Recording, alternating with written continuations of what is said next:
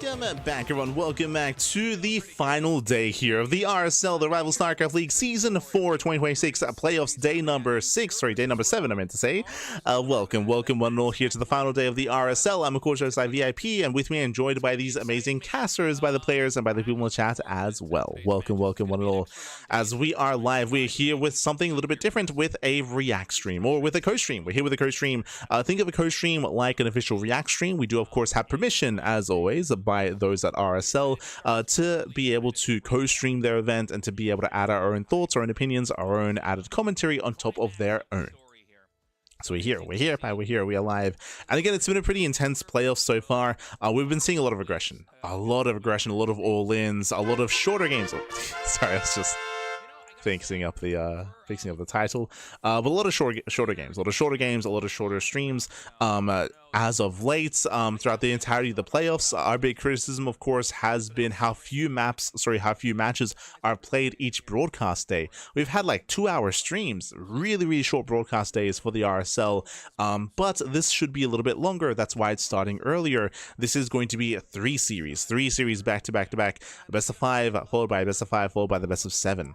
Up first is going to be Cure versus Rogue in the lower bracket, followed by the series versus Maru, and then into MaxPax in the grand finals. So MaxPax is waiting in the finals, Maru is waiting in the lower bracket finals, and of course we have Cure and Rogue in the lower bracket semis. So we have our top 4 players. We have some nice diversity as well. You know, we've got some Terrans, some Protoss, and some Zerg as well. Before we get ahead of ourselves, a big shout out to Archon Studios. Archon Studios, of course, they are one of the main sponsors of the event. They, of course, are bringing together the StarCraft miniatures game. Pre-orders are currently available. Discounts are available as well. If you want to get into the miniatures game, you can do so via those pre-orders. Otherwise, we're about to get into the main event. Oh boy. Shout out to Tasteless, State, Gemini, and Sturgeon, of course, as they are the main casters and, of course, they're the main commentators over for the RSL. And again, it has been an experience getting through the playoffs. Again, just hyper aggression. I do expect the aggression to continue later on in the night, but I'll be honest, Cure versus Rogue, I do feel like we're going to get more of a longer back and forth between these two players. Cure typically thrives in the mid game, in the mid to late game. Rogue, I'm curious to see how he will approach Cure. Rogue is going to be, at least in my opinion, coming as the underdog. We'll see if he can hold his own. I would say that he's been the underdog for the entire tournament, but Rogue has had some really impressive results, having a big upset earlier against Hero. Hero was heavily favored. He's the best Protoss in the world, but he did get knocked down early by Rogue. With a really chaotic series. Really chaotic, a lot of all-ins, hyper-aggression. It was wild, and we'll see if some of that plays reflected here in the ZVT. We shall see. Also, for those that were curious, for those who maybe weren't here earlier, I was live on my personal channel going through some of the TLMC maps. There's a lot of maps to get through. There's not a lot of time, so I will have like a couple of streams going through the maps on my personal channel, and I'll have like a more of an in-depth summary stream here on the CranKy Ducklings. We'll be doing that throughout the course of the week. We will get there. We'll get there. I will get there. But again, there's a lot of maps to experience, a lot of maps to go through. Always exciting, of course, always exciting. And I'm excited to have my second hand at judging, of course, learning from previous experiences and applying that to this Team Liquid map contest. We'll apply. There is a raffle active. Take it away, Tasteless. Check your Patreon's DM. Sorry, your Patreon DMs. Of course, if you want to support the RSL, _RSL in the chat. There is a link to the Patreon. There's a link to the Patreon, so you can help support them that way. They're also going to be raffling out some of these posters. Honestly, the posters look really good. Personally, I wish that the posters were available in a different way, like just like available for sale or something like that, just so you can like have a chance of getting it that way. But again, they're going to be raffling them out to the patrons. That gonna look right next to a big blown up photo of Grandma. The Gamba. We're gonna put it right here. Yeah, this thing is absolutely massive. It looks fantastic, and the one that we're gonna have is signed by the entire RSL crew. So make sure you pick it up. It is really a great piece of StarCraft 2 memorabilia, and that will only go up in value over time. It's kind of like Bitcoin if you think about it. So get yours when you can. And I think we're ready to go on to our match here today. So Cure versus Rogue. What is that behind Rogue? Every time I see that, is that like one of those dip machines? Oh, I thought you meant the air purifier, AC unit that you had in there. Yeah, like, what, is that a PlayStation 6 behind him? That's crazy. So that's what they look like. Okay. I think, I can't remember who it was I was casting with before. They thought it was like the inverter that they have at some of these gyms in Korea where you just kind of strap yourself in and you flip yourself upside down for blood circulation reasons, which I never quite understood. I call those Batman machines. I use that. Hang from the ceiling? Because my spine is shaped like a question mark, but if I hang upside down, I unwind. And I gain about a foot in height when I do that. Yeah, I think it was Sturgeon who explained that was like an inverter or something. We're jumping in our series. We're jumping in. Here in the bottom right. And Cure in the top left. In the top left-hand corner, we have Cure for Team Liquid. In the bottom right, we do have Rogue. And if you're in the chat, you know what time it is. It is Gamba time. Predictions. Predictions are now open. Place your bets on who you think will claim the series. Best of luck in the chat, as you can get your Gamba going as we dive into our first series of the broadcast. If they win that best of 7, it's a reset into a best of 3. Just to keep you up to date now that we're in the game, this is the journey we're going to be on. And by the end of tonight, we are going to have an RSL Season 4 champion. What was I going to say? All right, I was going to say that it's a bit of a shame when it comes to those posters. They said that they were going to be the staff was going to be signing them. It would have been really nice. I mean, we bring this up all the time, you know, to take advantage of the fact that they're in Korea. It would have been nice if they had gotten like Hero and Zaun and some of the other local Koreans to also sign it as well.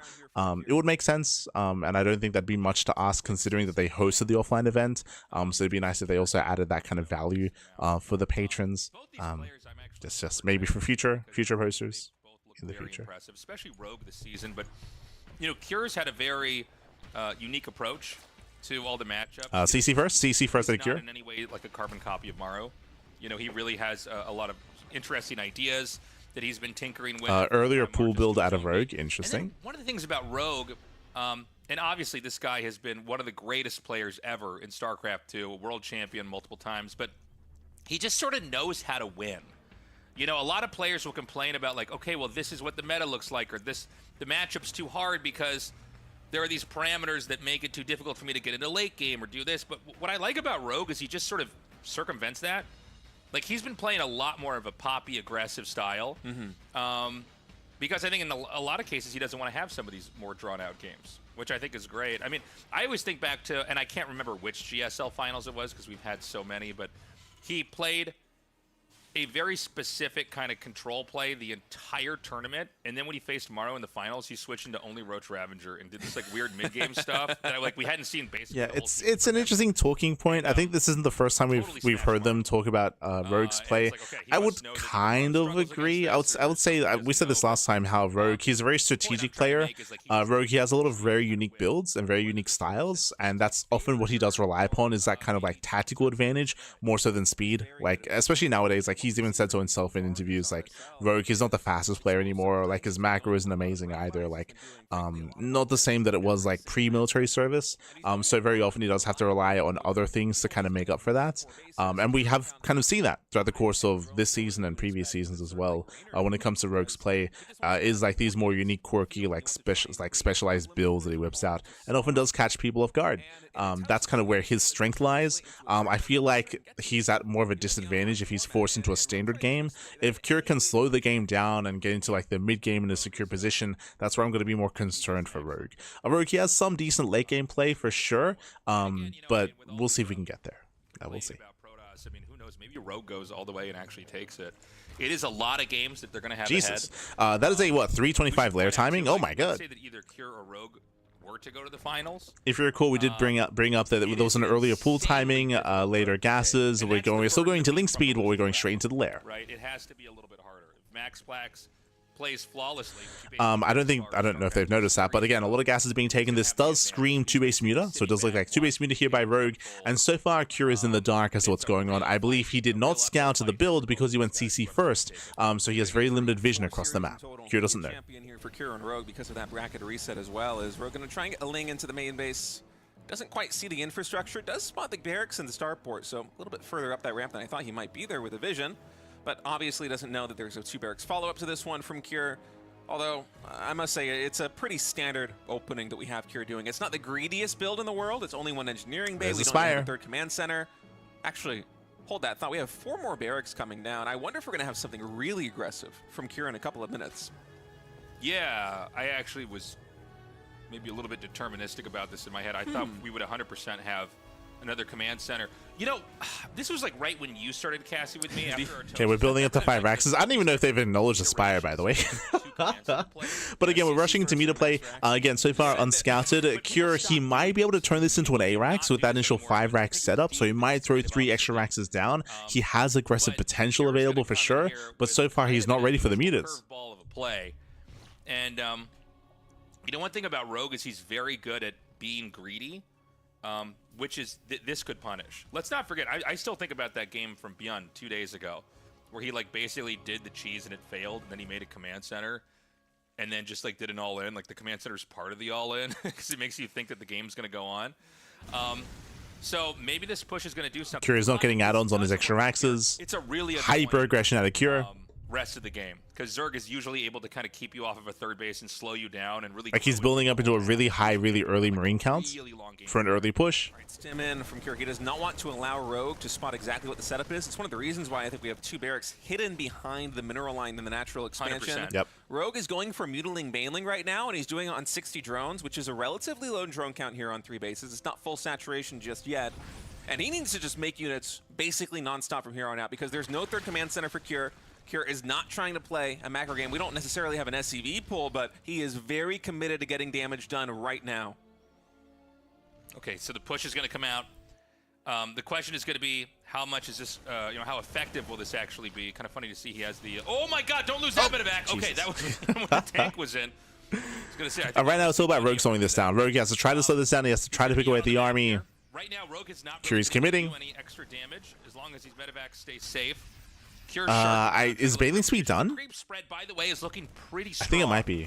Obviously no 0-0. Sorry, we're on 0-0. Yeah, Baneling Speed is done. We're collapsing on tanks. Tanks on siege. He gets caught. From Cure off creep, but the Baneling's just a little bit Oh too my quick. god. +1 man, they're just sprinting. Just keep running. The reinforcements run headlong into the Banelings. These connections are pretty good here for Rogue, despite the split of Cure. Yeah, Rogue just catching him before he shuts us down. He connects. Actually set up to fire. There was no splash damage from Cure. Combat shields was not done. I think +1 just finished during that engagement, but oh man, that's a lot of momentum lost here for the Terran player. Yeah, that's rough. You know, the tanks are really the anchor in the push, and now he's got, you know, I mean, the Banshee. And remember, behind this Cure, he was all in. There's no third expansion on location behind this. Remember, he went for the extra Raxes. He didn't get any extra add-ons. This sort of awkward position. Cure, he has to win the game here. He's going to try to nudge himself a little bit further forward here, but the that's tank. Zerg's going to punish. Oh, he gets it. Rogue is so sick. He oh just my snipes god. the tank. And Cure is really destabilized here. And now we're going to be in one of these games now where losing medevacs. it's going to be so hard to take an additional base. I think there are enough Lings and Banes you can basically just fight this. Oh, maybe not, actually. Oh my god. Some Marines are going to survive, but so many medevacs went down there for Cure that I think he almost completely reset the medevac count. Day of the week. There is still no crazy damage for damage Cure. He needs to make this work, and cost efficiency has almost been even between these two, which says a lot because Rogue is up 13 workers right now. He has that third base. The Mutas are going to swoop in again, take out another siege tank. Cure just cannot get a foothold. Saves the Banelings. Yeah, he is going to try to come in here for another surround again. It's only Lings. I don't believe there's any Banes with this, so you got to be careful not to overextend. Okay, here come the Banes with this as well. If he can get the tank again, that would be crazy. And a command center. And now we get the third CC. This third CC is so late for Cure. So late. Pretty low expansion powering style because things ramped up pretty quickly. But, you know, the third base is super important in StarCraft 2 because a lot of games are just basically, not a whole lot happens until the third base is up and running, basically. So Cure's going to be playing from a pretty tough spot. Now, he actually somehow just kind of slips through a blind spot here. They're both going to be taking huge hits at each other. The Mutas are going to be hitting these SCVs. Meanwhile, the fourth base is, I think it was either killed or denied. Yeah, fourth base gets canceled there by Rogue. As Cure is scrambling and trying to defend in the main base right now. He doesn't actually have any missile turret set up here in the natural. At this point, Cure can't turn around. He cannot turn around. He's got to commit. Yes, that in the game. 16 SCVs do fall. Marines are going to stim. Only one turret here going to guard the main. Again, this is so risky for Rogue as he can only defend with half his army. On Rogue's side of the map, but Cure turns around. Wait, what? Was denying that he comes home. There's nothing at home, Pappy. There's nothing here. Those bases. Now the main is starting to mine out. These Mutalisks have gotten so much value already. Not just sniping the siege tanks and the medevacs earlier on, but also this counterpunch coming in and just completely decimating the mineral lines of Cure. Down to 31 workers. 1 or 2 mutas will fall here. That's a nice catch by Cure, but he has a lot of ground to make up. Yeah. Cure is going to have that base up, but this is where it slows down. That 2-base failed push really makes the game pretty silent for a little bit, right? Like, Rogue can obviously fly around and try to look for any damage he can get away with here, but this is where the Zerg gets to suddenly power up. You get to really flex your position here on the map and expand everywhere. And well, bearing in mind, this isn't just about, you know, the failed all-in. It's also about the fact that 17 SCVs just were killed. Like, they just went down. Like, it was critical economic damage. Cure, he's limping along, and Rogue is free to drone and free to max out. Position, but it's not as strong as it could be. Oh, I didn't even notice this. Cure had been building the armory in the engineering bay in the natural expansion, if I'm not mistaken, and I think the Mutalisks actually canceled that. So we still don't have 2-2 started yet for Terran. They just finished in the main base instead, and look at the mineral income here for Cure. He needs to get turrets set up so that he can have some kind of defense to fall back on against the Mutas, so that he can finally get back onto the map, and then he can start these upgrades. So it's been a significant delay. We're actually going to have Rogue, who was behind on upgrades earlier on in the game, getting 2-2 much faster than the Terran, and that's something you very rarely see in the TBZ. Yeah. Yeah, that's kind of crazy. Cura's going to move out again. It's 41 SCVs. I think he went as low as 30 SCVs when the Mutas came in there and did that damage, which, by the way, makes it a lot harder to start to take advantage of this third base because you don't have the optimal amount of workers to even soak up the resources. And Rogue's going to go with a nice counterattack here. So this is walled off, but this third base is completely exposed, and it's going to be a bit of a trading position. So SCVs, almost all of them are going to be completely decimated. And I think that Rogue probably wants to sack this base that's getting attacked down here. I think you just cancel this, cut your losses, and you know, I think every time we see this tit for tat, I do think this is a little bit better here for Rogue, but hold on a second, because he's going to be elevating these units in the main, and this is a really hard position to kind of crack open. Yeah, Rogue going to be pushing in right now. All siege tanks are on the low ground. Banelings on the top. In the main base of Rogue are cleaned up by Cure, but the entire position at the triangle third just evaporates here. The Muta's now coming into the main base. The Zerglings get the full surround on the Marines. And with basically no economy back at home, I mean, Cure is on his last legs here. I think. Yeah, I mean, we were completely all in. Like, Cure is completely all in. His push did fail. That was everything he had. So a couple Marines left. Oh, he cannot lift everything up. GG gets called, and Rogue takes the first game. Rogue looking so strong. I like what Cure was trying to do, but you can see what happens. Like, again, kind of an old build, but to do the 2-base, well, command center first into like powering up, trying to do a push. If it doesn't work, it really doesn't work. It's really hard to get any kind of advantage, unless I guess you were to like just bring up the turtle on your tanks? side of the map and drag the game out to like a half hour and win with exhaust play. Yeah, I mean, Rogue just never gave him any opportunity to actually get the ball rolling. Yeah. The moment that Cure finally stepped on a creep with that 5 barracks push on a Rogue side of the map, Rogue just collapses on it from 2 locations. The siege tanks unsieged were not able to deal with the Banelings. And Cure basically retreated back to his natural expansion, away from Mutalisks, away from things. So touching on what State just mentioned, again, when it comes to the 2-base all-in that Cure went for, I do like the idea of going for a 2-base all-in, especially against a player that's going into fast Muta play. Like, on paper, this should have worked, but when it comes to the execution, what Cure failed, or where the failing was when it comes to the tank push. He got caught unsieged. He had 2 tanks. He had 2 tanks with his main army, and if they were pre-siege, if they were set up, then ideally you can kite back with your bio army, and you can focus down the Banelings with your tank fire, and then you can shut down Ling Bane, then you can stim in, and then you can kill, right? Like, that is a very threatening army that Cure had. But because he got caught on siege, the Ling Bane could just chase him all the way back home, which is what we saw. There was no anchor point there for Cure to be caught on siege in such a way. That was game. That was game then and there, getting caught on siege. And with that, GG, well played. Rogue takes the game in the series, takes a lead, and now we're loading into game number 2. Let's go. All right, game number 2 on 10,000 feet loaded in. Cure spawning in the bottom right is the red Terran, Rogue, the blue Zerg in the top left. Oh, hello. Go for the low ground wall in here. Yeah. As Cure. 2-axe Reaper. Might have some early Reaper play. Reminiscent of the way the Byun used to open in TBZ a couple of years ago. It has fallen out of style, but it's still a good build to mix in. Right. Byun still does it quite regularly. And Rogue, you know, basically staying true to, you know, what we were talking about earlier. Very much a survivor, regardless of... So our assumption is it's going to be 2-axe Reaper. Technically, we could throw down a 3rd axe and go into 3-axe Reaper, or we could have stayed on a lower gas count and gone for a faster CC into a Marine base opener, into a faster factory. But for now it is going to be that second Rax. Now when it comes to this build, we'll see how Rogue reacts. We'll see how Rogue reacts, we'll see how Rogue responds.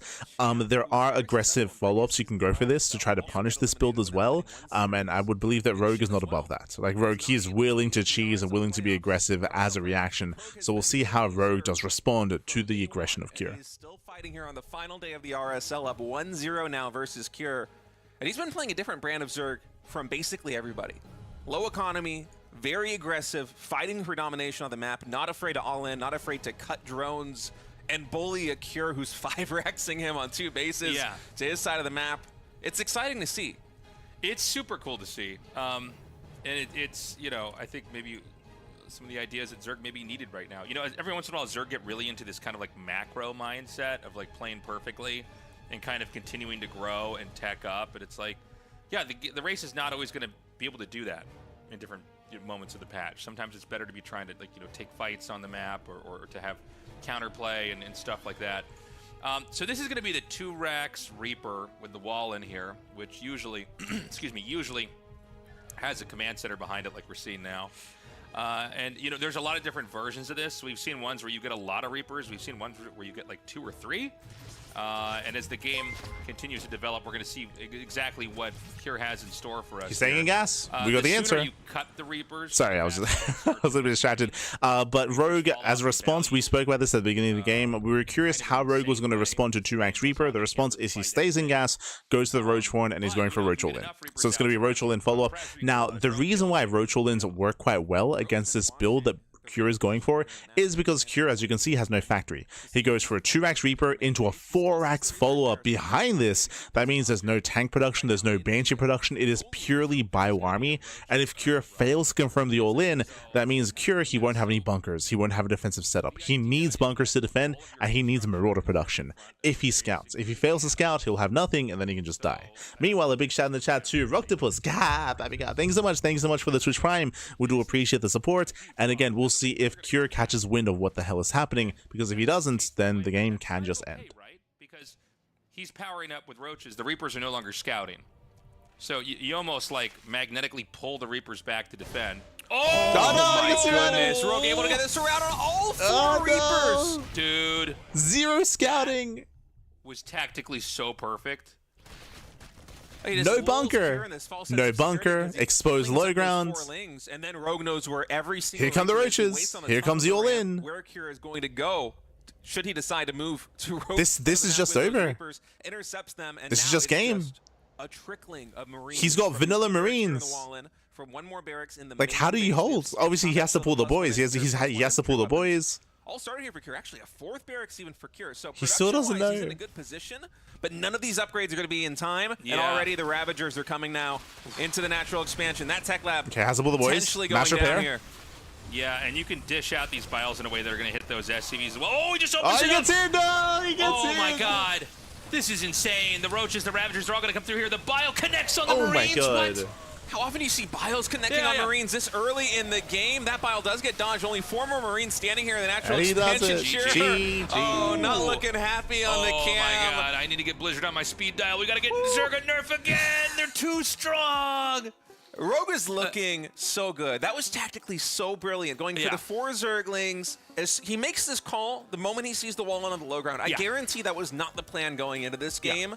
But he sees the wall on the low ground. Beyond for a long time was the only Terran player who could really only make that defense work. It's been very tricky for everybody else. And Cure, he had the infrastructure to manage a defense with those 4 barracks, but he just didn't know it was coming. You want to be able to throw down bunkers. You got to get mentally prepared as well for a push like so as they're kind of alluding to, the all-in that Rogue went for is very common. So it's a very common response. We see it a lot from players like Rogue, players like Solar, players like Shin. A lot of the Korean Rogue players, that is a very common response to 2-Rax Reaper. And as we were emphasizing, obviously the big thing is scouting, right? You need to scout what's going on. You need to confirm. If you fail to figure out what's coming your way, then there's no defensive defensive setup. Otherwise, how do you react to this? Bunkers. Bunkers back at home and Marauder production as well. That is necessary to defend. State did mention Bjorn. Bjorn does have a lot of really good examples of defense against that, but the first step, of course, is figuring out what's happening. The game ended basically when the Reapers got surrounded. The Reapers, they got completely surrounded by the Lings, and then there was no way to get vision across the map. There was no way to scout, and GG. GG, well played. With that, a really fast 2-0 lead here for Rogue, and will Rogue 3-0. Remember, this is a best of 5, by the way. It's a best of 5. Rogue is up 2-0 and 1 game away from claiming the entire series. The pressure is on Cure. Can he recover? Can he bounce back? Can he make a series out of this? Can we get some macro games? It's been a 2-base all-in game 1. It's been a 1-base all-in here in game 2. So far, it's just been hyper-aggression and hoping we can sink our teeth into the series. For now, we're going to be coming to a break.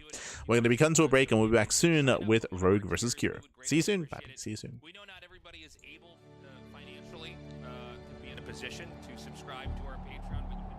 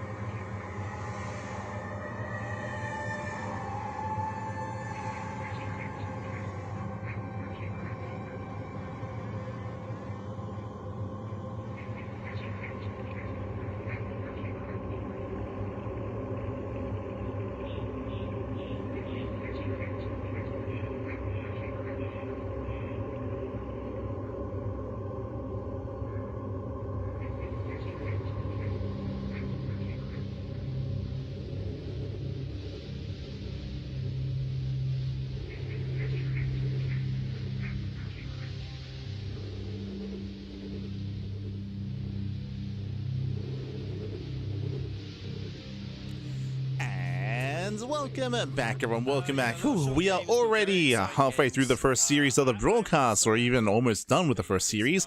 We're back here with the RSL, the Rival StarCraft League Season 4 Playoffs Day number 7 co-stream. Of course, shout out to Gemini and Sturgeons. They do step into the casting couch, the casting stream. And again, they're going to be covering Game 3 of Rogue versus Cure. If you missed out, Rogue and Cure, they're already in Game 3. Rogue is up 2-0. He's up 2-0. What has happened so far in the series?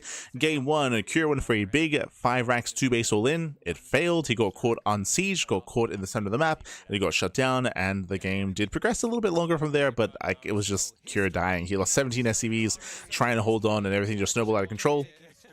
Game 2 was Rogue responding to 2-rack Reaper with his own all-in, with his own Roach Ling all-in, which was unscouted. So far, hyper aggression, non-stop all-ins, and Rogue has had the better end of it so far in the series. And hopefully we can get it back and forth. Hopefully Cure can recover and we can get like a Game 4 or a Game 5. But the pressure is very much so on Cure. So far it's been a game all about builds. We spoke about this at the start of the series, how this is where Rogue does excel when it comes to tactical decisions, when it comes to build order choices, when it comes to strategic play. Maybe that's a better way of putting it.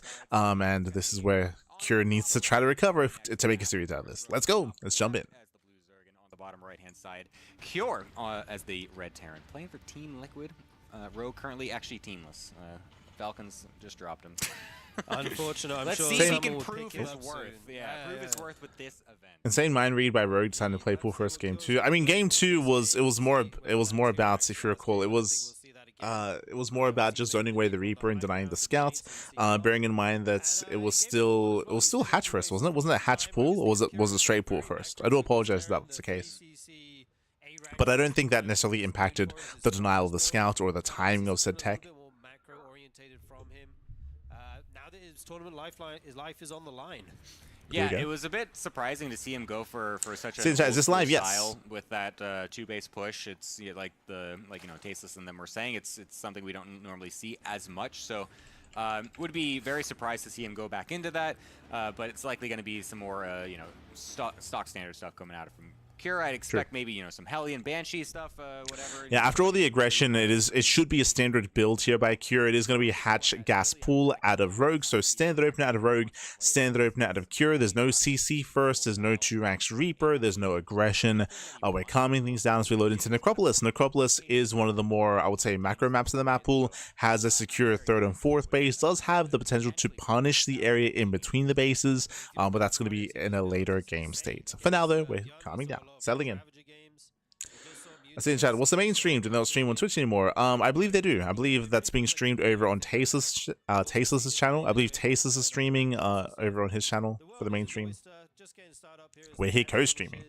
The SCV will confirm that, and then he has the choice. Do you want to go to the 3rd and block it, or do you want to send that home? He's going to keep it at the front for now as the Reaper comes over, sees which way the drone is going. He might actually be a little bit too late there. He doesn't have the minerals just yet, so he will be able to get the block. And the Reaper goes to the other base as well. This could be a little bit annoying if he doesn't get that hatchery down in time. Oh, okay, forced to take the Vespene here. Yeah, at least keeping the drone alive is nice, so losing that would have been very annoying. Yeah, shaky start here from Rogue being stuck on 2 bases. Knowing that this Reaper is going to stay pretty committed on his side. Needs to be very careful gets a drone. with the drones, though, as he does miss that one chance to block the Reaper damage and does lose the drone. But of course, those forwardlings are getting sent across. There's no bunker being made, and there's no, looks like there's only a single Marine out. It is on the high ground, though, so that will not get surrounded. Can't just lift that depot. And unfortunately for him, the SCV actually does finish that command center in time. Will still lose it, but does not, there you go, but does not actually get the delay on the command center with those forwardlings. So a bit unfortunate for Rogue. Yeah, if you stop that CC Bowden, that's a huge win, but just in the nick of time is Cure. Yeah, so far, really nice stuff for Cure. He delayed the 3rd base of Rogue, he killed the drone, and he's able to get into his own 3 CC setup without being contested. So really clean art opener here by our Terran player, and we'll see if Rogue can recover coming into the mid-game.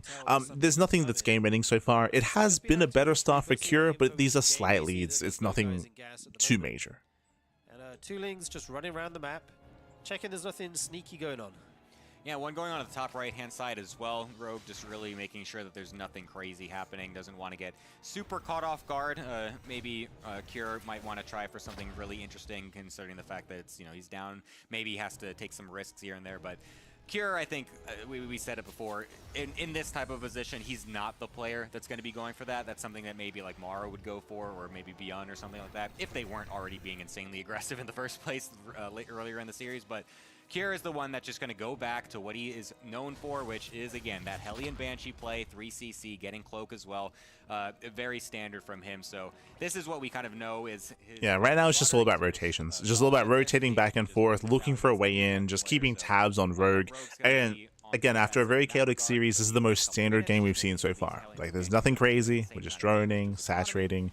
Again, Rogue had a slight hiccup when it came to the early game. Overlord Scout does confirm the Banshee play. It is going to be a lair first out of Rogue, going for the lair at 4:30. Banshee in production as well as Cloak. Obviously, it could be a fake, but good to know that that is a possible thing that the Terran is making. Going up towards his lair, not a super quick one or anything this game. Has his Baneling Nest coming down as well. And right now, we're just waiting to see if Kirill wants to just deny creep, or if he's going to dive these Hellions once the Banshee comes across, and how much damage he can get done. He actually has the Banshees grouped with the Hellion for the moment. Maybe you want to split those off. You can kind of do it two ways, right? You can group everything and try and kill Queens, or you can split the Hellions and the Banshees up and try and get as many workers as you can. So let's see what the approach he goes for here. Yeah, Hellion's going over on the right-hand side. Banshee right along with them as well. Scan getting thrown down to kill off some of these creep tumors. Could dive onto this queen as well, as there's not many Lings here to support this. The only ones alive are getting held back because they will get killed off very easily, but nicely done by Rogue to bring those other queens over, rotate them in, and be able to keep the other one alive. A singular Ling is going to... Yeah, again, like, Kure had no intention of breaking that position. It's just trading. It's just about trading off Lings, or I should say killing Lings in preparation for the eventual 7-minute push, building up into Stim, +1 into tanks, into the eventual move out here for Kure.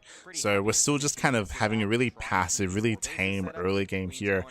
So far, it's all about that eventual move out that Kure is building up towards the next couple of minutes. Oh, and we have our tech out of Rogue going into Mutas. Okay. With the double Evo as well. Interesting. That melee and armor upgrade going. And yeah, I think Muta's worked really well for him in the first game. Why not go for it again? His control is so good with the Mutalisk. He's so active with them, picks off so much. The Banshees here pick up 3 drones. I don't know if I would reference game number 1 with this game. There were 2 very different builds and very different scenarios. Remember, game 1 was 2 base Muta. It was a 2:35 lair timing in game 1. On Missing You Today, where Rogue did commit into hyper aggression. Here, it's a standard build here. Lair first at 4 minutes, at 4:30 I should say, into a much later Spire. So this time there's no surprise factor. There's no surprise factor. There's no big like moments, big power spike. Instead, we have 1/1 upgrades, Ling Bane into Mutas later. It's a much more tame, much more standard build. So I didn't know if I would say this is comparable to game 1. He's going to be in such an amazing position here. He's taken another base, so we'll be able to actually put those workers to use. His eco is super strong right now, and once the Mutas still unscouted though. True. That is the comparison. Still unscouted. Nicely run by. He gets in.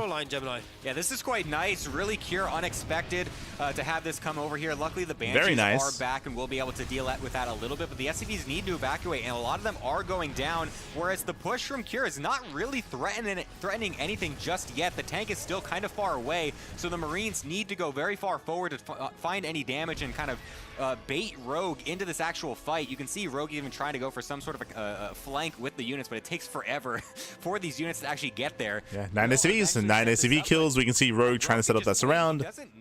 Commits to another run by. He can even just go for a counterattack with these Lings as well. Yeah, he's doing a really good job of threatening these counterattacks, keep the rest of the Terran army at home, and then hopefully swamp on the front force and clear all of this up. I think Cure senses it though, and he may just decide to pull back here. We just saw him make like 15 Mutas at a time or something. So he has a bunch of them out right now. You can start to pick off these tanks. That one tank's been left there basically to die if Rogue finds it. Yeah, those rocks not being knocked down makes it so difficult for Rogue to commit. Yeah, and 1-1 is Rogue just cannot engage.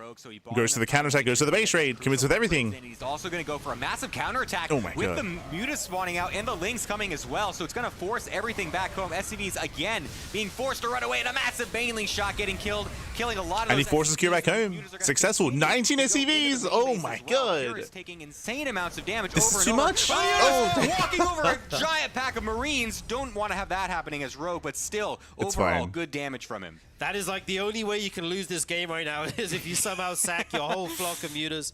Luckily, he doesn't lose an insane amount. Still quite a few, though. They are very expensive.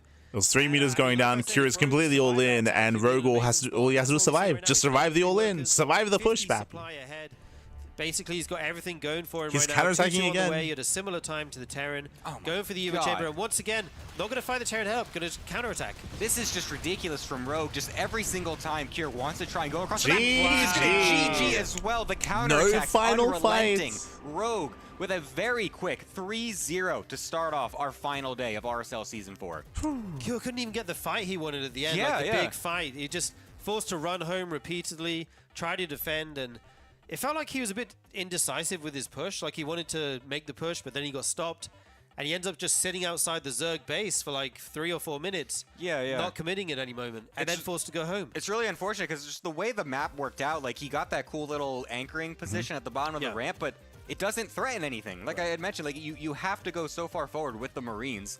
Normally how that works is that you can kind of try to bait them in because the tank shots are going to be shelling something, or at least the Marines can dip and dive pretty close to the tank. GG, well played. And again, Cure, he just never got to play his game, to be honest. He never got to Cure, he never got to play any StarCraft map. He never got to play hyper aggression every single game here. Game 1, as I mentioned before, was a Cure going for a 2-base all-in, and for the all-in failing as Cure got caught unsieged. Game number 2, we saw that Rogue, he was the one to go for the all-in instead. He was able to catch Cure out on siege and out of position, and unawares, maybe that's a better way of putting it, was unawares of the all-in. And here in game number 3, we saw that Cure, he was being aggressive on 3 bases. It did make plenty of sense, but we saw that Rogue just counterattacked. He was able to counterattack. He had a crazy Ling run by killing 9 SCVs initially, and then another Ling counterattack as well. I'm personally surprised that Cure turned around. I'm surprised that he turned around to defend. The moment that happened, that was game. Like he had to make something happen with his army. He had to push, and he wasn't quite able to, didn't find the opportunity to, and with that, GG well played. He failed to push out, he failed to be aggressive, and he also failed to defend back at home as well. He was torn apart by the Ling Bane muta play. GG well played. With that, Rogue will advance on to the next round, 3-0, and now he'll be facing off against Maru in another ZVT. See you soon after the break. See you soon. Is that a best of 7? Tasteless here. I am going to be showing you the StarCraft tabletop miniatures game again, and this time we're going to be unboxing it. Oh, he's unboxing. This thing is massive. All right. Because casting lights, I'm missing Sordo from the original cast. Yeah, it would have been nice. So much is in here. This is crazy. It would have been nice if they got Sordo in for sure. From the ground, as well Let's have a look. Some kind of shots, I think, from Terran Marines here. These are little crosses here for the medics. Some plating here. It looks like for Marines and Marauders. And then we go into all purple here, and I assume all these purple ones are different build-outs for different Zerg units. I think it's each one is a Zergling here. This has got to be the Queen? No, this could be Sarah Kerrigan. Okay, so now these are all the Terran parts. And you can is he gonna build it? Just how much detail. Are we building on stream? Let's go. Like they keep it really true to Blizzard artwork for how the game looks. It looks basically identical. Yeah, best of 7. Best of 7. You see in the all right, we'll cut to a break. We'll cut to a break. Let him build, Pappy. Let him build. A lot of love went into this. So this terrain is actually.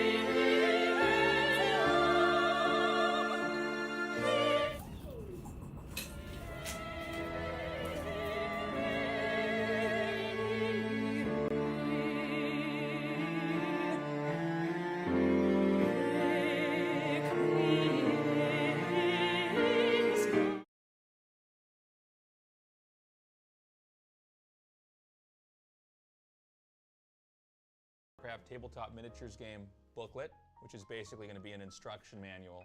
And last, but certainly not least, rules and references here. So this is everything.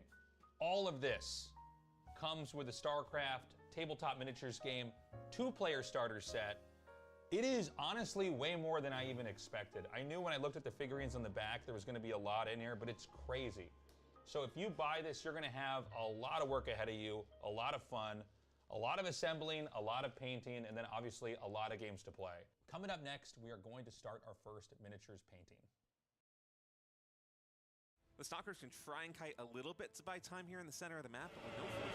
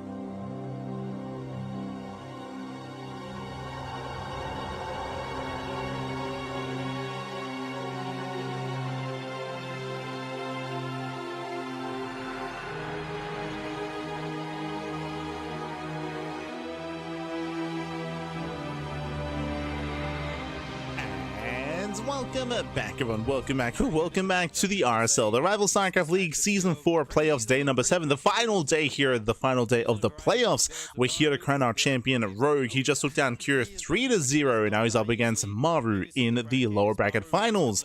Now, this is the second last series of the broadcast. This leads into the grand finals versus MaxPax, and we're here to find out who will advance on to face off against MaxPax. Bearing in mind, this will be a best of 7. Best of 7, not a best of 5. Oh boy, let's go. Let us go. Now, I'll be honest, so far, this bracket and these playoffs have left at least me a little bit wanting. They've left me wanting just because it's been quite rare to see any macro games in this entire bracket. This entire playoffs, it's been like 80 if not 90% all-ins. It's been crazy. It's been 80 to 90% just pure all-in after all-in after all-in. Even last series, like, it was hyper aggressive. 2 base all-in in game 1, 1 base all-in, or 1.5 base all-in in game 2. Game 3, we had a little bit more macro, but it was still hyper aggression out of Cure being punished. We have yet to really experience much kind of back and forth mid to late game. Like, it just hasn't happened too much. We've had a couple games here and there, especially early on in the playoffs. We had a couple of matches here and there, but we haven't gotten much of that. And I'll be honest, I can see this being a really fast series. I can see a lot of really short games here. Let's find out. Let's go. Crazy cheese aggressive map, like a smaller map. But apart from that, the maps are all beautiful. I love the spread we've got here. It is going to be Ruby Rock, as you mentioned, for game number 1. Rogue down here in the bottom right, and Maru in the top left. I just saw his camera go to the bottom left. Let's go. Spawning in the top left-hand corner, we have Maru for onside. Bottom right, we have Rogue. And if you're in the chat, you know what time it is. It is Gamba time. Predictions are open. Place your bets on who you think will claim the series. Best of luck in the chats. Best of luck, Pappy. Best of luck. Starport, perhaps, in the TVZ matchup, maybe will be coming out, but no, it's probably just going to be a 4th base or 5th base or something later on. But anyways, yeah, I'm very curious to see what both these players are going to. So welcome to Ruby Rock. Ruby Rock is one of the more aggressive maps in the map pool. A much more aggressive map along. Shorter rushes by ground, and we do often see a lot of aggression. I'm leaning towards Roach play from Rogue. I'm leaning towards early stim timings from Maru. We'll see. I love that he got away with it. There's so many drones. Like, I feel like against the 3-base Terran push, Hatch gas pool. 70 or maybe 75 is kind of the point where I start to feel unsafe afterwards, but he got away with it. He bought a lot of time with the run buys, and then his economy was insane, and then he never fought the Terran army head on, which is what you're supposed to do with Ling Muto, right? Just backstab, counterattack, all that good stuff, and he took the win.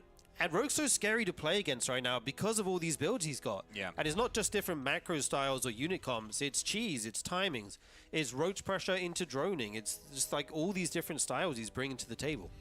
Yeah, it's going to be very difficult for Maru to kind of identify exactly what's happening and just to make sure he can tailor his build specifically towards that. Or perhaps Maru just decides to take the tempo himself and just tries to get in Rogue's face right at the beginning. Force Rogue to be the one to have to respond. So what I'm a little bit concerned by here, so for those that I'm sure you're aware, Maru, he has some of the best late game TVZ out there, just best late game period in the world. More so than Clem, that's kind of what Maru's known for, is kind of slowing the game down. We've also seen a lot of mech. We've seen a lot of mech with Maru as well in recent months. So I can see him looking at that previous series, looking at how chaotic and how aggressive Rogue has been so far, and looking to slow things down. I mean, we can see both extremes, right? Like Maru, he's typically a player of extremities. Either we see all-ins or turtle-heavy play, one or the other. There's very little room for in-between. So we'll see which kind of flavor of Maru we get here in this series. Or if we see both flavors, true. So it looks like we may be in for a bit of a macro game here, unless Rogue suddenly switches it up here. Yeah, third CC. Yep, going to be playing very standard, except for that positioning of the command center. That is very strange. We almost never see it just thrown into the front wall there. So usually it's somewhere in the main base, and then it can just kind of lift off over to the 3rd base at the pocket. The triangle location, but we'll just be throwing it in the wall as well. So maybe we'll dodge an Overlord scout, because sometimes the Overlords do like to go in the main base to try and scout that out. Maybe trying to do some mind games there against an opponent that Maru should be very well aware. I would push against their surprise there. Seeing a CC on the low ground at the natural is not uncommon.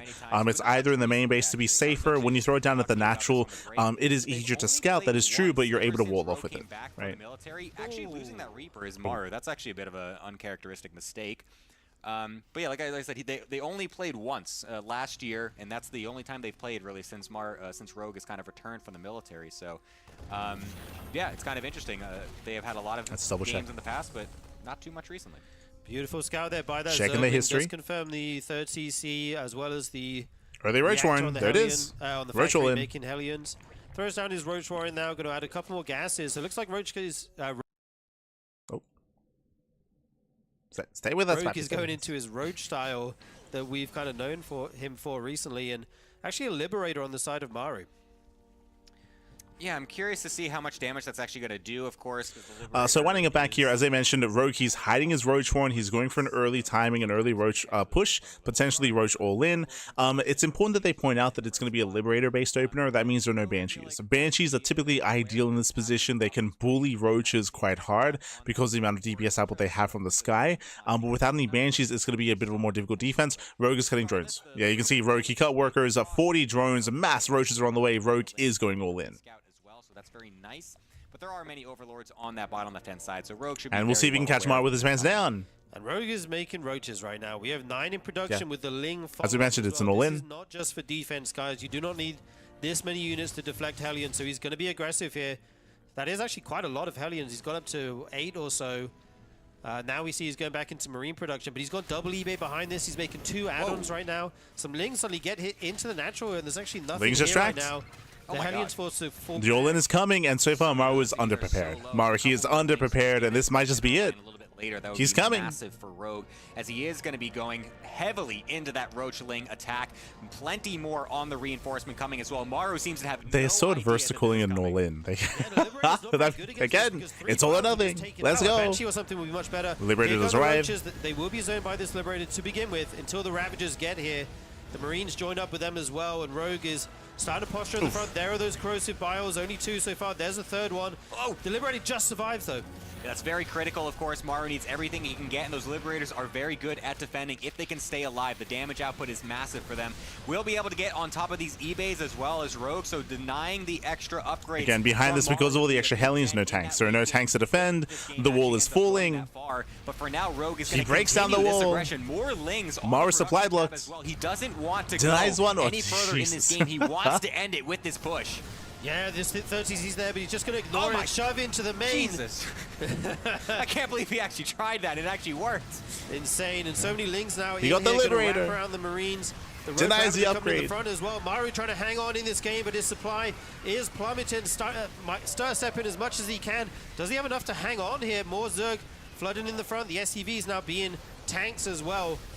This is absolutely ridiculous from Rogue, just full sending it into the main base. Didn't care at all that the Hellions were going to splash down all of those Zerglings, but still is getting insane. Yeah, as we mentioned, we made too many Hellions, no Banshee play either, 0 scouting once again, and Rogue the all-in has been successful. He kills 24 SCVs. There's nothing left at the third base, there's nothing left at the natural, the main base barely standing, 21 SCV kills. Maru does barely hold on, but he has nothing behind this. He's got plenty of CCs, he can recover if given time, but he needs so much time to recover. At this point now, Rogue can look at that damage and say, yes, I can now transition out of this.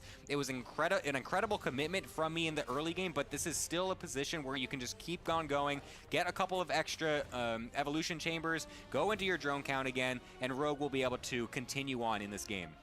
Yeah, beautiful pressure here. What is a dedicated pressure? The classic Zerg dedicated pressure. Just a few Lings and Roaches. You know, while we're sitting on 40. I don't know. You know what? I'm gonna blame State on this one. Like, look, we love State on this channel. We love State, but State, he is so timid when it comes to, or so reserved when it comes to ever calling anything an all-in. Like, they are, I don't know if they got scarred by like maybe miscalling something and then Reddit like getting angry at them or something for like miscalling a game, but like they are so unwilling to like commit to like any strong statements about a state of play or about the aggressiveness of a build.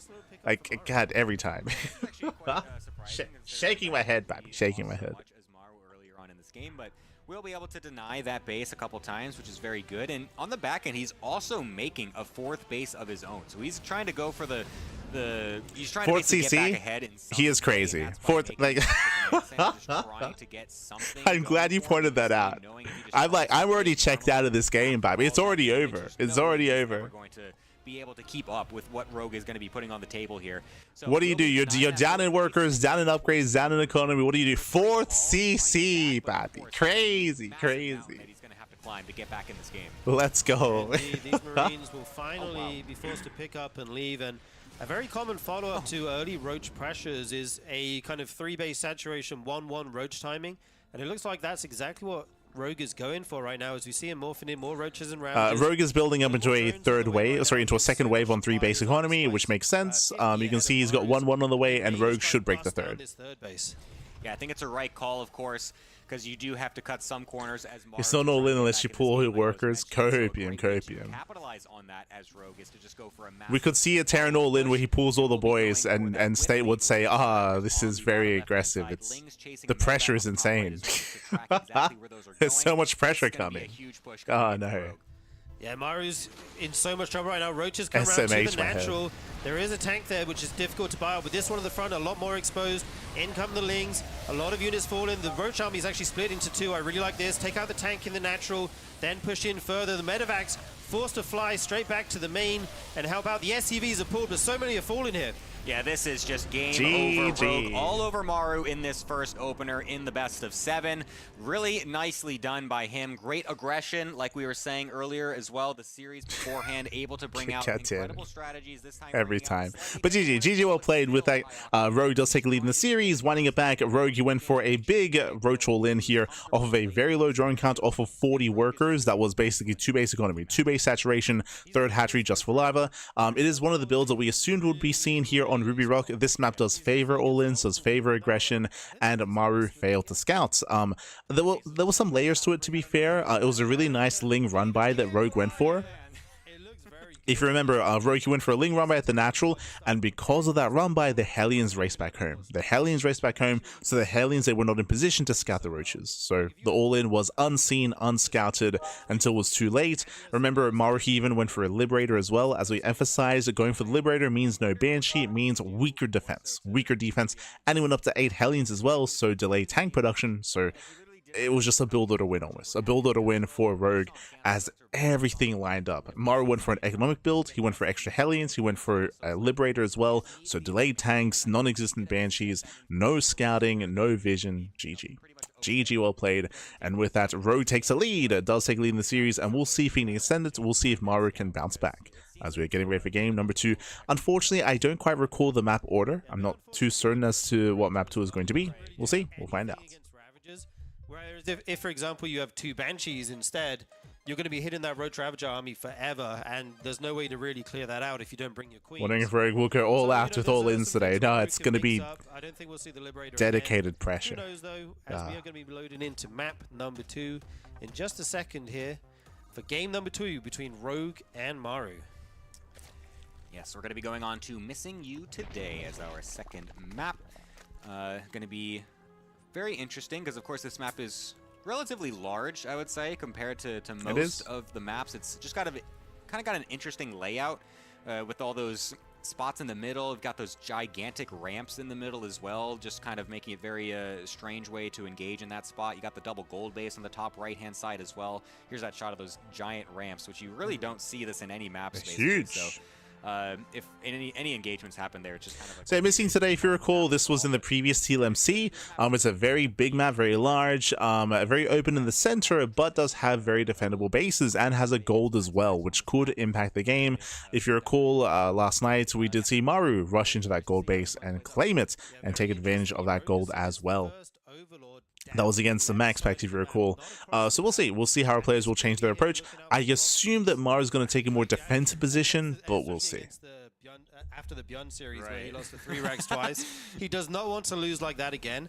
So being extra careful here, sending both his overlords out to the... He will dedicate a lot of energy to high-pressure plays. And only then will he send it across the map. Yes. Yeah, Rogue definitely... A little bit of pressure. That early to those builds again, man. That was so funny to watch when he's just like, he's getting, like, because he just defends it totally fine the second time, or whichever one it was, and then they just come in slightly later, and then he had that, Beyond had that, like, fake CC at the natural as well that wasn't actually doing anything, and then Rogue thought he was totally fine. And he slams his desk because he's so frustrated. I would have slammed my desk, man. That was like, what a tilting way to lose the game. Kind of genius, though. You got to give it I up. absolutely really agree. Smart. It was incredible from Beyond. Honestly, even more incredible that Rogue was able to pull that series back and is now even one series further against Maru now, too. So Some great grit coming out of Rogue so far in this lower bracket. I feel like he has some plot armor in this series of the RSL. Like he's destined to win, man. It's like every time you think he's dead, he just does not go down. The StarCraft gods saw how many people were balance whining on Reddit about Zerg lately. And he's like, nope. I mean, I just want to see some mid game and some mid to late game. That's all. that's all I want out of RSL, papi. Yeah, indeed. Nice We never get it. We never get it. But favor. Again, I do think there's a high chance that happening here. There we go, CC on the low ground. We'll see if Maru can successfully build up into a longer game. Now, very quickly here, this map is longer, it's larger. I don't see a Roach all-in working here like last time, but we could see Muta play. I do think that Muta play will be quite successful on a map like this. That's good. I wonder if it's also just because it's like he just thinks Rogue is going to be so aggressive, just get that wall going as soon as possible. Could be maybe the idea from it. Less so a mind game and more just like, oh, Rogue, you could do anything. I don't want to die to it. Yeah, or maybe he's like, I don't care if you scout this. I just want to get it there as quick as possible. Also possible, yeah. Interesting little details coming out from Maru. This Reaper will finally go down as speed finishes. And let's take a look at the build of Maru here. We see he's going for the starport. We've got a tech lab coming out as well. Let's see what the unit of choice is and what tech he wants to get. Yeah, that tech lab's going to be finishing on up. That starport will likely be switching on over, so very likely going to be the Banshee. Watch him make a Raven and call me out. Okay, very nice. Not a caster moment. Excellent. So yeah, that Banshee's going to be coming with the Hellions as well, so nice. What, Raven into what? Maru just going for that 3cc Hellion. What are we on about? Doesn't look like he's going for Cloak just yet, if at all, so it likely will just be the Cloakless Cloakless. So we're getting up to 4 minutes at this point. We will soon get our tech of choice from Rogue. So what we're looking for here is either Evo Chamber first, Bane Nest first, Roach first, or Lair first. We're soon about to find that out from the side of Rogue. Again, I'm leaning towards a more standard build into Ling, Bane, Muta. Does feel like Rogue has been enjoying that kind of play so far, but we'll keep an eye on him. Meanwhile, Maru's playing more standard. This time does play Banshee. If you remember, he did not play Banshee last time, and that did hurt him. This time he's playing very, very safe. Very safe play out of Maru. And there it is. We have Lair first out of Rogue. Very smart. We'll cancel that. So more tech heavy. I like what he's doing here, going for a Banshee. If it is Roach Ravager, you can be able to pick off the Ravagers very quickly. Obviously, we see that Rogue is just now taking his layer. He's still droning up. Probably have a fourth base coming in the near future here as this Banshee makes its way across the map. I wonder how much Rogue would expect Mech to come out in this matchup. He didn't actually get the Tech Lab Scout on the barracks researching Stim. I do expect it at some point in this series. That's a great tell. But I wonder if he's at any point expecting Maru to go into mech, because I feel like we've seen it a couple times in TVZ recently where you do actually have the mech switch coming out with this large Hellion initial push. But for now, he's not going to have that information. He might just be kind of assuming that Maru's going to be going for this, of course, as he does go for that quite often. Going for the Baneling Nest. I believe you shouldn't be going Banes against mech. That's right? Yeah, I mean, usually it depends. If it's battle mech, you can use them to clear out Hellbats. As we mentioned, is going to be Spires, is going to be Mutas. I mean, this does make sense in the current meta, and we did call it earlier. This is kind of like the bread and butter mid game for Rogue. I do think that this is very safe to get into, especially on larger maps like Missing You today, so we should be able to see Rogue gain map control. Instead, it's going to be on Maru to be able to fight for map control instead, to try to be active on the map, to try and deny creep spread, and try to fight for the map itself. For Missing You today. We'll see if he can. I think back to those ridiculous series that he had so long ago against He Who Shall Not Be Named. Life. They had some incredible matches that they played against each other. And honestly, just the micro with the Marines and mines and everything. I feel like Maru is just so well in tune with that type of play style. So it makes sense why he's so good at it still in this day and age. So always the most interesting matchup to watch in terms of play styles, in terms of unit compositions in this matchup. Oh, thank you so much. Thank you so much, Lake Thank you. Baneling's getting any crazy connections. Which is trying for 19 months back. Crazy. Very curious to see what happens here. Yeah, we just have no combat shield. Maru playing safe. What happened to the Maru yesterday? Well, yesterday happened.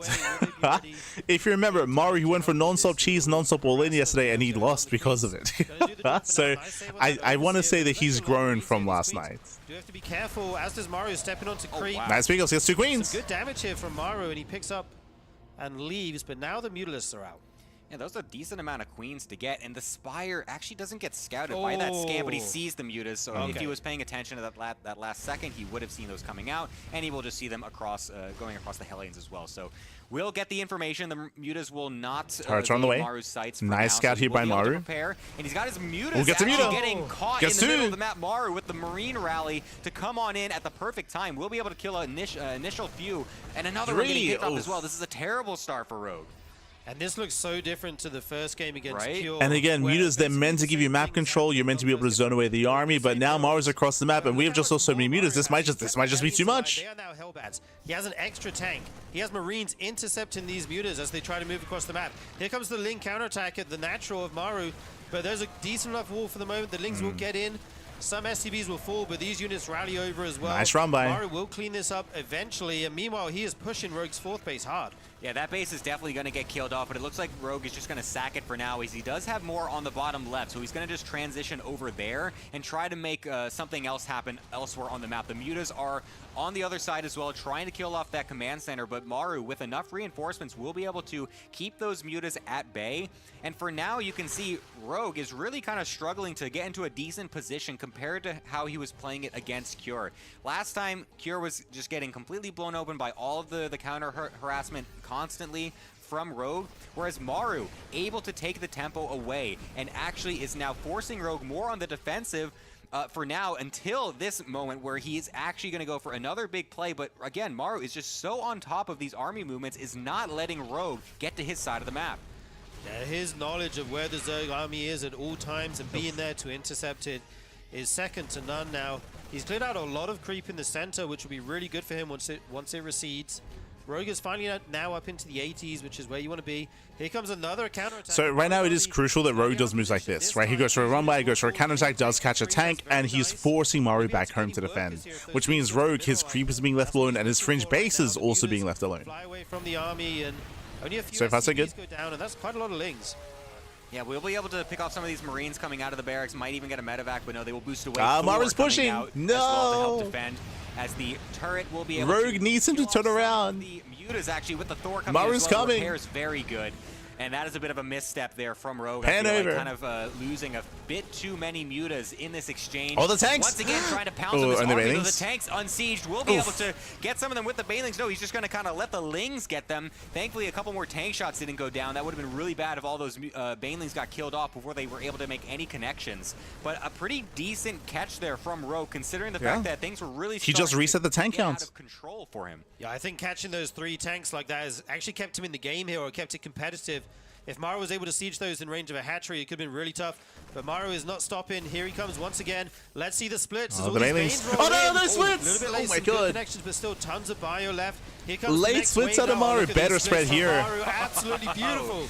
That is what we want to see from Maru, man. But another Rogue is going to collapse in. Rogue from the right-hand side will be Like again, he spread nicely towards the end, but he took some massive baneling connections at the beginning. Can't actually get anywhere. So Rogue And Maru's gonna lose everything. The Thor is somehow just juking and jiving these mutas. I don't know how. He's There gonna we lose go. Finally, everything. he does get killed off as well as everything else in the sky. So Rogue, despite everything, will still clean all this up. And Yeah, Maru heavy loss here from Maru when it comes to his army. Again, Maru, he was not looking, wasn't paying attention, took some massive baneling connections to the face. Again, he spread towards the end, but it was too late and was spreading into creep.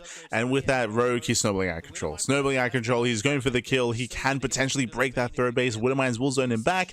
We have the Hive on the way. Rogue can back off and take up into Hive Tech, but I would want him to press the advantage. Overseers. Keep going. He's making 3 right now. We might see him go up to a huge amount later. Go for kind of mass changelings. We know he loves to play that way. But I like his position a lot now as he postures on the right side of the map. I can't believe Rogue has managed to get this tempo back in this game, considering how poorly that initial trade went with the mutas. Oh my god, if the mutas actually go into the Widow Mines! Okay, very close. That was almost a catastrophe for Rogue. So nice little tricks there from Maru, trying to get any little advantage he can with these Widow Mines being placed out. And this is where things really start to go pretty crazy. If both these players start to get really active with the Marines, with the Widow Mines, and the the Banes and Mutas, then things can get really crazy very quickly. But for now, it looks like they're both just going to wait until they're maxed out and then try to go for another push later. Snap is yucky looking. The map is a little more open in the center, so it's difficult to push, and we can see that Maru has had difficulty actually engaging on the map as a result of that. He's able to max out and get some good trades. he might be able to just hunker down. He's trying to be and active. slowly He's work moving out towards, again. You know, an amazing late game army with Thors, Ghosts, that kind of thing. But he's not going to do that. We do see him moving to at least contest this base in the bottom left of the map, clearing out this creep right now. Yeah, and Rogue's going to go for a big counterattack or flank, it looks like, as the left-hand a little bit will too be soon. able to roll on through, try to get some of these units, but the Baneling anti-micro from Marines, from the Like Marines, Rogue, he's got to bring everything together here. What's the plan? The army on the right-hand side still kind of sharp. Rogue, he's being a little bit indecisive. As to where exactly he wants to send this right now. He's like, he keeps trying to look like he wants to go for some counterattack, or maybe is expecting an army in the middle somewhere, as he's just kind of letting the one on the army on the left just take this position. Now eventually will actually go and respond to this. Feels like, yeah, it feels like Rogue was maybe a little unsure what he wanted to do there. Yeah, in the end, he decides he will fight down here, as we see him going now, trying to... Oof. Okay, never mind, he pulls back. Maybe going to wait for these Banelings, but they actually get found as they're Yeah, morphing Rogue, here. really messy play for the past minute here. Maru's not stopping with that one base. He wants to As push we were it. emphasizing, it was very indecisive. Very indecisive. Just roll in. Rolling in.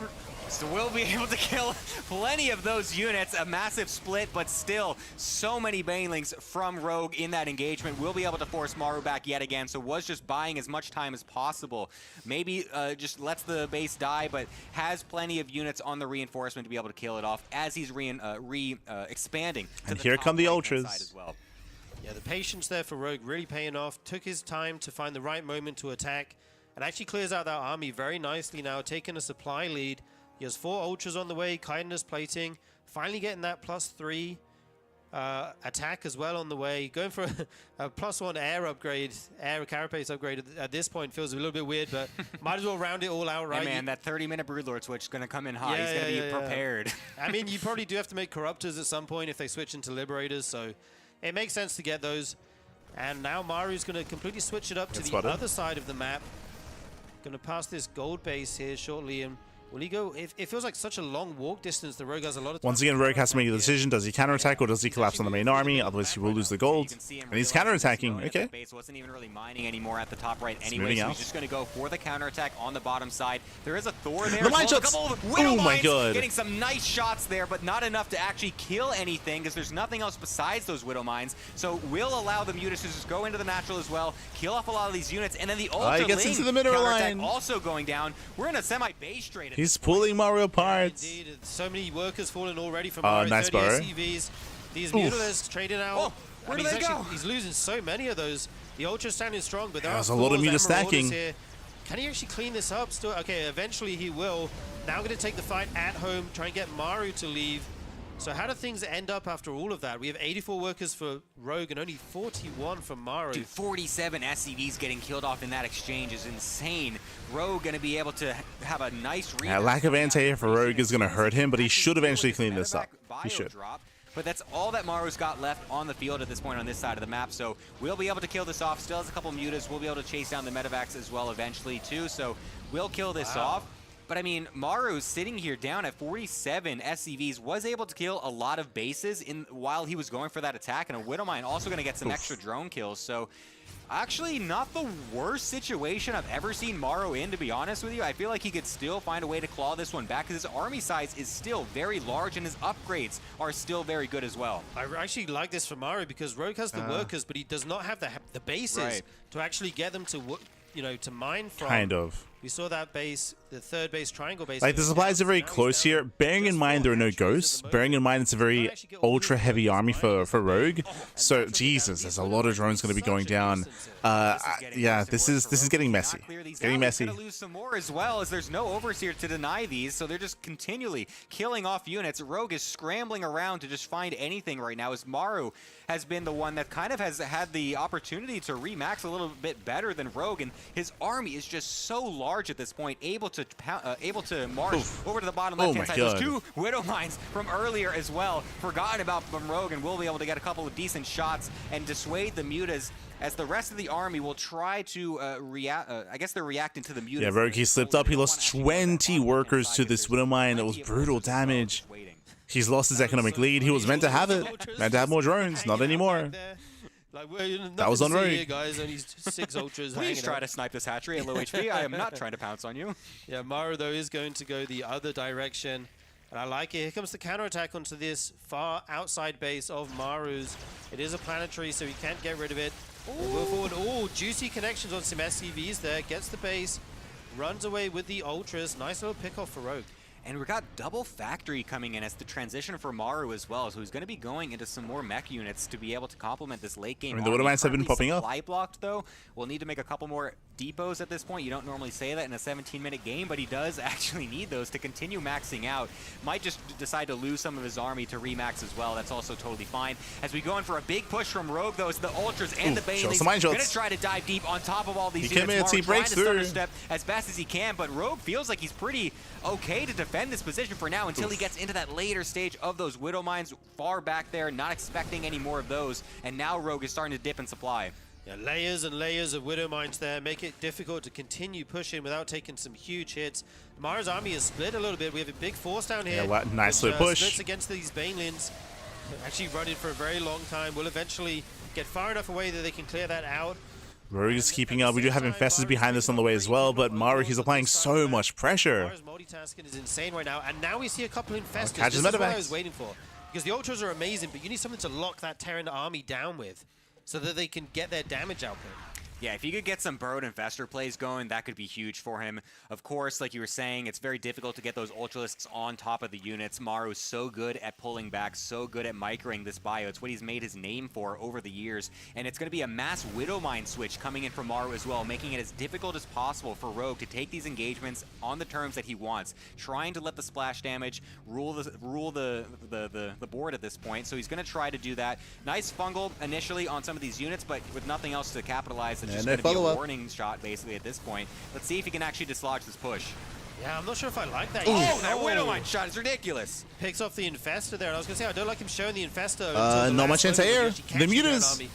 He catches him out. Here come the Ultras. Denies the gold. Going to pick off quite a lot of This gold is Marauders crazy, here. by the way. They will group up with the rest of this Terran army as Maru is now trying to take the gold base. Yeah, that is a very forward position to be taking, but honestly, I kind of like it. He's got some tempo. Again, look at how Marauder heavy this army is. Chasing these Mutas now to the bottom left-hand side. Rogue is just trying to distract Maru for as long as possible, get any sort of position that he can, and delay these attacks. SCV transfer would be nice to kill off, but thankfully for Maru, he does have some Marines, has a Liberator there to get those Mutas out of his face, essentially. The Ultras still alive, but a couple of them pretty low HP. I feel like if this fight happens pretty soon, it's going to be difficult for Rogue because so many of these Ultras were not able to keep I mean, this is all coming out of the gold base. Like, again, Maru's economy is so low. He does have a massive army to work with, that is true, but again, he's heavily reliant on this gold. And on the mines. And look at Maru's army supply here. He's only on 49 workers, which might sound bad, but it makes your army so incredibly big. Super max. He's going to have an amazing max out push here if he does want to go for it. Right now, he's just defending this gold base. Gold base wants to get this situated, wants to get these mines and turrets and center tower up so he can actually, you know, hunker down here. Yeah, the Marauders leaping forward, trying to kill off these Ultralisks. Like I said, if he's not the able Mutas to out of kill off position. these Marauders, can Like, Mutas would be amazing really here. Quickly. There's nothing to support them. Ling's trying to come in for a wraparound to try and keep this army in place. We'll just be able to load up into the medevac and run away safely to his massive minefield as well over on the right-hand side, along with that planetary. This is a great staging point for Maru. That one Infestor lurking around in the shadows, maybe able to get a nice fungal from behind a little bit later. Oh, there's a fungal. Something there and gets a nice pack of that Marine Marauder ball. We'll be able to kill off the Thor on the left-hand mine shots side are crazy. as well. So Rogue will actually dislodge Maru from this position. Not expecting to see this, as of course Rogue will continue to go he just down avoids the main fight. He avoids the gold. He breaks a third. Maru's army just suddenly evaporated. I felt like it was at 140 supply just like 30 seconds ago. Now And remember, we spoke about this. Because of Maru's low economy, because of his low worker count, he cannot afford to rebuild. He cannot afford to replace. The gold base is helping for sure. Makes it stand at the ramp. I have no idea how he managed to turn this around. Yeah, what the? This is insane. He's just suddenly so far ahead. Yeah, I thought they would fight over the gold base for a bit, and then Maru would win. Oh, the chain fungals. Layering the fungals, chaining them onto this bio army. A Thor does come out to help. God. Okay, he does micro that one back. The Mutas Nice control with the Thor. Damage, but there's so many Mutas here in this army now. It's actually insane. Yeah, Up to 21. I thought that Thor was about to just end Rogue right there with the Marines coming in as well, but there's just so many Mutas. Like you said, 21 in total, 5 Infestors on the field as well is going to make it very difficult for Maru to go for the deep dives with his bio.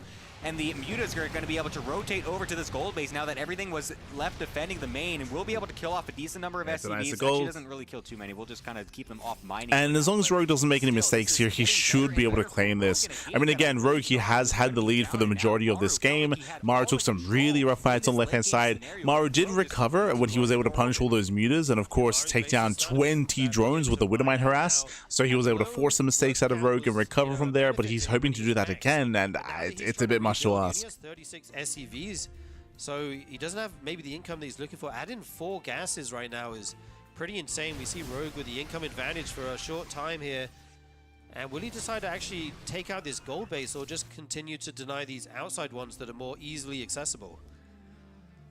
Yeah, this is now going to be a bit of a lull as both players are kind of testing the waters and kind of feeling out where exactly this game has landed them, because I feel like this game was just non-stop action for the last like 13 minutes or something. Yeah, like it was just absolutely insane. full throttle, and now both these players kind of have to analyze exactly what their cards are.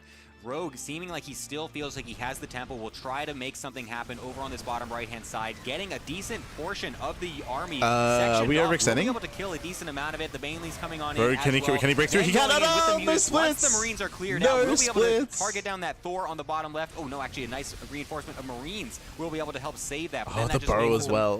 Banely's go over to the SCV line. Did Maru notice that those two burrowed? I don't think he did. We don't have a scan, and I think he had the energy on that orbital. This gas will go down at the gold base. These mutas continue to be unused. Oh, he gets all the fresh mules. As well. That's so nice. Clearing out all that income that Maru would have had there. That's so critical at this point. He's at 36 SCVs and almost no mining. He needs all these mules to get this income going. Yeah, I feel like Maru's just basically relying on some insane Widowmine shots, so he's going to be in a lot of trouble. This Infestor might get the biggest fungal ever. Is Rogue setting up to capitalize on it? The rest of the army isn't here, just the Mutalisks at the moment as they shark around, trying to pick off whatever they can. Sensor Tower goes down. I'm just waiting. I just want to see it, dude. I love that he's It's putting it right there under. in the Terran It's army. literally because you can't see the animation. If he's putting it right underneath the army, he has no idea that that is lurking there. Oh, that's so insane. He walked into the turret range. Oh, that's He got so it. sad. I wanted to see it so bad. There's another one, though. There's Okay, another one. hold up. There's always a bigger fish. can Let's make wait more up. than one. Yeah, that's possible. So let's see if he can still get it. But it looks like Maru is going to be going to the top side of the map, and it looks like Rogue is going to go for a counterattack yet again. Just constantly being on this side of the map. Doesn't want to give Maru the chance to get anything aggressive going. I love what he's doing. He threatens to shut down the production of Maru by getting units on it. And then when Maru's army comes back, he springs he the trap scans. with this flank he has on the left side. That is so many Widowmines. I'm not sure if you want to go into Fungals that. are like Buster. All these units getting cleared out. Some Fungals do go down, but does Rogue Infestors actually have get enough outta here? here. The rest of the units are over. That was in 3 the Infestors main, going wreaking down, but at the same time, havoc. Mutas, they bust into the main. Production may go down here if Maru's not able to get back. They buzz into the main base. Lings, they do hit the 4th as well. Maru's being pulled apart. It was impressive that Maru was able to hang on there and able to recover after a really rough early game. But even then, it was still not enough. Zerglings actually in that engagement, so all of them were getting triggered on the Ling, so they didn't really do all that much. It was a lot of overkill, so a bit of a waste there, and then basically just gave Rogue all the time to ransack the natural and the main base.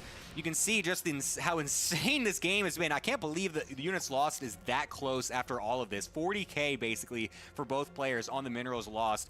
It looks like a few more for the gas as well coming in from Rogue, but overall, just an absolutely ridiculous game that we're finding ourselves in. And at this point, it feels like Rogue has really regained control, and Maru is scrambling to find anything he can get. There's still an opportunity, of course, for Maru to just get this insane engagement. If he can just get the perfect engage going, maybe he can just steamroll it through. But I feel like Rogue is in full control. Yeah, indeed. Rogue in the driver's seat right now. Here comes this Terran army onto creep. Good spread out of these mines. Rogue just going to pull the trigger immediately as the hatch goes down. The Lings take a lot of these Widowmine shots, runs to the front, and that's it. Clears up the Terran army, and Rogue, in an insane game number 2, goes up 2-0. I can't even believe that game, man. What a game was that was. so insane. Just the different levels of where that even was at. The initial attack from Maru that felt like it was kind of breaking Rogue's back, not able to allow him to do the counterattacks from the beginning with the mutas. Then Rogue somehow catches those tanks in the middle of the map and just kind of flips the script, suddenly is able to get a decent supply count and is able to dictate the pace again. But then Maru again coming right back with his play in the late game, and it just keeps going back and forth every single time. I literally had no idea who was winning that game until the last maybe like minute and a half. And we had like the big reset where they both lost a ton of army. Right, yeah. But there was still like Widowmines in all the mineral lines. I thought that was going to be such a difficult thing for Rogue to clear up, but he does somehow managed to clear it up. So they both kind of touch on it. So again, GG well played. I would say that Rogue had the stronger mid game. Early on, the initial mutas were shut down, and Maru had a better, cleaner start for sure. But then we saw, as I was mentioning, when the tanks got caught, when all three tanks got caught in the center of the map, Rogue did gain momentum. He gained control of the map, and he was able to shut Maru down. He was even able to get a full surround and clean up all the army. That was the moment when Maru, he didn't control, he didn't split. He took some massive bailing shots to the face. He was late to spread out his army, and it almost looked like Rogue had won the game then and there. But the Widow Mines, that's when the Widow Mines were popping off. He killed 20 plus drones across the map. It was insane damage to the mines. That did allow for some more counter back and forth play. It allowed Maru to actually build up an army, and he did it build up into a supermaxed army. But the problem with the supermaxed army is that it's one and done. He didn't have a bank to work with, so he only had that one army to work with, and we saw that Rogue was able to just counterattack it, catch reinforcements, avoid the main fight, and whittle away at Maru. GG. GG well played. Something that I was expecting that we didn't really get in this game was a more defensive play to Maru, and we did not see that, not yet. We had a longer back and forth, but for the most part, Maru, he had no economy throughout this entire game. We'll see if he does adjust. Again, I was expecting to see something more defensive, something more macro-oriented. We have yet to experience that, though. We'll see if we get to calm things down for Maru, or if we continue with this more aggressive style. We'll see. For now, though, we're going to be jumping into a break, and we'll be back with game number 3. See you soon. See you soon after the break. See you soon.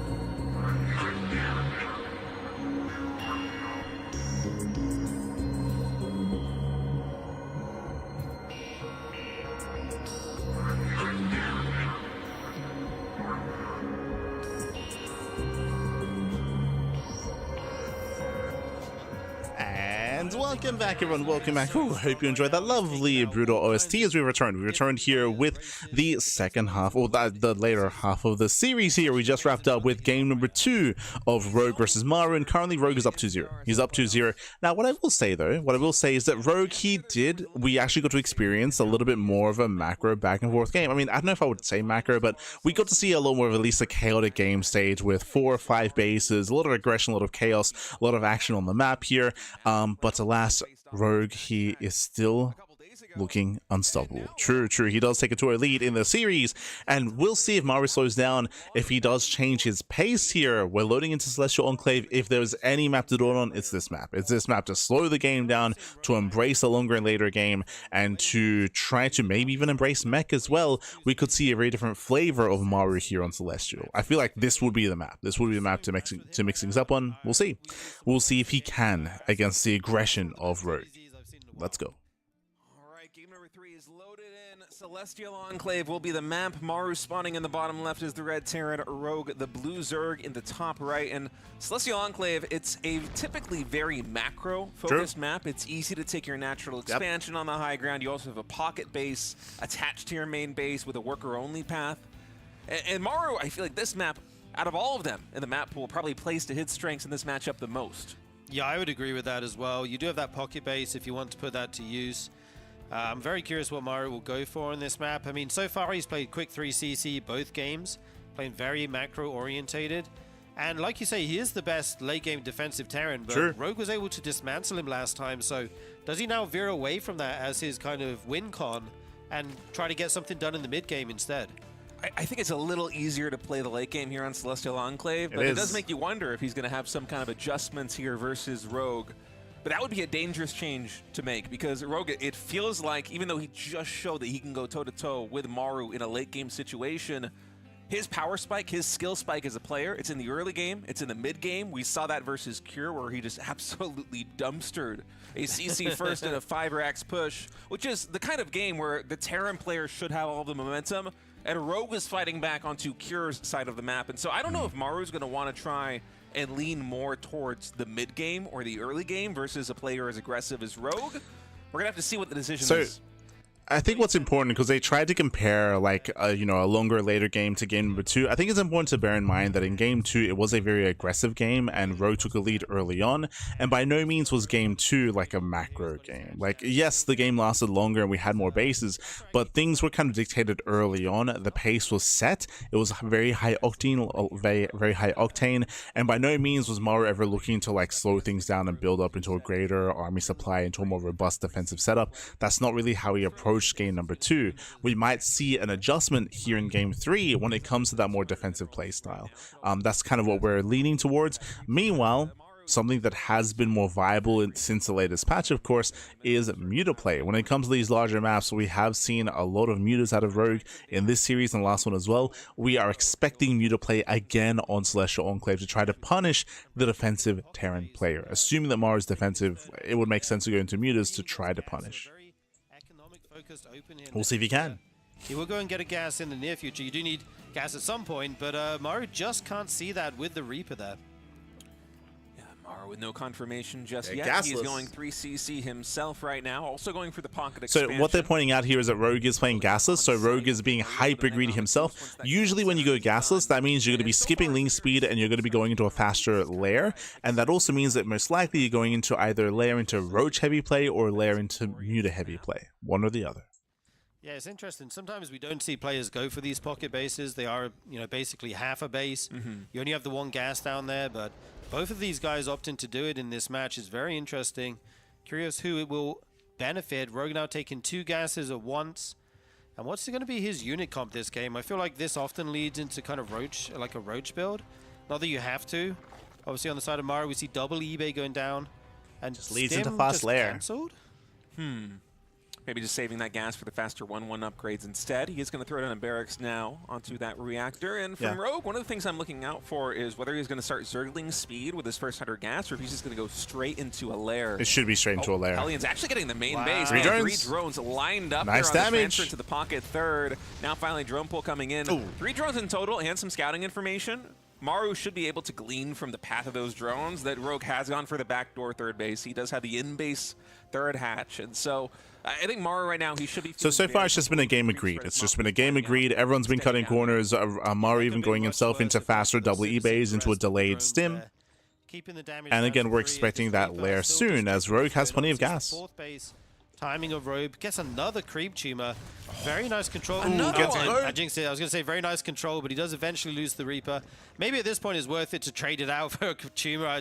Probably not, but yeah, he did a good job picking off like 3 or 4 tumors there, I think, getting a lot of scouting. So yeah, I like that move there by Maru. Honestly, I think it's worth it against a player like Rogue. You're going to want to have as much map double control Eva as chamber, possible, interesting. Just Ling slowing speed. the spread of creep a little bit. It goes a long way towards making the suddenly, I was expecting Mu to play. Seeing double Eva chamber and Ling speed before lair, this might be Ling Bane into Ultra. Like, that might be the plan here.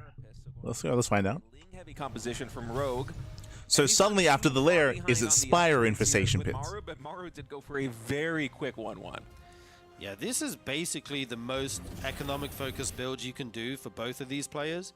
You know, both of them taking the pocket base, Rogue even getting it before gas. Maru going for an insanely quick 4th CC with double E-bait. Both of these guys are going to basically skip the early and mid-game action and try to really ramp up here, get this production going. As we do see Stim now almost done, as well as 1-1 for Maru. He will have an upgrade lead for a short period here.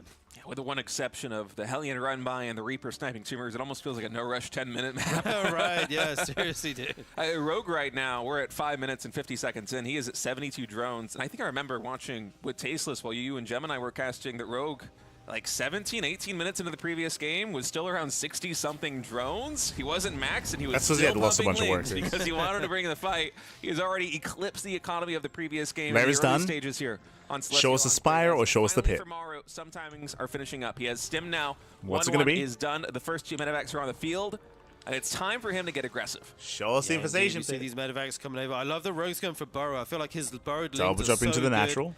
These medevacs will see the Queen and the Spore Crawler making there at the front. Very nice position on that to dissuade these medevacs from going into that pocket base.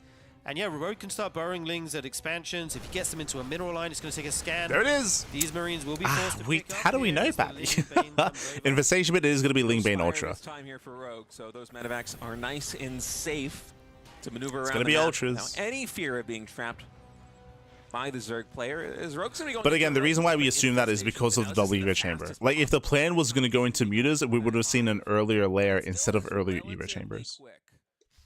Yeah, indeed. Probably going to be going into somewhat quick Ultralisks here. Yeah, Sturgeon got Maybe it. add some Infestors in. You can get a big fungal on the army, lock it down, and then get the Ultra Ling Bane on top of them. These medevacs continue to be annoying. Rogue expanding to the top left base as well. 2-2 on the way for him. Balin speed just finishing now. And we do have some burrowed landmines scattered around here. So, a couple pairs of Bane very quickly, when it comes to this power spike, when it comes to the Hive and Ultra timing, I believe there won't be any ghosts for it. So it's going to be a bit of a difficult defense here for Maru. We'll see if Maru's going to be active first. He has drop play available, he has stim, he has upgrades, he needs to apply some pressure and do some damage before Ultra snowball out of control. About a quarter of the way done right now for Rogue as Maru continues to be Maru's on the timer. just trying to control the creep spread, and with how much focus Maru has put on denying and slowing the creep spread, I must say, look at that mini-map. It is fantastic for Rogue. He is starting to cross the midpoint of this map. Yeah, down the middle is so far spread already. We'd like to see a little bit more on the right side, as there is a big kind of gap there where Maru might be able to push later. Here comes some Banelings trying to roll in onto these SCVs. Ooh. Will connect, but not enough damage to kill them. So a lot of hurt SCVs here, but no kills. Yeah, no kills just yet. Might be a target for Rogue later on with the Zergling run by. He's been very aggressive. Oh man, that scan just barely missing these 2 Baneling landmines. There is another one here. No! Could be able to catch 8 Is he to looking? 10 Marines. Are we gonna Oh, pop in? he is We looking. will. Oh my Beautiful pick god. off there with the landmines from Rogue. He The was Rogue is looking playing bad. so good today. The Widowmine falls. A bunch of these Marines forced to pick up. Some of them die. Nice win there for Rogue. Yeah, Hive is done now too, so we're starting Adrenal Glands, Ultralisk Cavern also getting thrown down. More Lings in production here for Rogue. He's sending 82 drones, and he has significantly more army supply than Maru, and he's making 7 drop Overlords right now. So with The drop Adrenal Overlords. Glands, I think we have some static defense, some turrets for Maru, just looking at the mini-map. I'm not sure he's going to have enough to deal with 7 drop overlords. And Adrenalings are such a nuisance should they get into your main base. We'll see what angle they come in from. Oh, yeah. He'll spread If you notice, there's a massive ring of turrets here. He cannot go into the pocket. It'll be very tough if those do get into a mineral line. But Maru right now, posturing out on the map. He has 3-3 on the way, making 3 mines at once. Here comes this drop. Oh, it's a empty. fake. Wow. Rogue's so sick. He fakes the 7 Drop-a-Lord drop in the pocket base. Okay. Meanwhile, he shoves the front with all this link. The mine Bane. shots. Oh Maru's my army god. out of position. The tanks start to Does fall. get the mineral line. So The mine shot. careful with all these Banelings. Some big shots. He kind of so many avoids it. workers going down This is a little here bit wasteful, by the for way. Maru, as these Banelings do get Oof. cleared up. 27 SCVs in the end state. The entire 4th base gets eliminated there in terms of workers. The Banelings were a little bit wasteful, but he gets a mineral line. He gets 27 SCVs. That is still crazy economic damage, and Rogue has the economy to rebuild. Maru does not. To prompt a reaction, or ideally an overreaction, Maru, he only brought 2 medevacs back to try and snipe them, and he maneuvered very well, making sure that if they were full of units, he would be able to intercept them before the drops. But still, the distraction, it did work there for Rogue, was able to get a lot done, even burrowing 1 Ling right now for vision. Oh, you love to see it from Rogue. Yeah, the question is, did he throw away too many units to get the eco damage? We'll have to see as this Terran army Remember, is he threw away a quite lot of large Banelings. right now, trying to take out the rocks over on Maru's Rogue side has of the no map bank. as well. For another counterattack is Rogue. And this Bioforce on creep has to be very careful. You do not want to get surrounded here. Maru would love to get this this creep under control a little bit. With 1 more scan, he should be able to eliminate the last active tumor in this area of the map, as the Lings are going to force another liftoff, and then Rogue just immediately dropping more tumors. Really wants to retain his vision and movement speed, and it's looking very good right now for Rogue. Maru, he's trying to establish a 5th base. He's It's looking pivoting good. from Both armies are remaxing. I'm a little bit surprised that Rogue held back on Ultra production. It looks like, I mean, his gas income is still quite limited. Again, he lost a lot of Banelings earlier, so the Ultras are still a ways away. Spot the command center flying into the bottom right, so he will know that Maru is abandoning the plan That's crazy. of expanding in a more nested fashion in the bottom left corner of the map. And Maru, you can see one of the weaknesses of this build here for Rogue, though, is the medevac drops have just been never-ending. Rogue's been doing a very good job of putting out these fires with the Lings everywhere, but it's such a nuisance. Yeah, indeed. This medevac will finally go down, as well as the Marines inside. A Bane Rabbi is spotted by the CC floating over here, so Maru has time to react to this. The tank is sieged. There's Bio here. He's got to run the SCVs, though. Okay, they will get away, as that Baneling is slowed by the Marauder.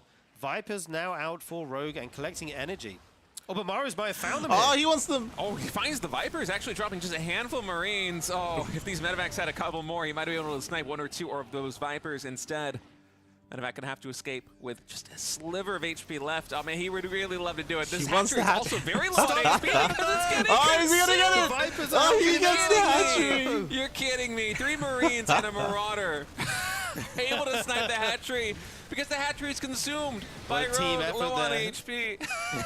by the Vipers and the Bio. Oh man, that's a bit painful here. Rogue for with the He does have handicap. another He's helping chance of Maru. finishing up He's in helping just him. a moment, I think, towards the 9 o'clock position that he can start saturating. So it's not the end of the world, but obviously not the best situation for Rogue, losing the hatchery in the top left corner. This one Ultra is trying to take out these rocks here. That's so funny.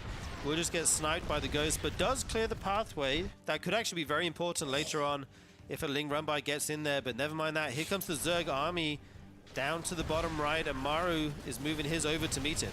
Yeah, should Rogue decide to commit, he has more than enough to clean up this position. Even just able to dispatch that command center with just the Adrenal Lings with +3 melee attack. He's now going to go for the surround right now. No pickup just yet here from Maru. Bio trying to escape with their lives. Yeah, indeed. More units coming over for Maru as he sets up at this space down here. There's quite a choke point there, would be very difficult to attack into as the Zerg, but Rogue is happy picking off a base, remaxing again, looking for a better attack angle. Look at the units lost here. Very, very one-sided. Yeah, Rogue has been throwing a lot of armies at Maru, and he's been doing a very good job of slowing the income of Terran. This is why, despite the units lost tab being so in favor of Maru, it's actually Rogue who is maxed with a significant bank right now because he has the bigger eco. He has been spending his army on trading out. Now, what I will say is that Rogue, he missed his ultra timing. He never really hit a strong time with 4, 5, 6 ultras. He's been very passive when it comes to building up, or he's been very delayed when it comes to building up his ultra count. That has given Maru time to expand and to get Ghost himself. Rogue has been surprisingly passive. Aside from that one time where he sent mass bailing into the natural, which again was an overextension. Say towards the bottom right corner, just to try and suck a couple of those minerals away from Maru, because eventually Terran will get them. Yeah, indeed. And here comes the big Ultralisk attack, showing themselves for the first time. Clearing The out first all Ultra these attack mines. is quite late, but he gets here, gets a double the tanks. They won't get any shots off at all. The CC forced to lift here. We do have Corruptors on the field for Maru now, so he can go to work on that. This is quite a lot of Marauders, though, can kite these units very well here. And I'm not sure if he'll actually be able to get this CC or not. It doesn't look like it as the Ghosts come over to help out. Doesn't kill the CC, does 9 mining, did reset the tank count, so this is still a better fight for Rogue as he backs off, pulls back, rebuilds, reinforces, and can do that again. A couple of Marines are going to be a bit of a skirmish over here on the top left side. Rogue taking additional expansions, and he is now expanding into the bottom right side. That's going to be a very difficult position for Rogue to hold long term. But I think the more important thing is that he just starts to siphon those resources away from a future Maru, because Rogue, he does seem dead set on trying to knock Maru out of this game right now if he can with the attacks that he's going for. But Maru is one of the most resilient Terran players in the game today. I mean, thankfully, you know, we see +1 air attack. I think there was a second Spire on the way as well for double upgrades to get ready for Broodlords. As early as you can. So even if he gets those bases, those positions later, he's not able to get as many minerals as he would be able to. With those mule drops, once you get up to an insane amount of orbitals, you know how it is in the late game.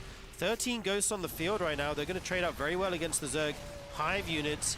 We see Maru posturing on the edge of creep. Nice run by in the bottom right. And Maru just can't establish this Ooh, position. Planetary can't lift. That's going to be a kill. Planetary in time could have lifted off. Instead, it will get taken out by these +3 Adrenalings. Yeah, Maru's been on 5 bases for quite a while. He has a lot of CCs, but he can't land one anywhere, it feels like. All right, another attack coming in right now. Ultra should be able to deal with this number of Marauders as Rogue is pushing into this expansion. Maru baits out the mine, okay. To secure a foothold on the map, whether it be the bottom right side or this triangle expansion right here. Is it? Yeah, this Planetary should survive here. Ghost arrive just in time. That is so many snipes. That is a ridiculous amount of snipes and ghosts. And this is. Do we have any infestors? No. 0 infestors, no fungals. Fungals are going to be necessary here to try to collapse on top of those ghosts. There's always a chance. Yeah, and Rogue's army has been doing a better job of denying these expansions than you would typically see a Zerg player do, because he's been playing this on a very low drone count. Oftentimes you'll see a player like Raynor, for example, might go to 90+ drones when you're doing this kind of style where you're constantly trading armies with a Terran player, and he'll have a healthier economy because of it. But Rogue just has a little bit more army supply, and you can see that starting to pay off. Yeah, indeed. Maru will find this one hatchery down here as the drones. Ooh, are the 2 bases going to go down? Nice run by. Going for a link run by, picking off some tanks in with the Ultras as well. More tanks exposed. Oh, gets 3 tanks? Come to help Jesus. Out. I'm not sure if these trades, like who they're favoring. There's a lot of SCVs going down. These Marauders fall back to the tanks here. That Viper takes a big Widowmine shot, but will survive. The blinding clouds. And we have just got non-stop action here in this game now. 15 more SCVs go down at the 6 o'clock expansion. More Ultras and Lings coming in as Maru's really getting taxed. And that is a ton of ghosts coming in. Almost feels we have more ghosts than Marines and Marauders at times. Maru's been doing such a good job of retaining his ghost count. And I must say, if Rogue is somehow able to isolate and clean up these ghosts, the game is straight up over. So Maru, everything that he I mean, again, we've still not seen a single infestor. Am I crazy? Like, there's still no infestors. He really has going for him in terms of army composition. But look at that. 37 Banelings morphing in. Rogue just spent the majority of his bank. He's down to 700 minerals right now. He's investing everything in a one-punch army to try and knock Maru out. Yeah, indeed, but Maru's actually being aggressive as well. We see him making nukes on the back of this. He'll be able to harass some bases with those if he's able to, as Rogue is going to pull the trigger. So many overseers at the front to tank these Widowmine shots. Maru forced to retreat here. Lings at the other base as well. All the snipes he go still down. Can't get on top of the ghosts. Massacre. There's still more Zerg left though as the Banelings do get some connections. Trying to get on top of these ghosts, but they're not quite quick enough. Yeah, the Banelings just chasing the cloaked ghosts right now. Good splits coming in from Maru. Nearly every single ghost, if not every single ghost, is going to survive, and that was a coup of value for the Terran player. And keep in mind, Rogue, he's playing this on 77 drones. Yeah, that might just be game, by the way. That might just be game. Maru took a massive fight. He did punish all the Ultras. I mentioned before, the Ultras, they run a bit of a timer, and that timer has come and gone. That window is closed, and Rogue cannot deal with them as Ghost. He just can't deal with it. Here comes the first nuke of the game. Oh no, I don't think Rogue has seen this. Rogue, a lot of his army is right here. Will he find it? He finds it, but it still drops. Only 4 drones going down and the HP on the hatchery. That was a close call. It was a scary moment. With his Banelings parked over there, I was wondering whether he actually knew there was a nuke being called. Again, for the first time this game, Maru takes a supply lead. Does take a lead. Again, Rogue has just been stuck with a subpar army. He's been stuck. And Maru's just getting so much damage done. 2 more hatcheries are about to drop. And look at the army supplies. It's double in the advantage of Maru, and a lot of that is still in these ghosts. Yeah, indeed. And Rogue just, in the way Maru couldn't get established in the bottom right, Rogue can't seem to hang on to these hatcheries on the left side of the map. 2 more going to go down here, as this one is in the red HP already. Some Widow Mines coming over, and Rogue just doesn't have We the have army Swarm Hosts to on the way. Why is this change? 17 Swarm Hosts get started for Rogue. I saw him get max supply, and I'm like, wait, what just happened? That's pure desperation. That's what that is. Max supply army. Given the way your economy was a moment ago, well, 17 Swarm Hosts is how you do it. I don't think I've ever seen a Swarm Host transition like this versus Bio in the late game. This is something you might see versus Mech in the late game. Let's see how this works for Rogue. Yeah, you normally get them early and try and get value over time as you use more and more waves. I have no faith. Basically, going Mass Swarm Host here is just because Rogue, he knows that he has no economy, he has no momentum. Swarm Host, they can gain value over time. This is a very big Hail Mary play for Rogue. In the bases of Maru, especially if there's planetaries there. He's desperate. But the Widow Mine spots them all. Well, that's a lot of Locusts now going towards the planetary fortresses here in the bottom left side. The Locusts will do a very good job of cleaning up the siege tanks and the Widow Mines if they have detection there with the Overseers, but this army for Rogue, you send a Locust out, and that's kind of where you're committed. The Swarm Hosts themselves are defenseless, so if Maru can just continue now they're to on attack cooldown in multiple locations at once, that is something that Rogue will really struggle to deal with his composition, and he is doubling down. Even more Swarm Hosts have finished. I think he's now up to almost 24 Swarm Hosts in total, and Maru is just still getting damage done. Yeah, look at that, 18 Swarm Hosts. Yeah, that is a lot of Swarm Hosts, but if Maru's able to jump on it before they can fire, that could be insanely good for him. One will fall here. Another one goes down, and these are expensive, both in resources and supply. He's just not, I feel like the first wave didn't do enough. It didn't do very much, but one thing that this has done for Rogue is that it's buying him a little bit of time. You notice he's max now with a bank, where we were talking a few minutes ago about how he would struggle to reach the max supply.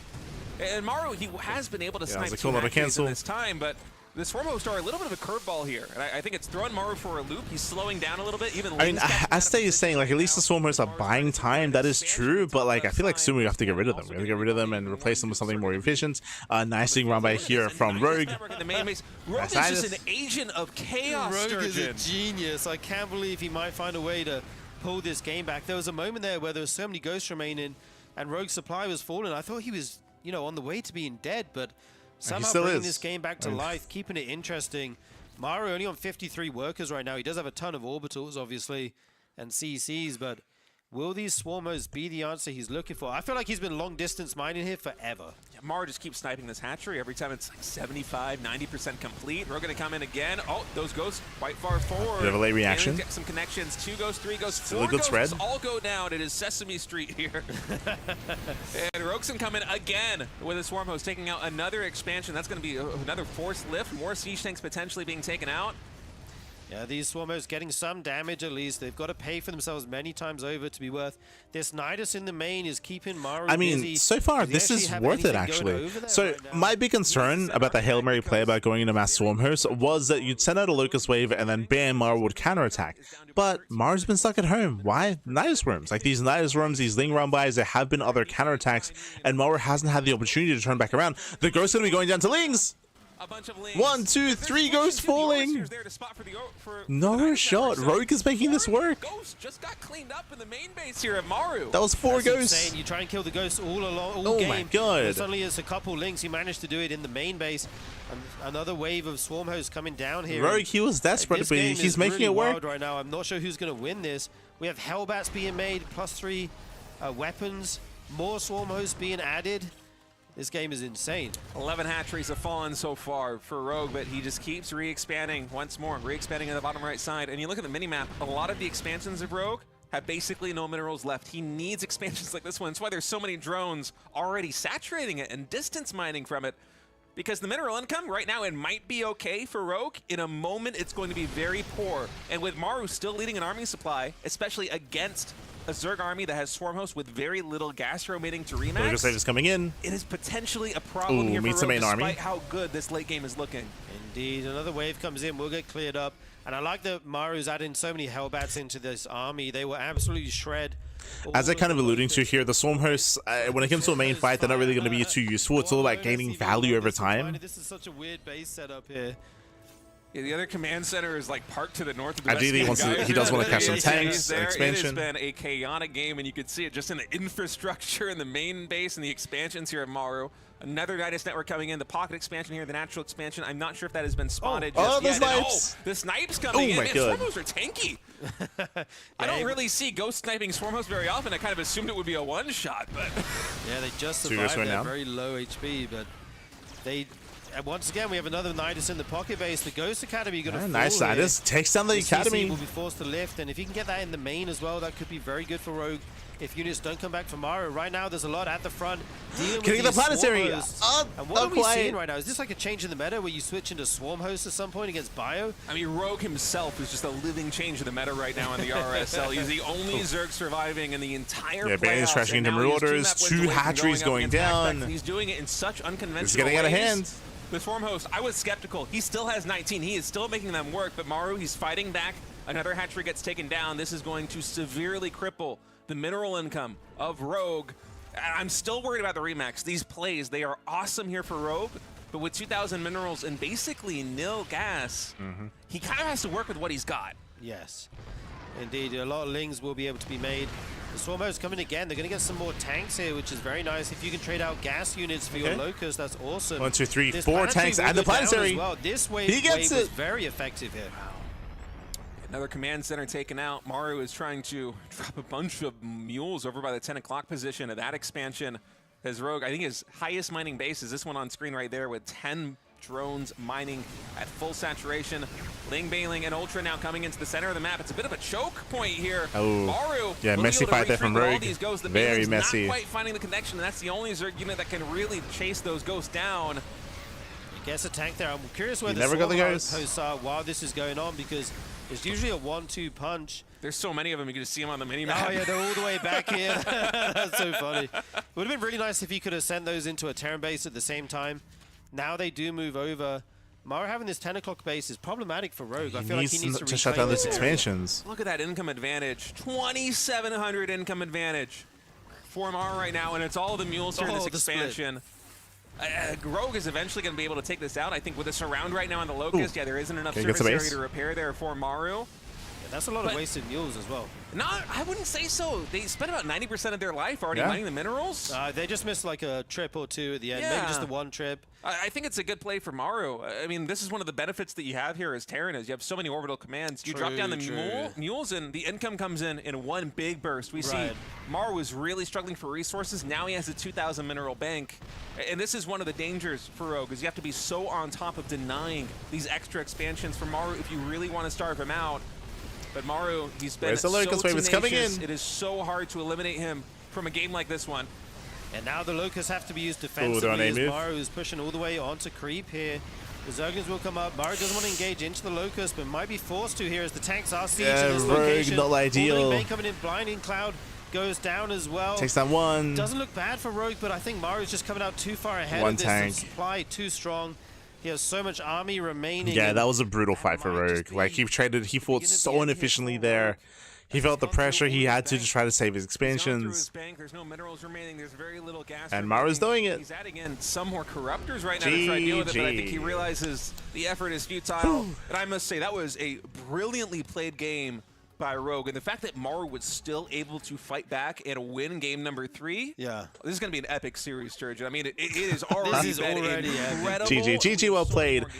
This was really odd play out of Rogue, winding it back. So if you remember, Rogue, he did open up very greedily. He went for a gasless opener into a fast hive, but we were being quite critical of Rogue for doing what? For not hitting his ultra timing. He did not hit his ultra timing.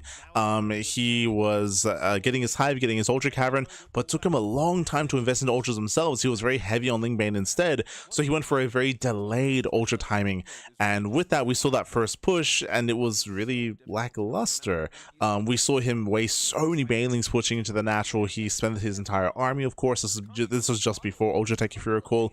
Did kill a bunch of workers, but again, that did set Rogue behind. It did mean that Rogue, he had to pull back and then slowly build up his army once again. It gave Maru a lot of time, and Maru, he was in the driver's seat for the majority of this game. After that kind of flimsy fight, he was in the driver's seat. We saw that we went for that desperation Swarm Host move, and I was laughing at it. I was like, yo, he's like this, like to me this felt like that's GG then and there when you make 17 ultras, but against Bio in this kind of game state, like it feels like very desperate.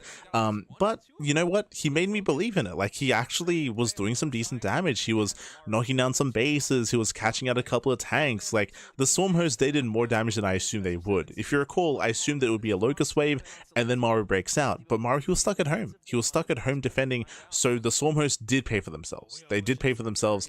Obviously, it wasn't enough to recover because of the deficit that Rogue had, but it was still impressive nonetheless what he was able to achieve with those Swarm Hosts. GG. GG, well played. We're now getting into our next game. Let's go. Something similar. The amount of bases each player could take would be out of this world. The amount of potential expansions is huge, but I'm not sure Maru will be able to expand as safely as he did on Celestial Enclave. The expansions on Mothership, they are so open. There are so many different attack paths. Honestly, I have to give just the map a little bit of an edge here to Rogue, because it's hard to play the same safe, nested game that Maru did in the previous map, isn't it? I would 100% agree with what Sage just said. As we try to emphasize, Celestial Enclave is known for longer, later games, has more defensive maps. Mothership has more open expansions, so this does favor Rogue. Rogue, he's going to be favored in a longer and later game, which is why we expect something more aggressive at a Maru on Mothership to avoid that late game scenario. Eventually we will have the hatchery come down to the natural expansion, but it's a very aggressive opening here for Rogue. It could be fast Ling speed, as you said. Early it could gas. Be Lings and Banelings. It could be Roaches. Early gas, I'm leaning more towards a Roach all-in, but it could be Ling Bane. I wonder how much he is going to commit to the pressure, because Rogue has already proven versus Cure, versus Maru, versus basically everybody that he's played in this RSL, he is not afraid of pulling the trigger and just going for the throat right from the onset. Absolutely. He has been all in quite a lot of his series, in multiple games in some cases. Right now we do see it's just 4 Lings on the way as he comes up to 100 gas. Probably going to go for that speed. He said it. I would imagine he's going to pull out of gas here once he gets the Ling speed. Does he pull out? He's continuing to mine it. Does he pull out? I think just maybe 1 or 2 drones right now. Does he pull out? We'll Show us the gas. Income is coming in. Yeah, but you don't take this gas. He stays. If you're not going to do something with it, you don't take this. If he's staying in gas, it's either going to be a Bane Burst or a Roach Rush. Expecting like a Roach Warren or something here. This is a lot of gas to take after Zerglin speed is already on the way. With another Queen started, it can't even be something like a really fast lair, I think, unless we throw it down to the natural expansion. I'm not sure what to make of this, but I imagine it's going to be something very tricky to take down Maru. He's going to come in with the scout right now. If he clicks on the Vespene Geyser, he's going to see the spawning pool wriggling. He can click on the Vespene Geyser and confirm there's only 2,026 gas remaining. And there, immediately, a bunker thrown down by Maru. Yeah, Maru sniffs out the danger here. Making the couple of things. Rogue knows he got scouted. Rogue may just go for a fast lair instead of going for an all-in. I'm kind of curious what this gas is going to be put towards, as he is making lanes at the moment. They will chase these Marines away. Might be able to take out the SCV, making the bunker. Going to try and get on the Marines, but nice micro here from Maru, and it's going to be a lair. Yeah, lair coming in now for Rogue. That's what, a 3-minute lair timing. This is a very interesting build from Rogue. I cannot wait to see where he's going to go with this. I think in some of the games versus Cure, he went lair first before Zergling speed into a Roach Warren and basically did a Roach Max. It was almost Stefano-esque the way that he played it out. But we actually have Overlord speed getting researched here. What? Wow, Rogue is cooking something up for us here, guys. We're going for a Drop Lord all-in. Remember, you need a lair to morph in Drop Lords, and we're going to have Overlord speed. Yeah, starting to make Lings now, so it's probably going to be a Ling drop here. Yeah, you have a nice angle if you go behind the natural. A Ling Queen drop. Into the main. We'll have to see what base he wants to hit. And Maru's must be wondering what is going on in this game. I mean, we could see everything, and we're also wondering a little bit what's going to go on in this game. Is Rogue finally able to get a little bit of a surround right here on this Reaper? Will he actually be able to take it down? He does not want Maru to see more Lings reinforcing. He does not want to see him the lack of third hatchery, excuse me. Does not want to let him into the main base. Finally, that Reaper does get taken out. as 3 drop overlords are morphing now. Here comes the for Rogue, all-in. and I think it's just going to be a gigantic Ling drop in the main. Yeah, there's going to be a ton of Lings dropped in here. We have 4 on the way already. We saw 2 at home. Where are the other 2? We have a Viking on the way that should be denied the Overlord for potential Nidus. But Maru has no idea what's coming. Is this every Overlord that Rogue has right now? I feel like it basically is. We have more gas being saved, and I think the only reason it hasn't been spent is because we're waiting for these extra Overlords at home to finish. Right, yeah. They're just rallying out now. Maybe put to use. This is such a cool build. So many Lings being rallied out here. Loaded up in the Overlords. Maru has a bunker at the front. The Hellions might spot this. Oh, he sees it. Maru sees it. Sees. Hellions are going back home right now. This is a 3cc double engineering bay build for Maru. He's going to throw down the armory that will allow these Hellbats to eventually Hellions to eventually transform into Hellbats, but will they even survive until that point? The Ling drop, the Queens, they are all coming right now into the natural expansion. Ling's going to pulse around on the bunker. It is taken out. Ling's even dropping into the main base on the ramp. Yeah, so many Yeah, Lings. GG gets called. The Hellions got surrounded. Maru just a little bit too tricky, able to take out Maru with a cheeky build. And now, match point. 3-1 lead in this best of 7 here for Rogue. What a change of pace from Rogue, from a really drawn-out late game. Look, we had one macro game today. Okay, that's enough. That's too much. It's too much. One macro game, baby. GG well played. Again, a really quirky build out of Rogue, going Ling speed, staying in gas, going into a fast lair. And of course, what's important is that Maru did not scout, or at least he scouted, but as Yolan was already happening, as Rogue was already more than halfway across the map. So Maru, he had no time to react and respond. He did get a bunker on the low ground, but that was from earlier, of course, if you recall. He went for an add-on swap, so he had no Hellions to defend. He only had a handful of them. He had to go back into the swap, back onto the reactor, so delayed production. Got caught with his pants down, got surrounded. GG, and with that, Rogue is 1 game away from making it through to the grand finals. Uno más, papi, uno más. Let's go. You're gonna get it, like what he's doing is like, no, woo, woo, woo. You have had no idea whatsoever. He's played so many builds. I love that analogy. That's perfect. Yeah, he is a Turkish ice cream guy, man. He is crafty. And let me tell you, that ice cream is so sweet because this has been some awesome StarCraft 2 action. And folks, if you want to support the RSL, the best way you can do it is to join us in our growing community on Patreon. Patreon.com/ReviveSE2. This literally would not be possible without your support. There are a ton of different tiers available. We have tiers where you get replay packs, you get voting privileges on the map pool. All right, we're going to be country short break. When we come back, we'll have the next series. Well, sorry, we'll have the next game, potentially the end of the series. Rogue needs 1 more game here to claim the series to advance on to the grand finals. We'll see you soon after the break. See you soon. Oh, that's right. Yeah, there's a raffle happening, so make sure you check it out.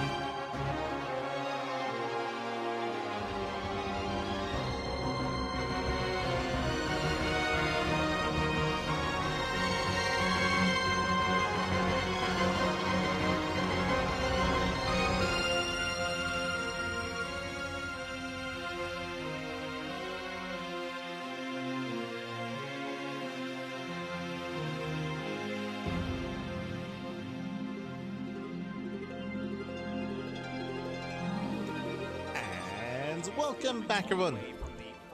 Welcome back to the RSL, the Rival StarCraft League Season 4 Playoffs Day number 7. We are nearing the end of this series here. Potentially, we'll see if Maru can begin the comeback because Rogue is up 3-1. He's up 3-1. He is one game away from claiming the series. Remember, this is a best of 7. Best of 7 is first to 4, and the pressure is on Maru. And I'm concerned for Maru coming into our next game. Now, winding it back a little bit here, even the idea, even the build to go for an all-in on Mothership from Rogue worked really, really nicely. Why? One of the reasons was because of the map itself. We spoke about how we expected aggression out of Maru. We spoke about how Zerg is favored in a longer game on Mothership. So then Rogue, he was able to subvert expectations by going into the all-in, by committing early on Mothership world maps.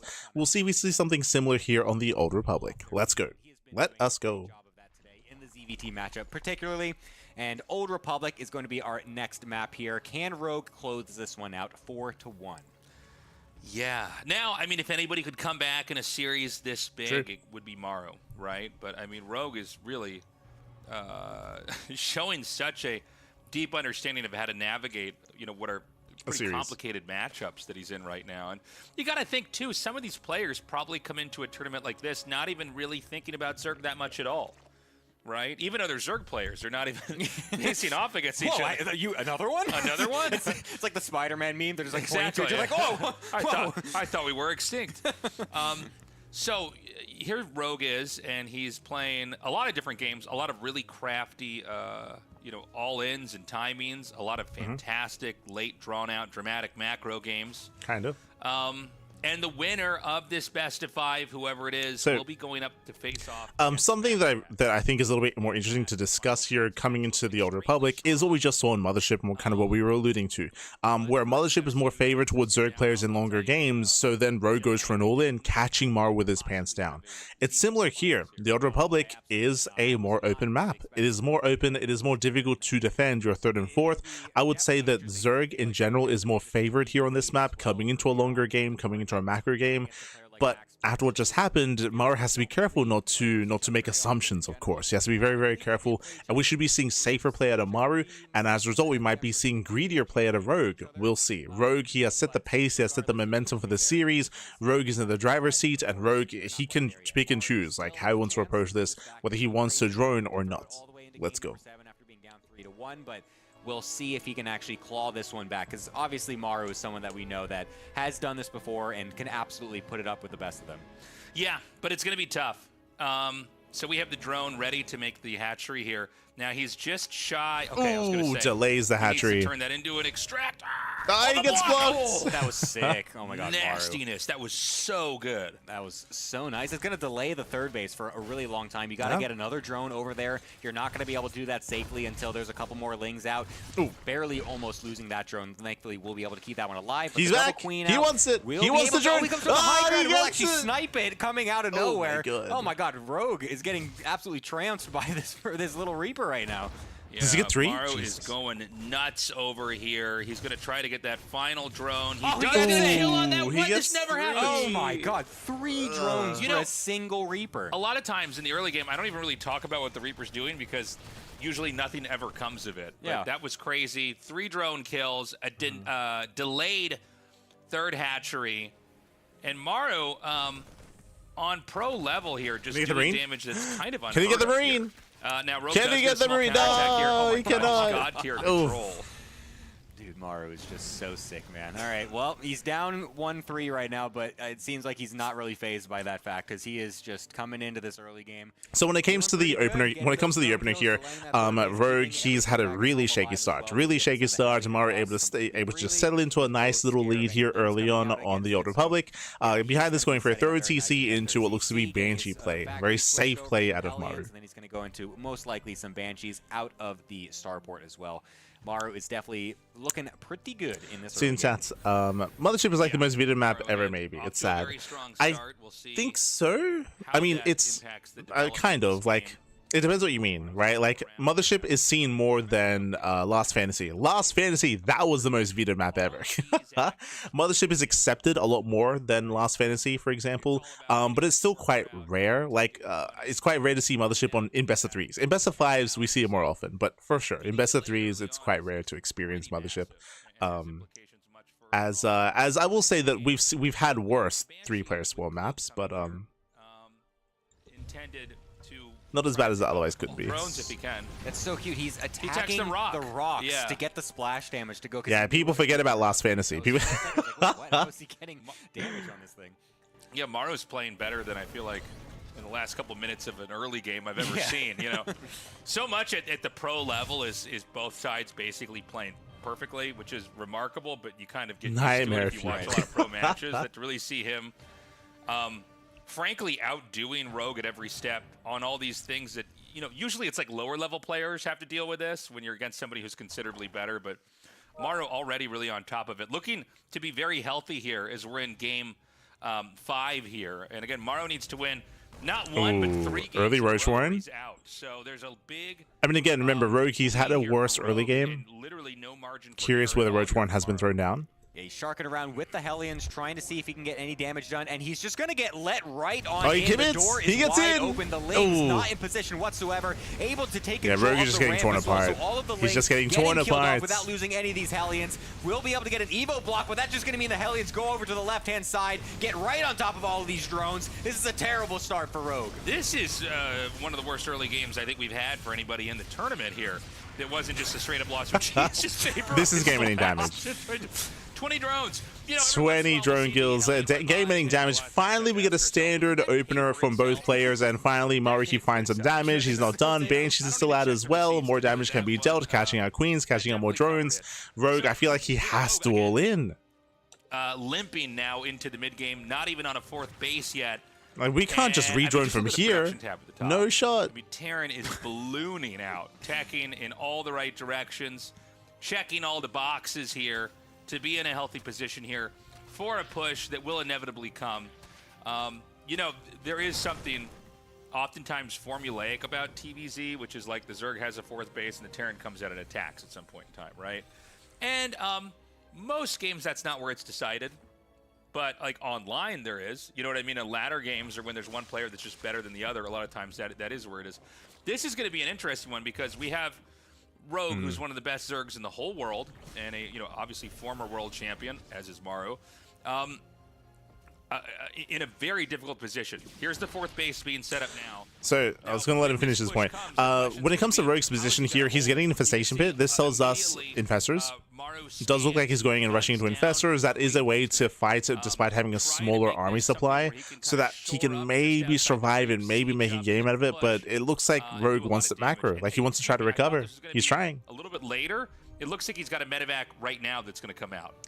Yeah, on the left-hand side, it looks like he's going to continue to try and deny that creep over there as well, just making it as difficult as possible for Rogue to know where exactly the units would coming from later, and allowing himself as many opportunities to get into the Zerg side of the map, basically. And the double Banshee over on the right-hand side was distracting for just a moment, but now we have these double medevacs going up into the main base. We'll be able to try to do some damage here, as there's only a few Lings, so we'll be able to kill those off before the extra Queens and other units come in. Might even try to get a couple of drones, but sees a couple of roaches, so yeah, roaches we'll are revealed. Instead. Oof, gets into the mineral line as well before he boosts on out. Gets the scout on that Baneling nest, I believe is what that is over on the right-hand side, but I don't believe he actually clicked on it. But he might be able to just kind of assume that that's going to be the next natural progression.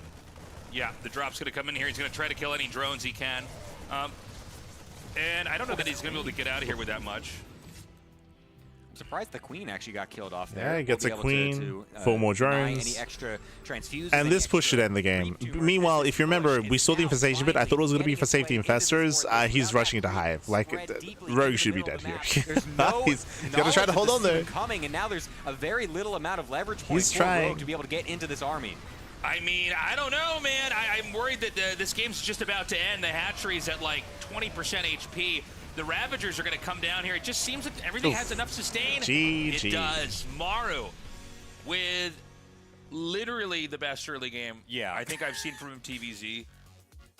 That was insane. 20 drones after already getting 3 with a Reaper. Like, remember when the drone tried to make the extractor and he was like, just like came in and hockey checked. GG, well played with that.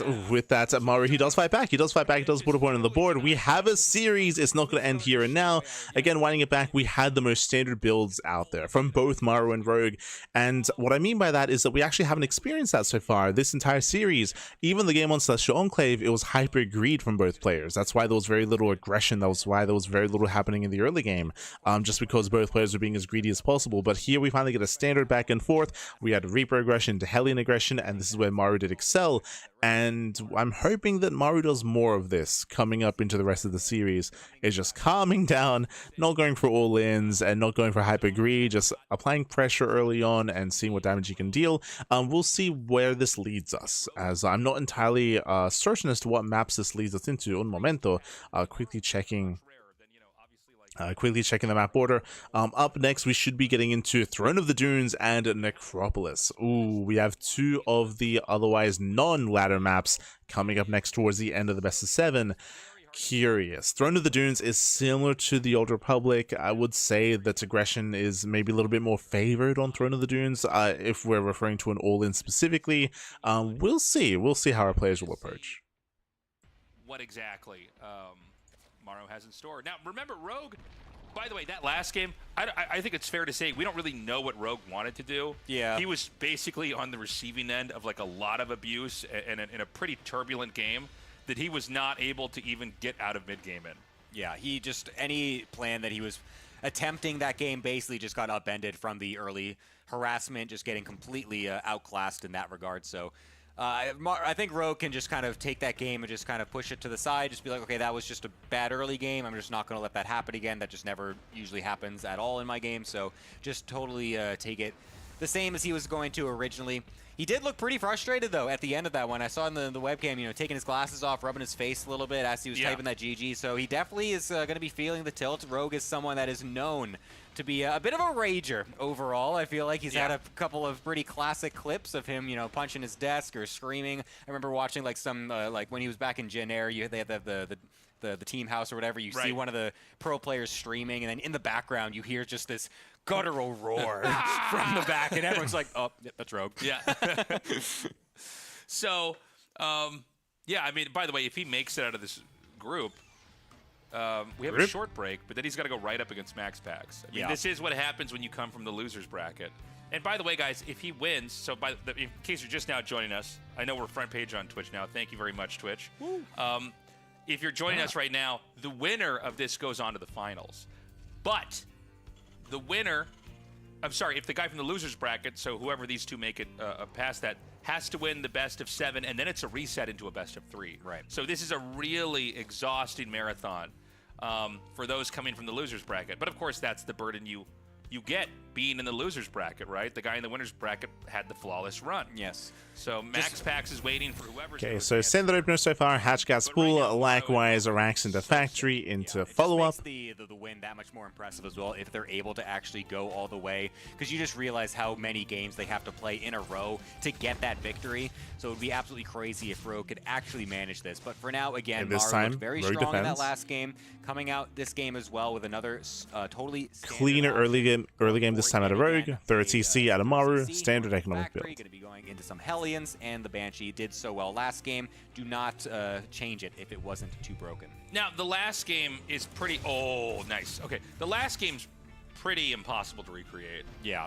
Like, it's impressive that Maru did it, but, like, Rogue is an extremely good player. He's not going to let that happen. You're not banking on that 3 CC 2-on-1. Okay. Right. 20 drones. Delayed starport. Yeah, I mean, he had basically, like, 3 really good moves early on that it makes that fourth base a real layup to come in there and push.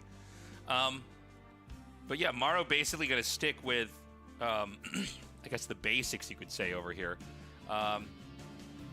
He's going to try to slip the throne in here. He actually did do a little Reaper gets in. blind spot of the Reaper here. And so he is going to be able to get that third hatchery set up. That's a 325 layer timing, by the way. Very early layer here by Rogue. We did not notice, but the gas mining was getting back in quite quickly. Oh, the Reaper. Oh, he scouts. He sees the layer. Actually, that's very Big important. scout. I feel like it's a pretty early layer coming on in for Rogue. It is. He has liked going for these early layers overall in this series, it seems like.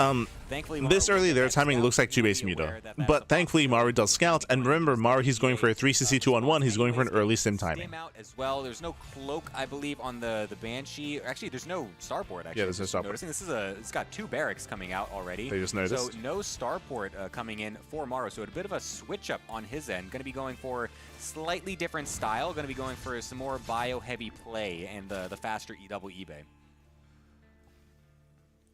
Okay. For now, it's going to be a lot of So powering here. we kind of like glossed over it. What is a 2-on-1? So a 3CC 2-on-1 is an economic variation of a stim timing.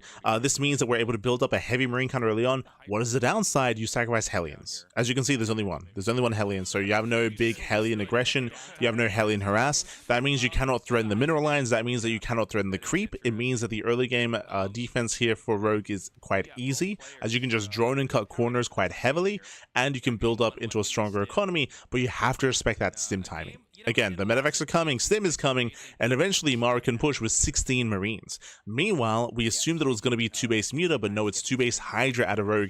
This is a style that has been quite popular over the past couple of months from players like Shin, from players like Solar, and from Rogue. The Korean Rogue players have been embracing this, going for these early Hydra builds. Heavy Hydra builds. The downside of this is delayed banelings. You're spending all your gas on Hydras, not on banelings. 1-1 and stim finished a little bit later, it looks like.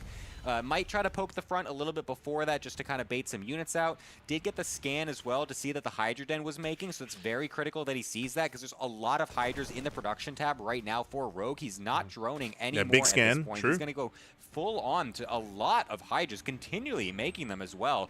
Is he trying to go for a massive Hydra Ling all-in right now? So Yes. I was wondering about this when I saw this. As you mentioned, this is a Ling Hydra all-in. This is quite, I say common.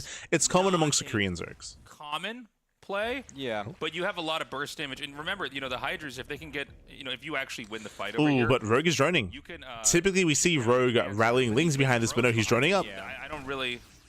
I'm trying to wrap my head around what He's I'm taking. seeing here. At first, it looked like he was going to be going for just like a big pressure play and then maybe all in behind it, but then he's just making drones, and now he's still aggressing with He's the basically units as well, faking. so he's kind of faking this out a little Yeah, bit. Trying to make he's it faking look an like all-in, which he's is really going cool. for a massive all-in Yeah. play, but instead he's actually droning behind it, getting the infestation pit to eventually go into a hive, assuming he doesn't just make swarm hosts, which he did kind of make at a random time last It should be year, fast a couple 5. It games should be ago, so- for right. It's still Lurker Tech possible or that he Vipers. might be doing something totally weird because we never really know with Rogue. It seems like he can just bring out absolutely anything. But it likely will just be going into the hive and then eventually Lurkers as well, as that can still be a very strong mid-game army for the Zerg. Yeah. That's for Stim. Pretty technical stuff here. It was honestly even confusing for us, and we could see everything. But It's infestors. What? Okay, Hydra wow. infestor. It's playing safe. Okay. Rogue. Okay, Very let's- So infestation bit into safety. Infestors is this. Why is this necessary? Remember, what are we sacrificing in favor of Hydras? Banelings. There are no Banelings. There's no splash damage. So infestors, fungals, they make up for the lack of Banelings. That's the goal Go here. back That's to the this that's the EDQ we already purpose. saw here with him versus Cure and him versus Maru. This was not. We didn't have a game like this. As you can see, it's a stepping stone into high. A lot of range here. Now Hydras, when you have enough of them, the burst damage is insane, right? But when you get the fungal, you freeze everything, and the Hydras just they erase everything. So like if you get a fungal on the medevac and marine cluster, you're erased. You're Yes. gone. It's the splash damage just is absolutely ridiculous, especially if you Yeah. can just keep them all clumped up like that. Marines will just get absolutely evaporated. This is actually kind of a weird concept that's old from StarCraft 1 even. which And with that, Maru, he backs playing off. This is giving Rogue the time that he needs to take up into Hive and Lurker Tech. Remember, a lot of Zerg players skip the Infestors. Here, Rogue did delay his build by going for Infestor first. So this is just a safer version, a safer variation for Rogue, and that will slow him down a little bit, but his end goal here is Hive Tech We'll see Lurkers. exactly if he can get that engagement, of course. It's a dream to be able to actually get that. Getting it in the first place is the difficult part, especially since those Infestors are very slow. Infestors are He revealed. doesn't have Burrow yet, I believe, so he's not able to kind of shark them around, try to get the, the hidden. Oh, Maru, he's pushing with Infestor on the everything. back end to pop up and get the big Maru fungal. reinforces. Will he be able to catch this army out in the Can he middle of get the the map? tank? Looks like Maru is paying attention No fight. again without any you know, a massive amount of like lings and banelings to try and trap the army as well to kind of stop it from moving. It's very difficult for Rogue to actually get on top of this army. I'm really curious what he's trying to go for with this with these move outs, because of course Yvette, you need something, because these lurkers he's racing over on the production tab, but it takes time to actually get enough out and to get the upgrades ready for them to be viable. Yeah, you know, he had the right idea earlier, trying to force the tanks. Big siege here from Maru. As long as your hatchery's not getting hit, you're basically fine. But the bunkers have arrived. This is such a funny looking comp. Yeah.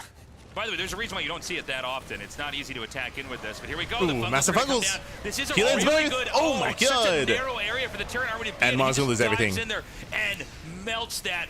Maru, he will lose everything, pushing into infestors. He knew infestors were there, and he went anyway. He committed. Terran is gonna go ahead and wipe this hatchery out. Rogue is maxed. Maru's in trouble. Maru, he's in a lot of trouble here. Oh no, stay with us. Stay with us. I know the mainstream went down earlier. No. Hold on. Is the mainstream down? Hold on. Kip back over to the other side of the map, what you're seeing happen here now. And this is where he could pop. No. And this hatchery out. Kip back over to the other side of the map, what you're seeing happen. And this is where he could possibly force a lift Rogue, off, he's going for the kill. He's going for the kill. Base. Yeah, it's kind of rare you ever see Hydras being the ones going for the counter-offensive. It's usually a bunch of lings and banelings, because they're so much faster. You can get on top of the mineral lines much quicker, but the Hydras even going for a massive lurker morph right in the middle of the map. Very bold, as he's even in sensor, barely outside of sensor tower range. Okay, I thought for a second he was visible there, but thankfully does not actually see those lurkers on the mini-map there as Maru, so safely we'll be able to get those out. But yeah, that was a big tempo swing for Rogue. I was actually surprised he was able to get such good fungals on that army. Maru not quite able to back up in time, so I mean, we saw just how good it is and how much it actually does melt those armies. And now we're going to be coming in with the lurkers as well. On the left-hand side, they're going to be able to shoot their spines over that gap. Position as here from the lurkers. Going onto the right-hand side. Yeah, nice fungals here. The planetary's not quite he needs done more, yet. though. There is a little bit of sustain here with that medevac. The lurkers are not quite in range to hit this. Again, the lurkers really awkward position. They need to push further in. Go up here, forced burrowed up at the top. Maru's spread pretty thin, but right now not broken yet. This is such a crazy engagement that he's going for. The double liberator is going to make it very difficult. Okay, baits him into lurkers. Those lurkers, get them home, get them away from those liberators.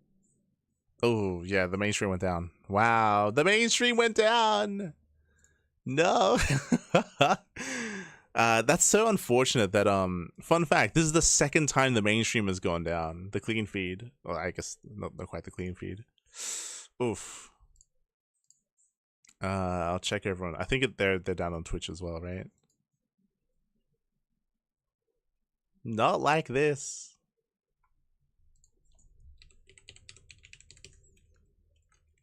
Tasteless TV.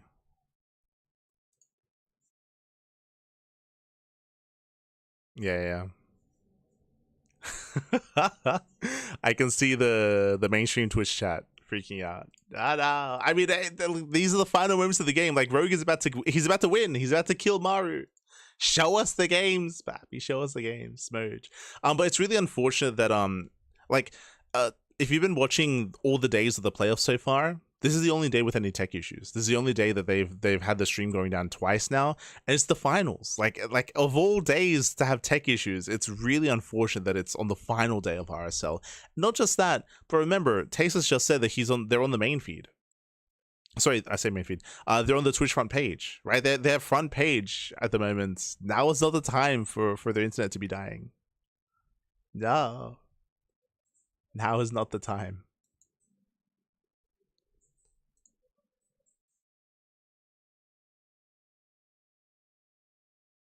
I trust your game knows to tell us how this ends even without the stream.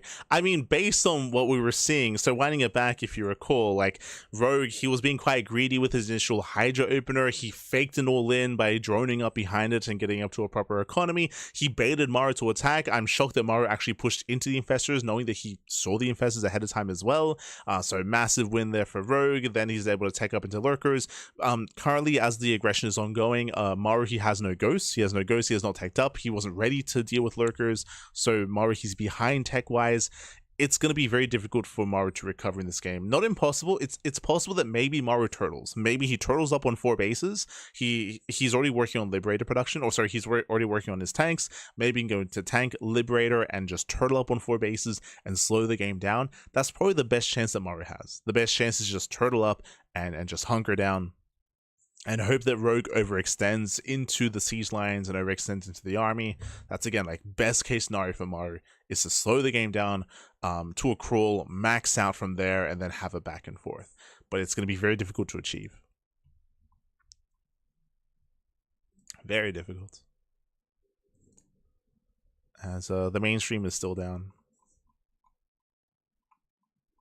Still down, pappy.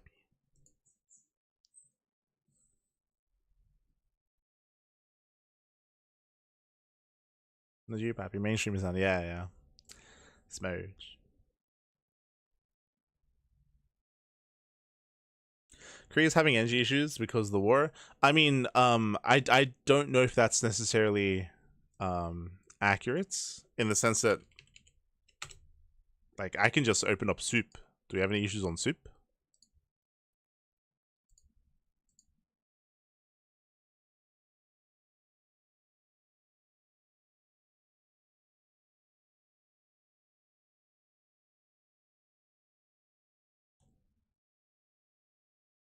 가질 것 같은데 휴식 시간은 아니고 양 선수 이제 빅토를 좀 할 것 같아요. Yeah, like the Korean stream is live. So becoming one of those Protoss versus Terrans we saw a lot of last year in the oh. Yeah, like Ryung has been fine. So it seems more localized to the setup that, I mean, I say localized, it might just be like a internet provider thing, right? Like it might be ISP related. I don't know if they're on like if they're with like KT or SKT or something. So it might be ISP related, or it might just be something happening in their area at the moment. But Ryung's fine.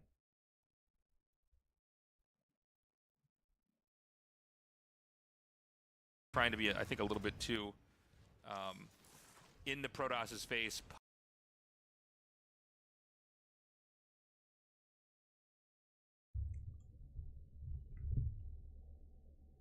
Just catching up. Source? Just vibes.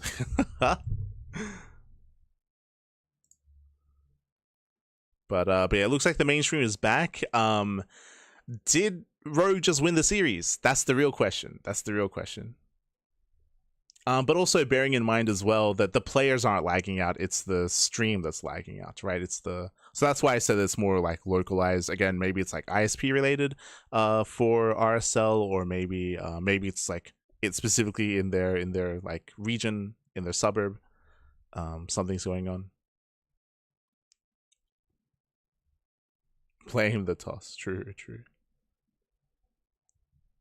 Oh. Hello, everybody. Sorry about that. We had some crash with our streaming software on our end. So the game was lagging for us. We were getting some frozen moments there. But anyways, Rogue won. Like, amazingly. I mean, this is insane. So Rogue, he won. GG, well played, Rogue. He does claim the series. I mean, again, Rogue, he had a lot of momentum, as we were mentioning. He had a lot of momentum. He had a lot behind him when it comes to the greater economy, the greater army. He was maxed out, and it was going to be a very difficult defense there for Maru. So GG, well played. Unfortunately, we didn't get to see the finale of that game, but we can make some assumptions. Just again, it was just Maru. He was down and out. For Maru to push into Hydra Infestor was a crazy move. When he moved on the south side, he took some massive fungals to the face, and basically as soon as Maru lost that fight, that was game. Like, that was the moment where Rogue did gain momentum, did gain map control, and was able to just snowball into a win from there. So GG, well played. Rogue, he does claim the series, and with that we have our grand finals. It's going to be a best of 7 between Rogue and MaxPax. Also, we have confirmation that they mentioned that their PCs, their power was fine, their PCs were fine, their internet was fine. It was apparently their software had crashed. So, you know, I don't know if maybe they like did like an OBS update, or like maybe they're using like Streamlabs or something. I don't know. But for it to go down twice here. It's always difficult to make the call to like restart your PCs or like reinstall or something like that. Hopefully it doesn't happen again. but looks like it was more of a software issue from their end, as we're hearing from. So hearing from them. We wanted to have something that felt a little bit like that. Like you can kind of tune in every week and watch your favorite players and watch the story unfold. And it's in an amount of size content where you can consume it and enjoy it. I know today is a little bit longer, but it is the finals. We're kind of hype about that. Yep. So consider signing up if you would. That would mean the world for us. Any tier that you can. So I see Lopez in the chat. Watch yourself because you're like kind of like spreading misinformation about as to what the issue is. Not saying that there might not be like some power issues elsewhere in the country, but that is unrelated to any issues that are occurring here to the RSL. So again, just be aware. As looks like they come to a break. Yeah, they come to a break. It's going to be a bit of a longer break here. It's going to be 10 minutes, and when we come back, we will have the grand finals. Hopefully, MaxPax wakes up in time. This is where right now they're jumping on Discord. They're calling up MaxPax, making sure he wakes up in time, because this is scheduled to be 1 hour earlier than normal. Like usually it's around like a 9. Usually, the series was scheduled to be beginning in an hour's time, but that's because these games have been much faster. Like the Cure versus Rogue and Rogue versus Maru, they've been pretty fast series, pretty fast games, pretty fast series. So hopefully, hopefully, MaxPax can be brought on, and we can have our finals. Los gran finales, papi. Let's go.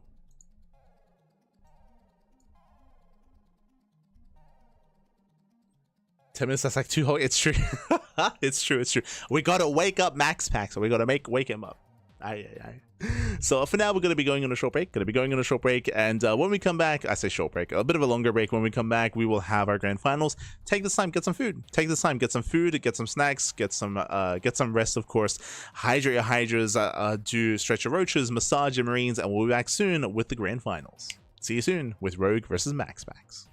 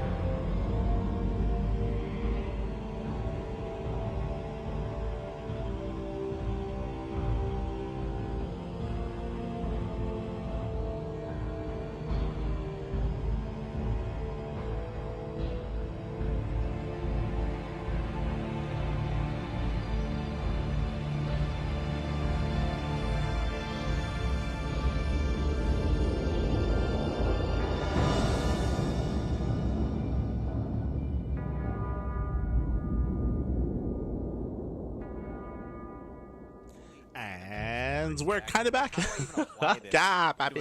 We're kind of back here.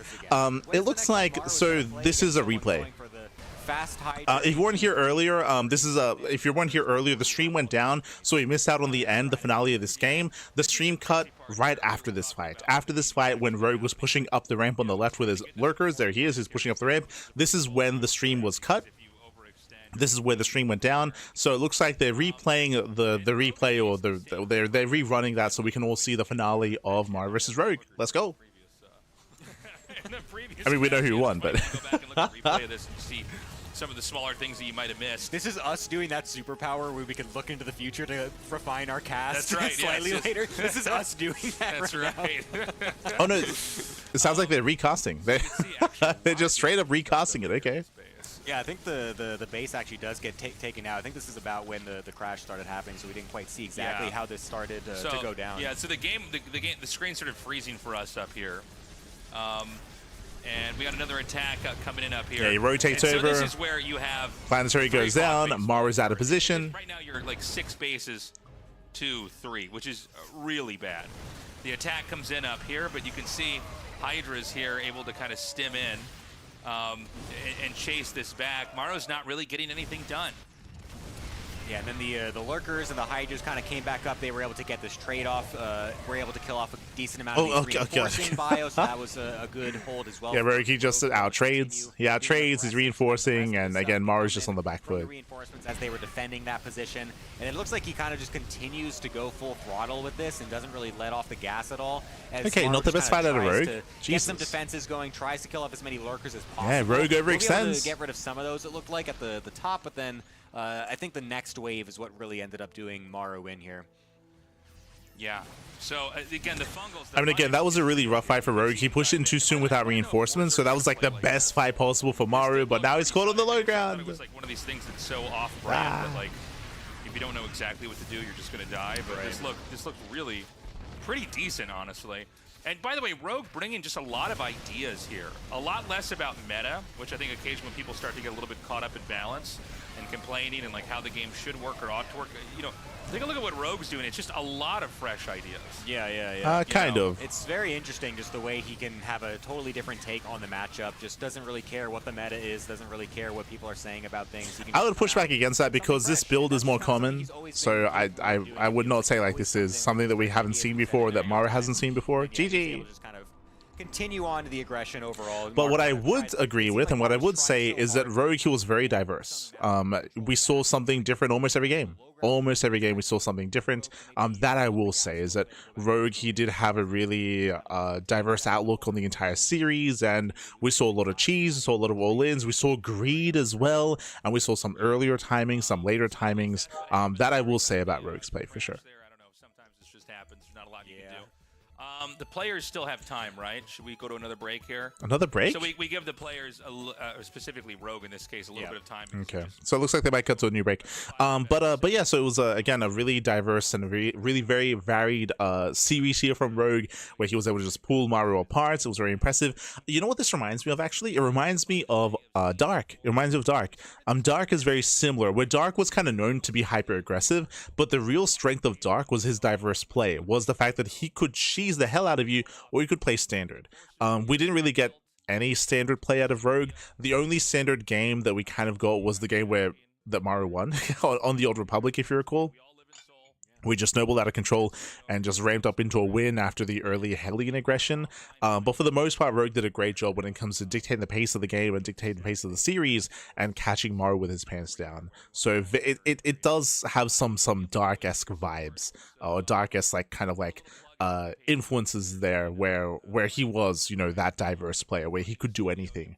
I would say that Rogue isn't quite there just because we have yet to like experience like a more standard game out of Rogue, but you could argue that we don't need to, right? You can argue that we didn't need to win that series for sure. Like we didn't need to see like Ling bait into Hydra Tech into like a 3, 4, 5 base setup hyper defensive play into the late game. We never quite got that style, and I guess we didn't necessarily need to. We had a more aggressive style here from Rogue each and every game. GG well played.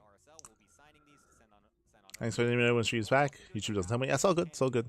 But it looks like they might be coming to a break before the grand finals. Again, one series left here tonight. It's going to be a best of 7 between MaxPax and Rogue.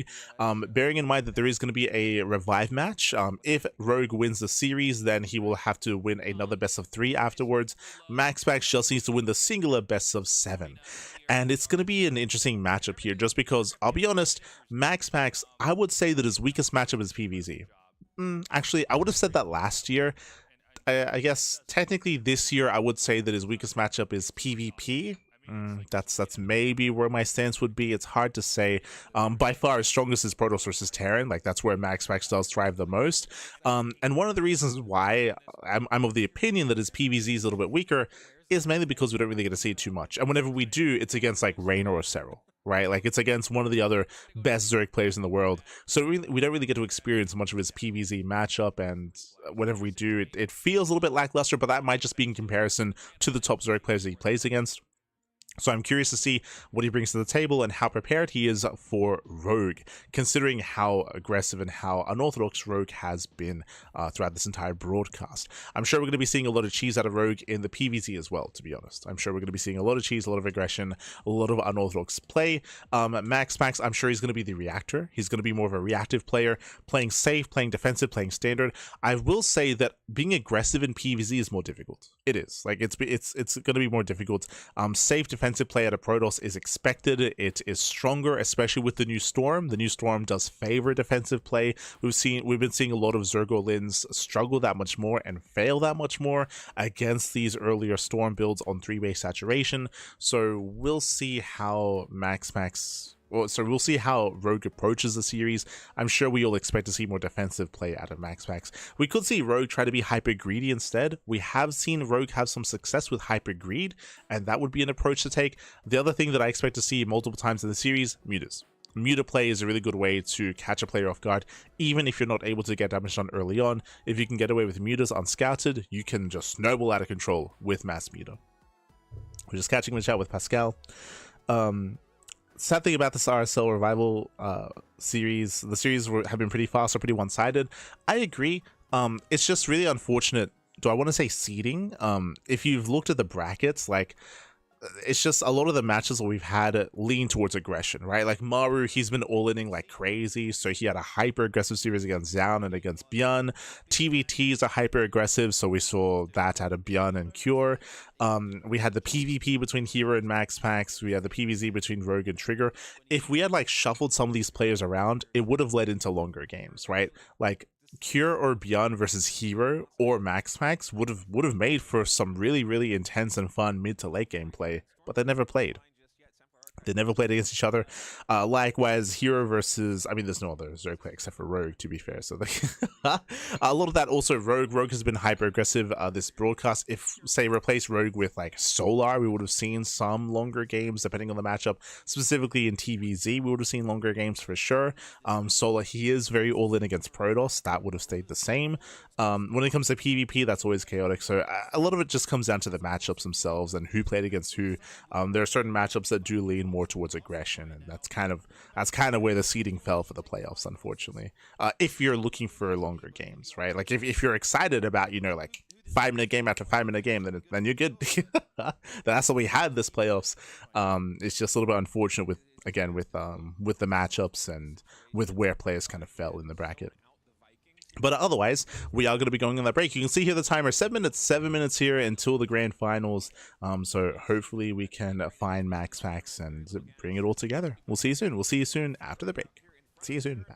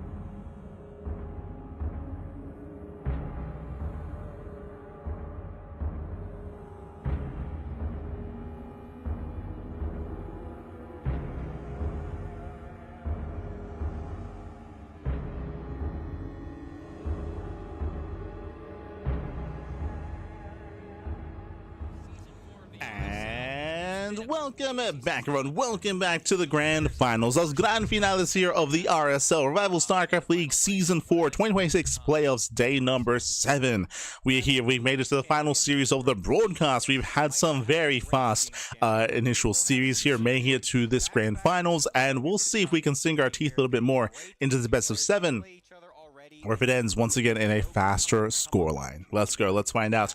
Rogue has been on a tear, by the way. Rogue, he tore through Cure, he tore through Maru with some hyper aggression. We saw a lot of all-ins, we saw a lot of aggressive builds, we saw a lot of cheeky shenanigans as well, hiding certain builds, hiding his lair, hiding his spire, hiding Roach Warrens as well, and catching both Cure and Maru with their pants down. The pants were down. Rogue, he was able to pop up.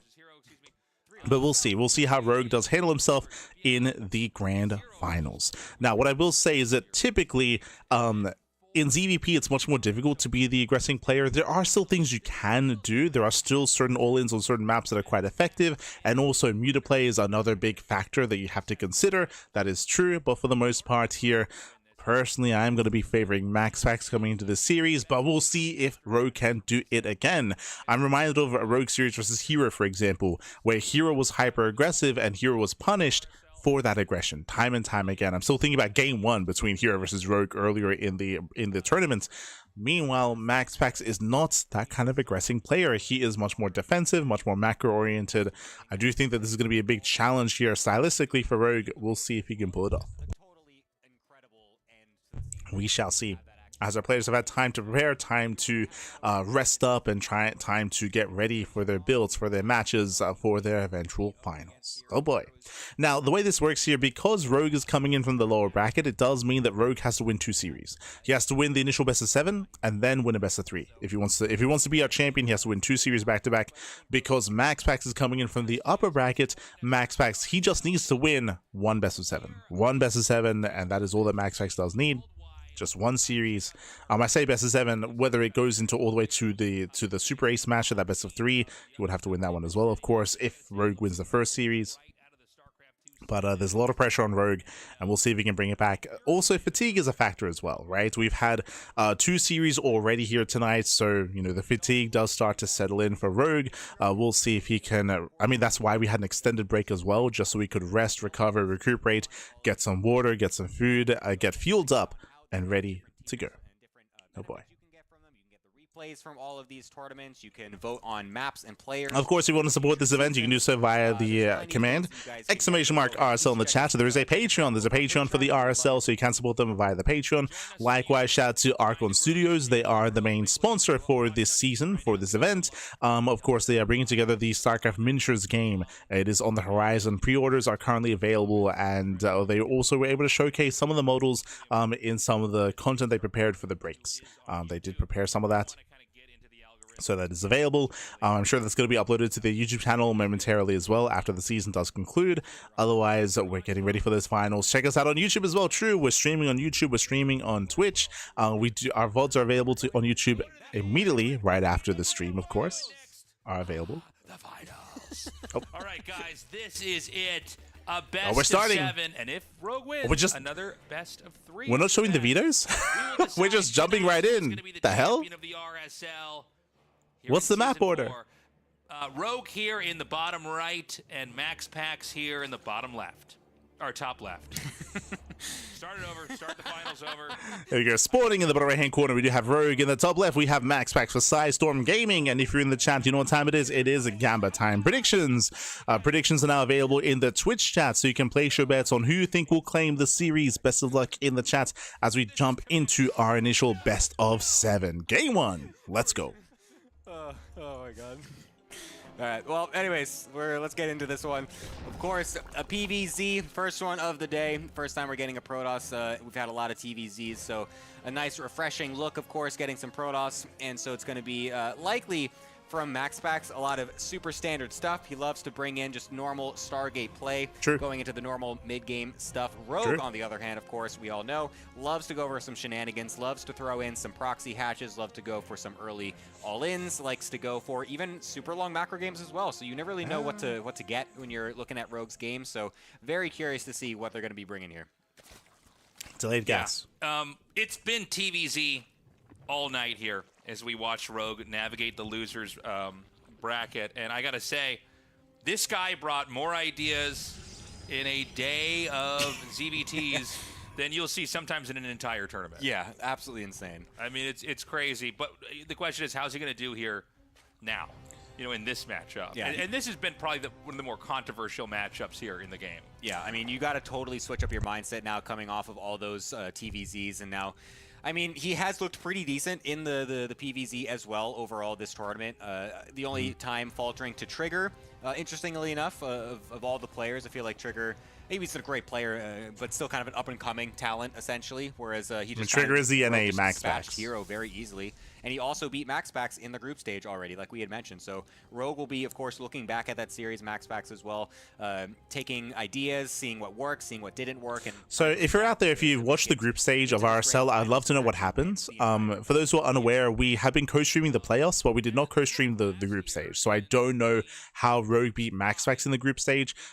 Just to once again reiterate, when it comes to Rogue's preferred style and how he was able to bring down Hero was overly aggressive. He was overly aggressive and he was punished and shut down time and time again. If you remember, game one was on this very map. Hero was ahead. He was committing with pressure, and then Rogue went for a big lane counterattack. Rogue was in trouble. Rogue was losing workers, losing lings, losing bases. Rogue was on the back foot, went for a big lane run by.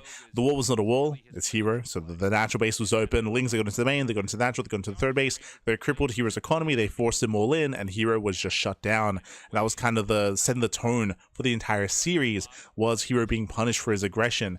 But MaxPax is not that much of an aggressive player. He's much more defensive, so I do favor Missing You Today for MaxPax. Missing You Today is a larger map of the map pool, longer rush distance by ground. Now, there is a lot of distance between the bases. That is true. There's a lot of distance between the expansions, and there's a gold base as well. So if the game slows down, Rogue can take the gold bases and have a boosted economy coming into the late game. We'll see if Rogue wants to go for the late game. We'll see if he goes into something different like Muta play or earlier tech. We've also had a lot of kind of slow cooking where, you know, you kind of play defensively and then tech in the air, and it's just sort of hard. Also, very quickly, Happy Easter, Pappy. Happy Easter. True. I forgot completely. I can hear some fireworks outside, and I'm like, what's going on? I'm like, what? It's not New Year's. Like, I'm like, oh, it's Easter. True. Happy Easter, everyone.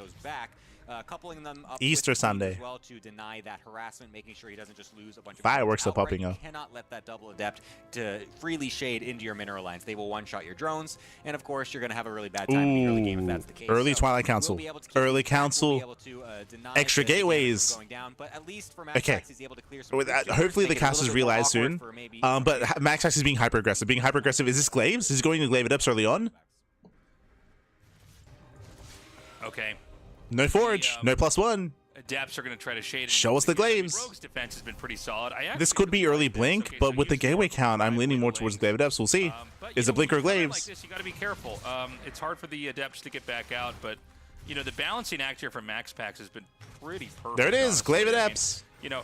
He's going to actually... Again, this has been telegraphed pretty early on. He's going to shade over into the natural, and he's going to get some drones. And Rogue currently has no idea. What, maybe 4 or 5? Yeah, 4 is pretty good. That pays for the Adepts. That's very good. It's very rare that you actually sacrifice They still haven't noticed. If you are going to be going into a Glaive follow-up, because you just want to keep as many Adepts alive as possible for the eventual next step, which is a larger attack with the Glaive upgrade finished. So this could do 2 things here. One, it could actually bait Rogue into thinking it's not going to be a Glaive follow-up because MaxPax was so willing to suicide those 2 Adepts. But it's also going to give MaxPax an extra advantage because he got so many drones. You don't expect to usually get that many drones that early with the double Adept. So a very nice job there from him. And he will be able to come out later with some more. Even just now, coming in with 3 random Adepts, just get a couple more drones on the transfer as well. This is starting to look very nice for MaxPax. Now, the scary thing for Rogue is that Rogue is going +1 at melee. He went Eva Chamber into +1 melee into Ling Hydra, which means 2 things. No Bailey Nest, no Roach Warren. Rogue, he is not ready for these Adepts. They can trade very well here as he moves out across the map. And now he knows. How do you do that? Okay, so he does see He's this. walling. That tips the alarm. And the question is, how is Rogue going to be ready for this? Now, I think Rogue's really good at movement and kind of stalking the Adepts and shading. Oh, he gets in! No! He said that, and then he's just like, well, He's shading. The boys are being pulled. Usually you have like an evolution chamber that's blocking that, but he had a spore, I think, making over there. Yeah, he was trying to move it because it was coming from the natural. It wasn't quite there in time, so the Adepts do get in. 7 drones already getting killed off, and there's more where that came from. No, he shades into the natural. And this is critical damage, by the way. This is critical damage. Killed off as more are even falling as they're just being pulled to kill the Adepts, as there's no more Lings alive. The Queen's frantically trying to go between the 2 bases. This is why you 19 drone kills early as well, to make it harder for the Zerg to. And remember, Rogue never scouted. He never scouted. He never saw the main. It didn't confirm. 20 drones getting killed off in this early game. That is a massive move from MaxPax. And to be fair, we were expecting more defensive play at MaxPax, so seeing the 4-gate Glaive Adepts did catch us off guard. It caught Rogue off guard, and now Rogue is going to be forced to either go all in or try to recover. Rogue is heavily behind. Exactly. Good tagging on the Lings. And, he's going to see this is here, but the Lings are kind of in the wrong spot. He's going to loop back around. This should give MaxPax ample time to kind of come up here and try to defend. A lot of times when you have Oracle Adept to defend a base, you kind of wedge stuff in between pylons and batteries and nexuses. It looks like MaxPax is very well defended for now. The Oracle's, of course, tracking those Lings very well. We'll make sure that they don't get in and get into any difficult locations. So MaxPax, he's ahead. He can just chill. Oh, no, he's getting even more damage done. No, he's already ahead. He finds more damage. Still on the right. They were not in position. 2 more drones, nice mining. MaxPax knew this with the revelations on the Lings. He's able to go for these Adepts. A nice reaction overall, though, from Rogue, as he doesn't actually lose too many drones to those 4 Adepts. So a pretty nice response. It's a nice response. It's still more damage, though. It's still denied mining, still 2 more drone kills. MaxPax is still looking very comfortable. Now, Rogue is hoping for MaxPax to make mistakes. That's kind of like the next... That's the hope here. The Adepts got in there. They hobbled the Zerg a decent amount. Mapu's actually showing us that only one of the Evo chambers was upgraded. Now remember, you might be looking at this, and what do we say on this channel? The soup lies, Pappy. Right now the supplies are very close. That means it is awful for the Zerg. The Zerg player needs to be ahead in supply to be even with the Protoss. To see an even army supply here means that the Zerg player is struggling. Yeah, no, that was because he made one extra to try to block the Adepts earlier. Yeah. So the soup is lying to he's you. Actually getting. And here comes MaxPax. Sick. Well, what else is sick is this? Split army, only 1 Archon on the right hand side, but GG. Best play-by-play by us. 1-1-1. How do you like that, guys? Yeah, right. We're trying to figure out how many Evo chambers there are fight the game. Oh no! We're destroying everything. Oh man! It's a disaster. Whew. Okay. Well, 1-1-1. Get owned, Yeah. Rogue. 1-1-1. More like 1-0. Protoss is gonna win that one. Hey.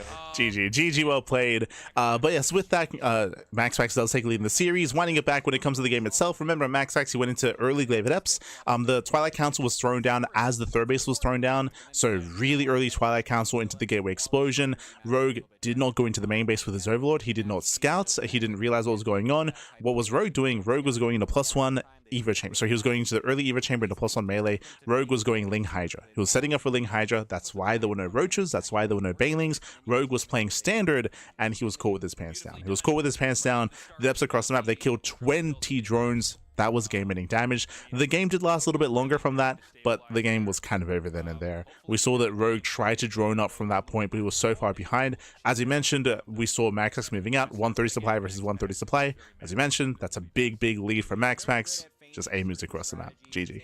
GG, well played. And with that, we're now getting into game number 2. And what I'm most excited about is that we expected, and Rogue expected as well, more standard play out of MaxPax, right? That is the expectation for MaxPax. So really cool to see MaxPax go into early Adepts to be able to kind of shake up the perception of MaxPax coming into the series.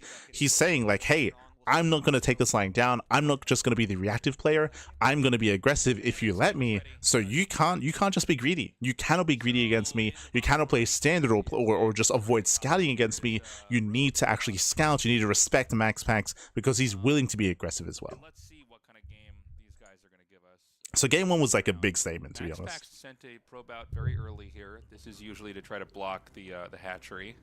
And you can see Rogue is already kind of just expecting. He was like, hey, I might not be hero, but I'm also not Showtime. True.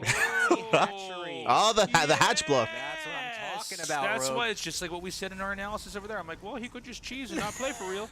Bearing in mind that this is not an all-in, so the casters are freaking out right now. They're like, yeah, let's go. This is a hatch block. This is not an all-in. This is designed to delay. This is not... Oh, actually... It's outside of the natural. Okay. This can be more aggressive. Rogue has been If the hatchery was in the natural itself, then it's more of a macro build. But now that it's outside of the natural base, we can turn this into an all-in. Oh, that's a nice little poke there from MaxPax to see where that drone went, because he saw it over there and he didn't actually see a hatchery, and that's gonna immediately trigger. So it looks like it's gonna be hatch gas pool. Obviously, if he send that drone all How are we gonna make use of the hatchery though? That's what I'm curious about, because there's a late spawning pool. Timing, realizing that that's not super early either, so something is weird. Something is afoot. He needs to find where that hatchery is actually being built. Yeah, there's only so much information the probe can see, so you're trying to deduce what's happening. So he does do the check. I feel like especially on this map, you just should always check outside there if you don't see a hatchery immediately. Because, so gate expanded to Cybercore. With the way Zerg develops, there's never a game where you're like, oh, he just didn't have a hatchery and the pool was at a normal time. You know what I mean? It's that money has to go somewhere, right? Doesn't block. But like, so this is why I'm a little bit perplexed, because I don't really see Rogue being too aggressive with this. There's a defensive forge for defensive cannons. We'll see how hard Rogue commits. If he like, I don't know, goes for like a spine rush, or if he makes extra lings, or if he just drones back at home. I'm curious like what the plan is for Rogue. Particularly with the cybernetic score in the front here, if you could, because there's no like roach all in. Yeah, he's just droning. Yeah, he's just droning. Have any tech at all. And so I think this is going to be queens and spine crawlers coming out now. Yeah, we'll see where those drones are actually being made. It looks like one of them is at the front, so yes, that could be a spine crawler. So it is a spine crawler right there.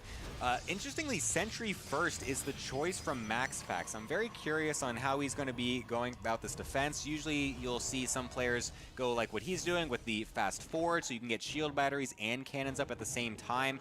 And second drone is being proxied. That's going to be a second spine crawler to complement that. And then you kind of push forward a little bit to try and combat the hatchery, but this time he's just totally walling himself in and just playing very passively with that Sentry first, which I'm just kind of waiting to see what he actually wants to do with that. I mean, force fields, I guess, could deny the Lings from trying to get damage, but then you have to deal with the spine crawler, so his tech is going to be really late to deal with that, because of course the gas income, or using all that gas for the Sentry is a bit rough. Also leaving the Stalker on the outside. This is not a mistake, right? I question it. I mean, Stalker's like, I think it is tasteless. Let me back in, please. Oh no! Because he had like a. Good damage. It almost like it was rallied somewhere else. So the queen just injected, right? The queen just injected, so there's no transfuse. The spine might just go down. Heal it on up. He could always recharge this battery as well to give it an extra little bit of staying power. Yeah. And there he does go. So he just kills the spine. I guess this is a calculated way to deal with the spine crawler. We'll just kill that off. Wow. We'll kill off the queen as Kills well. a queen? And has the Sentry to throw a hallucination. Oh, he's crazy. Mining the right-hand side. He's He didn't get a grasp of this at all. Gets a force field on the Lings as well before they're able to mine out the last mineral patch. Those drones are stuck. The Lings as well. And this whole plan for Rogue is completely butchered. Oh my god. Okay, so he did mine it out. He just can't get through now. Does Rogue just leave the game? I mean, he has no service area. This is about as catastrophic of a game as you could imagine. The Lings are going to be hitting so hard here, but I mean, the Oracle arrives. Oh my god. He's going to be able some to more pylons. He's actually not got enough minerals to be able to make enough, so the Lings will get in. They will get into the main base, kill off a few more pylons. The recharge comes in at the last second there, and now probes are getting killed off in the main base. That nice boy pool is the only thing that's going to be keeping MaxPax alive at this point until he can get a few more units out. He's going to unpower this pylon. Oh, he's going for the pylon. He gets it just barely in time. There is just... You know, again, there's no way to really stop the Lings from coming unless he plugs that back up. Oh, speaking of which, he's going to make 2 pylons over here at the entrance. But they're going to get the probe. They will be able to get back in, but there's still a lot of units on the ground. There's a couple cannons also, so he still has the ability to... I mean, there's still the battery at the natural. Yeah, there's still 2 batteries and a cannon. At the natural, he might just have to forfeit the main, but if this second Oracle can get out, which it looks like it will, as the pylon was remade, another probe stayed up in the main base. Wow, repowers the Stargate. Out, and he's going to be able to keep his main base alive. MaxPax holds. MaxPax, he holds on with the second Oracle. Big move. The link count is getting lower. Right now, Rogue at 22. Back to mining. Workers to the 34 here of MaxPax. The all-in has failed. The all-in it's plugged back up, right? I believe so, okay, yes. Yeah, so the pylons are finishing. So the all-in has failed. Rogue is down in workers. Rogue is down in tech. Rogue has 22 drones to the 36 drones of MaxPax. This was not good enough. This was not good enough. MaxPax, he lost 2 probes. He lost 2 workers. Here comes the Oracle counterattack. Rogue is in trouble. Oracle harassing a base right in front of his own natural. It's pretty nice when the base is right there. It comes to you. Oh my God! Oh, he gets in again. Okay, nice force field though. That would have been. We thought he re-walled. Crazy if all of those lings did get up, as there's only a few units in the main base, but luckily we'll be able to keep most of them Gets out. us around. Again, it's very difficult for Rogue to actually attack into the That's natural something. because there's all of those cannons and batteries there. So And it looks like Rogue isn't droning. So Rogue, he knows that he's too far behind to macro out of this, so Rogue is going for a second all-in. Roach 1 just finished. Roach 1 just finished, he's going for a Ravager all-in instead. Ling Ravager. MaxPax is definitely going to be able to stabilize very nicely and should be able to set himself up for a nice counter push. As Rogue is actually even making roaches, he might just go for straight up all-in, realizing that he's got no hope for a macro game. Yeah, well, I think this is definitely not a game where you go, all right, I'm going to go back and tech. Let's get a layer now, you know. So he's going to go for those roaches. I don't think there's many more phases or layers to this game for Zerg beyond this. Yeah. You know, I mean, Zerg, it's crazy. They can, like, do, like... As I mentioned, like, Rogue, he cannot macro out of this. He cannot drone. He's got roaches on the way. He's got Ravagers morphing in. He's getting ready for a secondary all-in. Looking pretty bad. 7 drones getting killed off by that one Oracle as well, so this is just confirming that defensive setup is brutal, though. POV that there is a total all-in coming. Sees the Ravagers and Queens at the front as well. This is going to be so difficult for Rogue to actually break through. I believe actually there's only one gateway right now. The other ones are actually morphing, so there's going to be this small moment. Oh no, actually 3 of them are finished, so never mind. There's plenty of production already made here by MaxPax, so that window that I was about to talk about, not even existent at this point. This is looking like it's going to be very, very difficult for Rogue to bust on through. Yeah, he is trying to break down this cannon. Nice doesn't get the Stalkers. Gets some of the he gets one. stuck over here. It's actually allowing them to do a decent amount of damage. Gets one Stalker, takes down the cannon. Depleted. Now, hold on a second. MaxPax could still fall apart here. He's going to take the Adepts that were over onto the side defending and basically bring him down here. That last cannon finally falls. But, you know, it seems like there's just more He's going for the on this side Forge. of the map than there is Zerg. Trying to deny +1. Hasn't fallen. Will deny it. Will Okay. go down, so +1 ground weapons is denied. Yeah, but this is just getting worse and worse for Rogue the longer this goes. He needs Charge is almost done. Yeah, GG. GG. No final fight. MaxPax defends. With a 2-0 lead. He's halfway there, looking very good.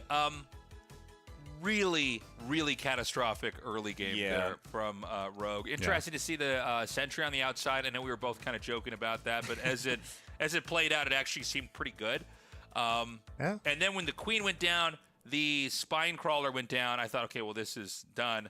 Suddenly, we see that the side is being mined out. Yeah, that was all a distraction. He was like, oh, look at the Spine Crawler. That was a distraction for the casters as well. We did not notice that at all. We were way too focused on I mean, it was a fun build. It was a really fun build from Rogue, and a lesser player would have died, but MaxPax, he had eyes on the wall, right? Sorry, on the ramp, on the mineral wall.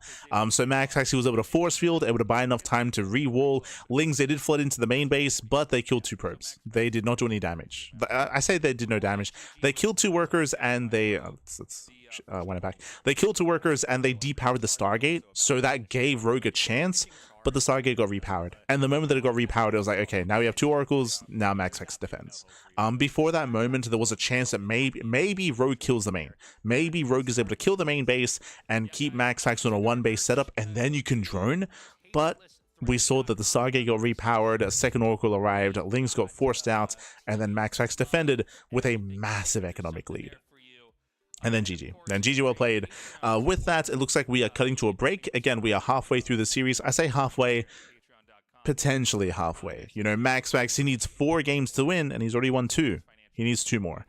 This is where the pressure's on Rogue. Fun fact, by the way, I was coming into this series expecting some longer games, potentially, but to experience MaxPax going for Glaive Adepts in game 1 and kind of setting the pace here, it means that, again, MaxPax is willing to be aggressive, willing to go all in, and yeah, this might just be a short finals. We'll see. I hope it isn't. I hope we get some longer games. I hope we get a back and forth. Meanwhile, enjoy Tasteless and Ziggy painting Zeratul. Give us the painting stream, Pappy. Painting stream. Let's go. We've got the Zeratul miniature, the very first one that we got sent by Arkan Studio from the StarCraft Tabletop Miniatures game. I gotta say, it's crazy. We have the primer on Zeratul right now, and that's going to allow the paint to stick on here. We've got, how many different colors are we going to use? Oh, I got a bunch. I got some purples, got some greens. I'm gonna try and paint him sort of like he's on the box art. We're gonna start with the airbrush, put some purple on him just as a base, and then work from there with the with the brushes and yeah, see what happens. Let's do it. Let's do Let's it? do it. Okay.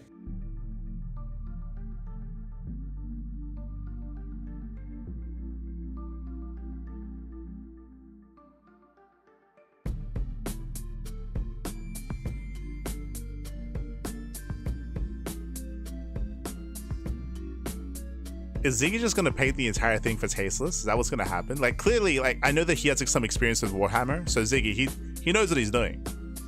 He's painted many a Warhammer figurine. Este Ziggy. See, the real content would be making tasteless do this, because we all, because that's content. That's.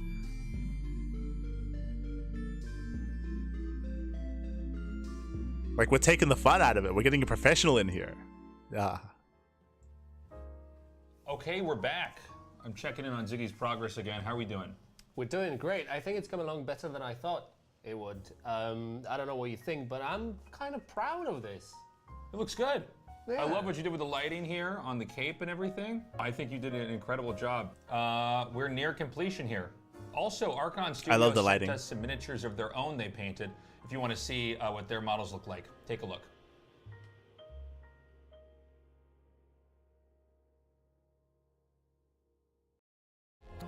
Did we, what just happened? Did we really not get a close up on Ziggy's model? Like Ziggy's like, I'm proud of this, and Taze is like, yeah, it's pretty good. We did not close up on it. What? we didn't get to see like a proper like close up of what he painted.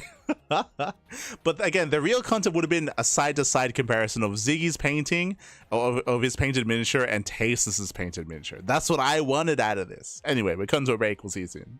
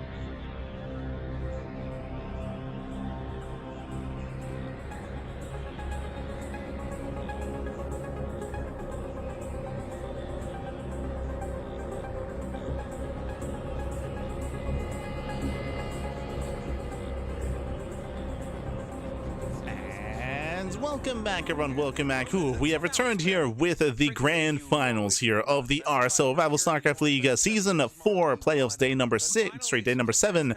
We're here in the grand finals, and currently MaxPax is up 2-0. He's up 2-0. He is up leading the series, and it's a best of 7, so first to 4. First to 4 will win. I'm hoping we get a back and forth. I want to see Rogue take some maps and make a series out of this, but the pressure is very much so on Rogue. Game 1, MaxPax was hyper aggressive, going into Glaive Adepts, going into the Twilight Council before the third base, or I should say as the third was being taken, caught Rogue with his pants down. Game 2, Rogue went for an all-in on 10,000 feet, but we saw that MaxPax was able to scout, able to shut it down. Really strong reaction there by MaxPax. Really nice crisis management as well, considering the Lings did flood into the bases, but MaxPax minimized losses. And now we're loading the game number 3. Let's go. What is, in my opinion, one of the best Protoss maps in the pool. True. Yeah, we'll have to see. I just, when I think about MaxPax, the kind of standout attribute of him is his defense. I think he's such a good defensive Protoss. He is. So I would maybe like to see Rogue try a few less cheeses, which sounds weird to say because he's been doing so well with them. But it feels like MaxPax has the response to everything. And I was so impressed by Rogue's kind of mid and late game strategies against Hero when he took him out 3-0. Like we saw him do that mass Ling style on low gas into Ultras eventually with Banelins. I'd love to see something like that. Right now, though, this probe is going to be annoying and block the hatchery, so Rogue will go take it at the horizontal location over here.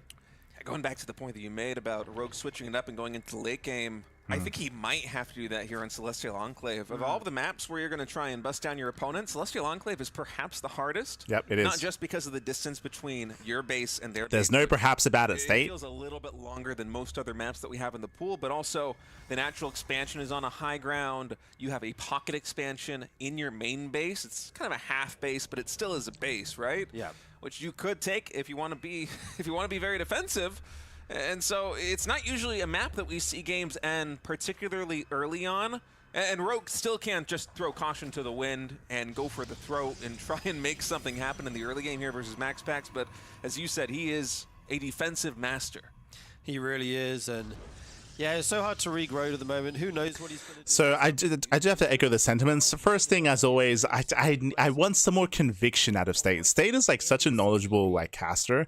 Like once he's locked in, once he's like engrossed in the meta, and it does take some time for that to occur. But once that happens, like again, he's very knowledgeable at what he does, and very often he's always like, you know, hedging whatever he says. He's like, oh, this is kind of like maybe one of the stronger like defensive maps in the map pool. Like this is maybe like that, Bappy.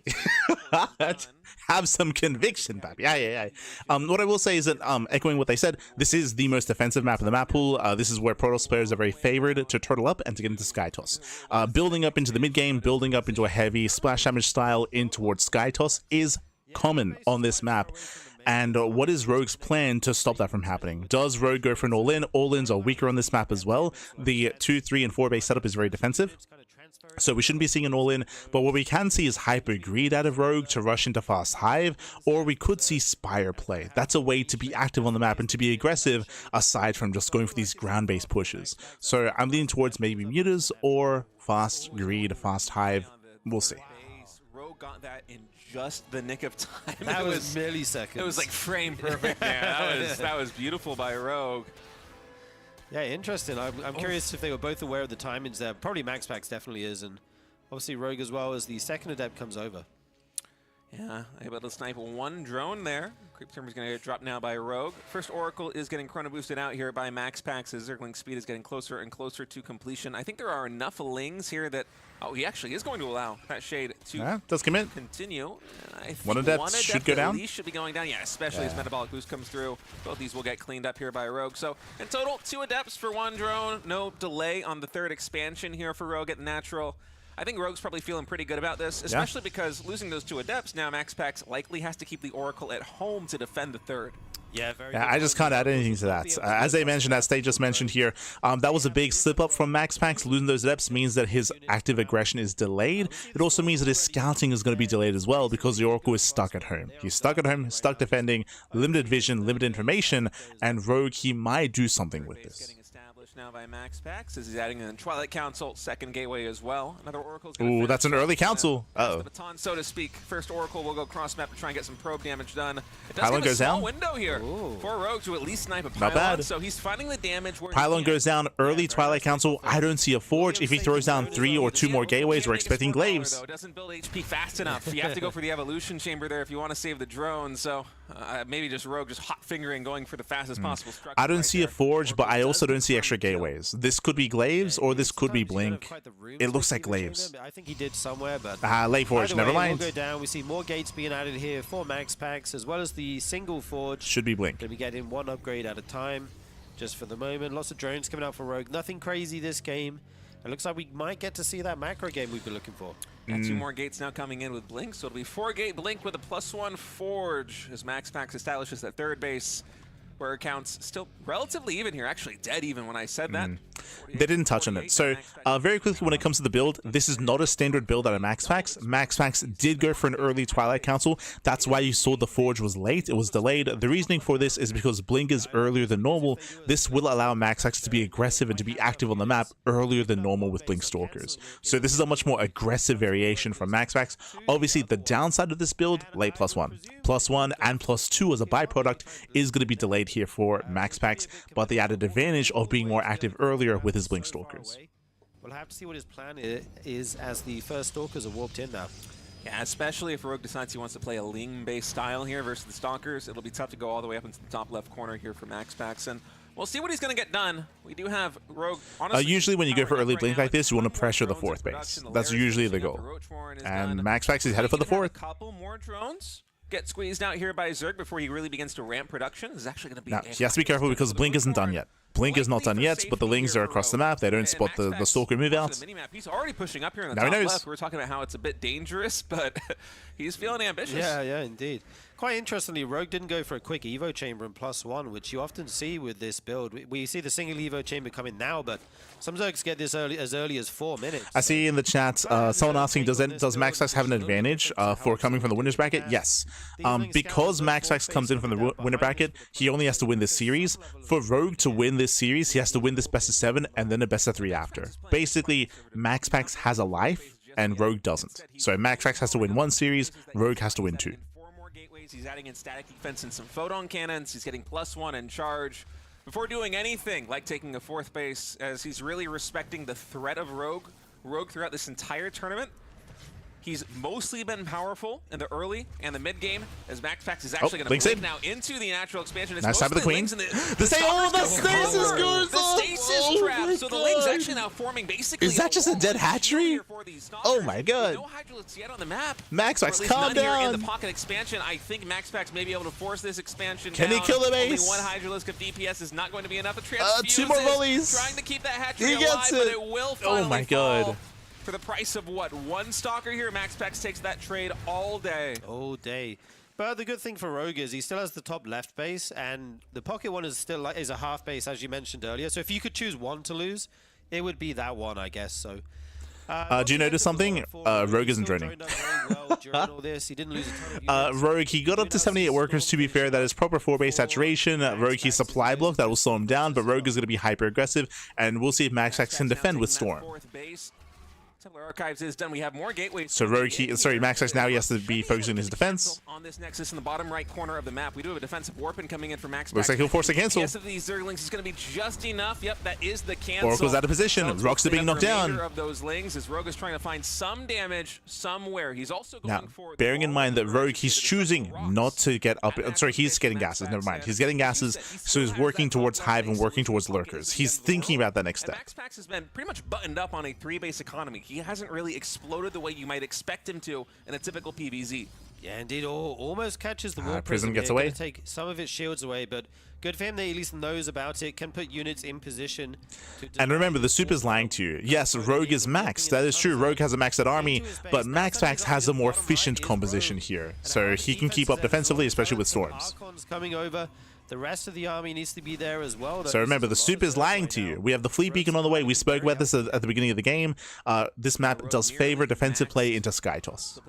And MaxPax is working on it. Establishing that 4th base in the bottom right side of the map. So we'll find a couple of drones of damage, and the transition coming in from MaxPax now is going to be very gas intensive. You can see him preemptively taking the 2 gases in the bottom right side of the map before the Nexus is even done, because he's going into a fleet beacon. He wants to get a mothership. He wants to start trickling out these high-tier Stargate units in addition to everything else that he's got. Yeah, Fleet Beacon just finishing up now. Infestation Pit on the way for Rogue. Really nice split here from MaxPax, denying the Lings.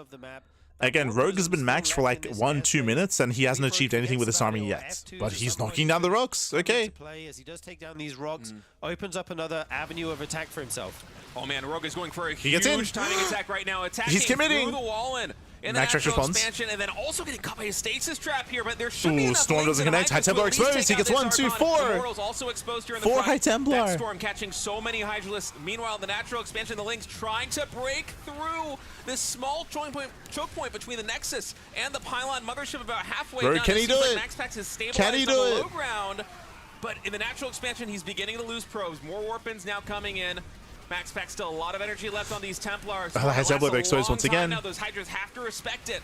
High Templar goes down again. This has been a very messy defense from MaxPax. Very messy. Denies the mothership. He does get it. It costs him quite a few units, but cutting the Protoss down to a 3-base economy here is nice. 200 Lings already falling in this game. And for me, the interesting thing is there was no Balians with this army. It was like a Ling Hydra attack, and now he's going into Hive. That's pretty standard, Ling Hydra. He's got so many hatcheries on the map. The creep spread is starting to get out there. I'm starting to like Rogue's position here.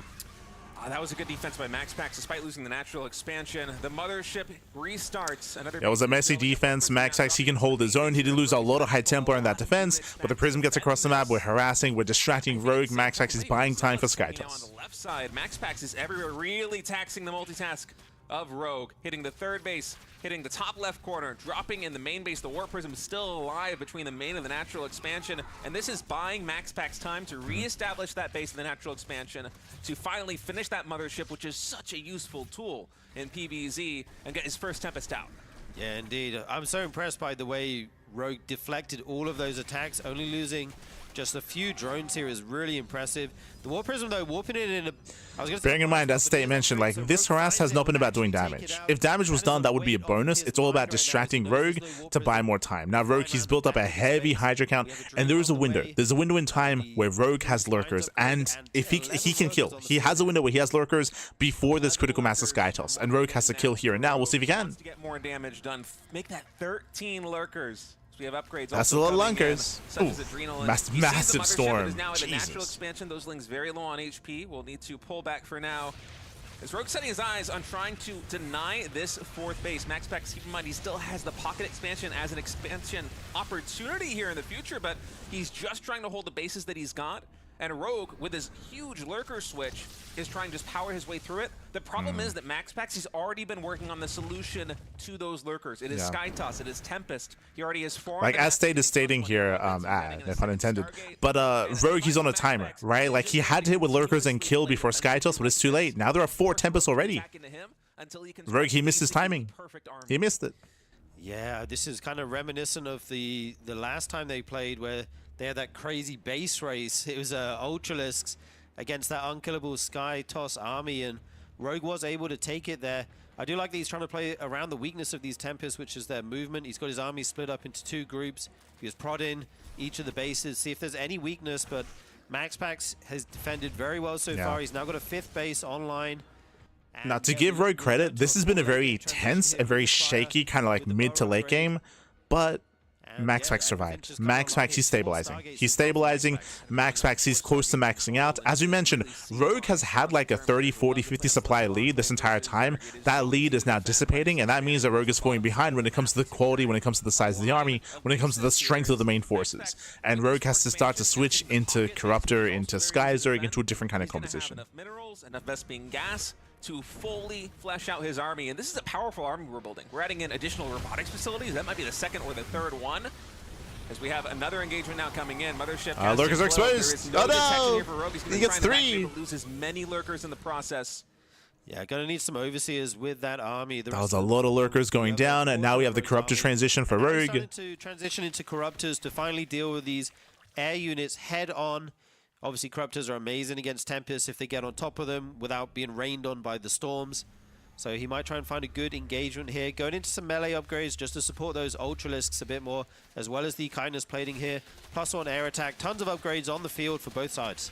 And the army that MaxPax is building is going to be incredible. It is so high immortal. We're even adding carriers right now for that. He's building up a death bull of an army. Like this is the army built to A move. Like that's MaxPax. He's almost there. To put myself into Rogue's position, I'm not sure, frankly, what I could possibly. And again, you saw like how close these fights have been with Rogue with having like a 40 supply lead, but now we're evening things up, and Rogue, he has to be careful. He's going for the dive. The storms. Instead, Rogue just going to dive on with pure brute force. The Corruptors trying getting to himself find the Tempest. They're able to get the pounce on these Tempests, focus firing them down. Still 4 Tempests left. Mothership the batteries they pop up. Somehow almost every cloak, single Tempest no detection. is equally damaged. Oh my at god. half HP. I think only 1 or 2 in total get taken down before the Mothership saves the day. That's and insane. Rogue just traded out so many Corruptors just for hull damage. Yeah, that's not the trade you're looking for there. 1 Tempest. His ground army still looks. That was 11 Corruptors for 1 Tempest, by the way. That's crazy. Again, that was brutal. So much for a single Tempest. Again, shout out to the shield batteries. Also, Rogue wasn't target firing. Like he was not target firing. So that's also a bit on Rogue. He was on A move. Cannons will call full very quickly though. And right now, MaxPax looks like he's just deciding if he's going to go over here. He should. He's going to take this angle. Oh, the lurkers are exposed. He doesn't want to let Rogue escape. The He wants to catch lurkers. every single one of these lurkers. This is Get a out very of here. expensive army. Rogue repositioning, not willing to fully evacuate. He may just lose everything here. Instead, inching forward with a couple of lurkers. There isn't any anti-air yet. He's going in? Wait, what? Rogue, where are the Corruptors? He's crazy. Coming in now. Yes, finally the Corruptors coming in. There are Archons under the Tempest, though. And with that splash damage, Rogue realizes he cannot take. And Max, like, he's snowballing out of control. He's snowballing out of control. He's killing every single lurker. A couple of High Templar do rally in. Damage to Rogue's army while losing nothing. Yeah, insanely good fight there for MaxPax. Did lose 4 High Templar at the end, but his air army is just unbeatable right now. These Corruptors cannot get the job done. Like you say, each time he goes in, he's hitting various targets, weakening a lot of them, but just they're not falling. One of the worst parts about these trades from Rogue 2 is that the units that he's killing, it's typically the gateway units that are accompanying this army, and they're getting replaced by Immortals, by Carriers, by Tempest, by even more efficient units, as MaxPax now. What State is getting at is that over time, MaxPax, he's perfecting his army. Like, it's crazy, but as the game is going on longer and longer, Max's army is getting better. Like, it's improving over time. Loses economy, so he has to split off some units. That allows MaxPax. So you think this is brutal? I mean, it's going to get even worse. It's gonna detection. Ah. Here comes the rest of the Zerg army around the Corruptors, bottom. they It's kind flank. of fragmented. He tries At the end of the massive time, the Corruptors storms. trying to commit huge Archon's out of storms on position. those. The Mothership may go down here if he focuses at one air unit. There's a going cloak. down. Every It just Corruptor doesn't look like falls. the anti-air is here for Rogue. Oh, is that a recall coming in from MaxPax for half of the army to behind the Mothership? Don't see that every day, as the Archon coverage wasn't enough there for the Corruptors, but the storms were so big. The carriers just blinked back, Bappy. That's what just happened. He blinked back, and with that he overwhelms. Has a little bit too much Sturgeon, and this is simply the perfect Protoss army. Rogue right now, less than 100 supply. You can see he has a little bit of a bank. He might be wondering what options he has to spend that money on to try and find a solution, but I don't think there is one. Now this army is about as efficient as you can get. Zealots now in the middle lines. GG. Finally, GG is called. MaxPax goes up 3-0 in this series, and he is on tournament point here.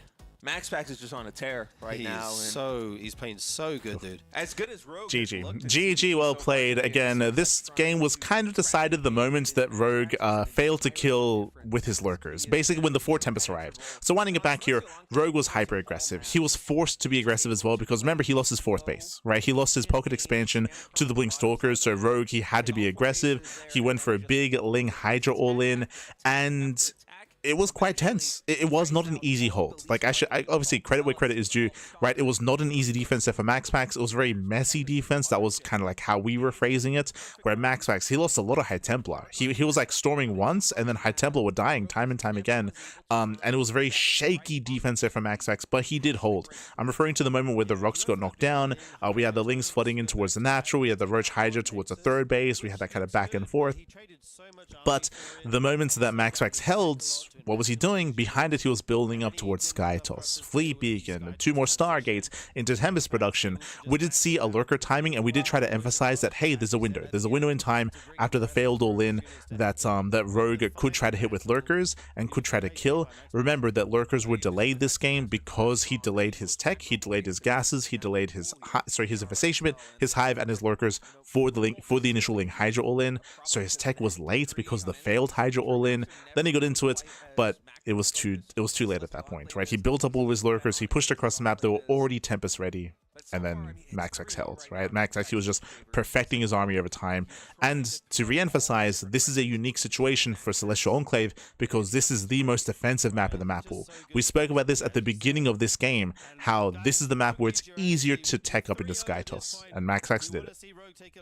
And here we go, we're getting into our next game. Rogue tournament life on the line. MaxPax just 1 game away from closing this whole thing out and being our Season 4 champion. MaxPax on fire here in RSL season. So winding it back, one of the reasons why Celestial is so good for Skytoss is because of how secure your natural, your third, your fourth are in comparison to other maps. Here we're loading into the Old Republic. This has a much more open third and fourth base. If Rogue were to go for a big 3-base all-in similar to last game, then it would be more successful here. It should be more successful on the Old Republic, so we should be seeing a different style out of MaxPax to compensate for that. Not early enough to block the hatchery this time, which was quite annoying for Rogue to deal with in the last game. He will get that down at his natural. Yeah, and I imagine what we're going to see for MaxPax, although I should say when you're up 3-0, you can really do anything that you want to do. Possibility of this being a clean sweep win for MaxPax. I mean, MaxPax was the favorite player coming into this. I was hoping for it to be a back and forth. Obviously, there's a high chance it's a 4-0, but I want to see a game 5. I want to see a game 6. Very quickly, as we mentioned, I do like Rogue's chances here, though, to build up to a 3-base economy. 3-base all-ins hit different on the Old Republic, right? They do hit different. So that's why I'm curious, is MaxPax going to go Glaives? Is he going to go Glaive at Eps? Is he going to go early Blink? What does MaxPax go for to try to compensate for how aggressive Zerg players can be on the Old Republic? And try something cheeky, but I agree. I mean, if it ain't broke, don't fix it. MaxPax knows how to navigate these long macro games, and that's probably one of his strengths as a player. So I would not be surprised to see that at all. Cybercore is on the way. We'll have to see what the choice of tech is for MaxPax. Probably going to be a Stargate here momentarily. Yeah, but as Rogue, you also can't afford to make that assumption because MaxPax has 4 maps to play with. Yeah. You know, this is kind of situation where a player like, if you would a real throwback, I'm MVP, he would just be going for proxy barracks in this situation. I mean, Maru does the same thing today, right? Oh, if he's in a best of 7, MVPs if he's up in the series, he will just gamble because I mean, you can flip a coin. You only got to win 1 time, right? You have all these extra lives left here, up 3-0 in a best of 7. So for Rogue, if he wants to try and play a macro game, if he doesn't want to go for relentless aggression the way that he did earlier on in the series, he has to, you know, really button up on everything because MaxPax can just do the most oh my god, wait, what? And Rogue has a responsibility of Rogue going for a very aggressive third. Yeah, he definitely has that leeway. That's crazy. To play with. He is forced to take the forward base here as the normal third was blocked by a probe. The Adept shades in, sees a few Lings, will not commit. So, very quickly here, this forward third base means that Rogue has better creep spread. He's going to have faster creep spread across the map. This might be indicative of an all-in. We don't want to, you know, extrapolate from this, and we don't want to get, you know, too lost in what is going on here. You don't want to be mind-gamed, of course, as, you know, MaxPax. But this does allow for the possibility of a very strong all-in because of the boosted creep spread across the map. That is now potentially available here for Rogue. Even though he wasn't able to trade out these Adepts for any drone damage, he can now use these to anchor the defense at the third base and be a little bit more aggressive with that first Oracle. Yeah, he wasn't able to send those across the map last time because he traded them out, as you mentioned. Sure. So this time we'll have that opportunity as they actually do need to be in position, though. Right now, there's nothing here at the third except a probe and a pylon. Yeah, Adepts on at home to defend. This is actually a very bold move by MaxPax. He's moving out with both Adepts right now. They're shading into nice counterattack. Oracle joining as well. So Rogue's going to try and find some damage here at the third base, but his Lings are out of position. 8 more Lings are in production, about halfway done. No Spore Crawler yet, so the focus fire from the Queens. Drones are going to go down, but what about the defenses back at home? There's the Oracle. That Oracle, only 3 drones falling thus far. Honestly, considering both Adepts and the Oracle dived on that hatchery before the Spore Crawler is done, losing 4 drones, that's pretty good here for Rogue. Yeah, indeed. And he got a pylon across the other side of the map. This Oracle is also bruised. Has to be careful when it does go in. Getting so low on HP now. And yeah, I'm gonna push back against what was just said.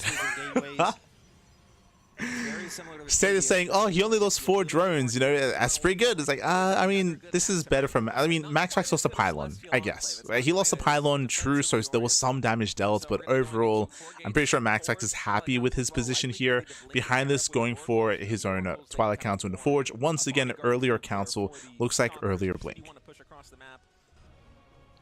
If you're curious about the builds, MaxPax is the same build he went for on Celestial. So last game, same build, 2 games in a row.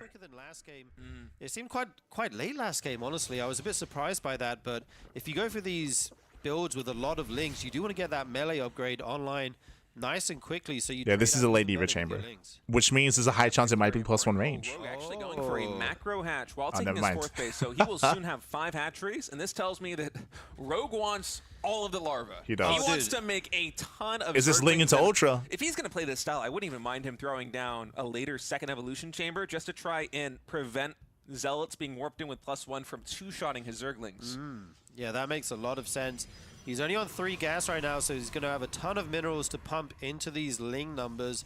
Just basically, he just has enough gas to continue his tech and upgrades. So, and he's going to be, as we're alluding to, because of the high hatchery count, this screams Ling Ultra. Like Ling Opener into Mass Ultra into Hive Tech. We'll see if he can get there, though. Where he just had like an insane Ling count and overrun all the army of Hero in that series. 24 more Lings right now in production.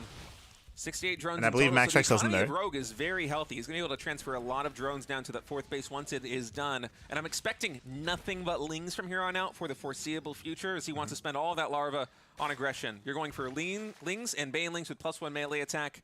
The big timing window is going to be when +1 melee is done and Baneling speed is done. But even before then, with 43 Lings, you can try and make some magic happen.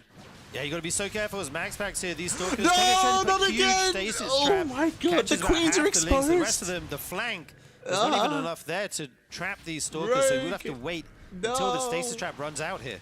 28 more Lings. Okay, it's okay. He can buy time. He can buy time. Look at the production tab, by the way. Infestation bit. 5 tech. He's going for the Hive. He's going for the Ultras. MaxPax wisely is going to blink back. He does not want these Lings that were trapped in a stasis to form a full surround on his army. He does not want to get sandwiched by those 2 forces. As another stasis trap. Nice bait this time. 6 more Zerglings.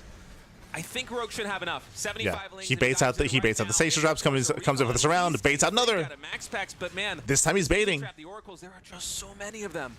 Yeah, there's so many. Rogue's doing a good job of setting them off with a small amount of Lings. I'm not sure if he knows there's one more there, though. And it gets a lot of Lings once more. There's still so many more remaining. They're going to trap all these Stalkers, start to go to work on them.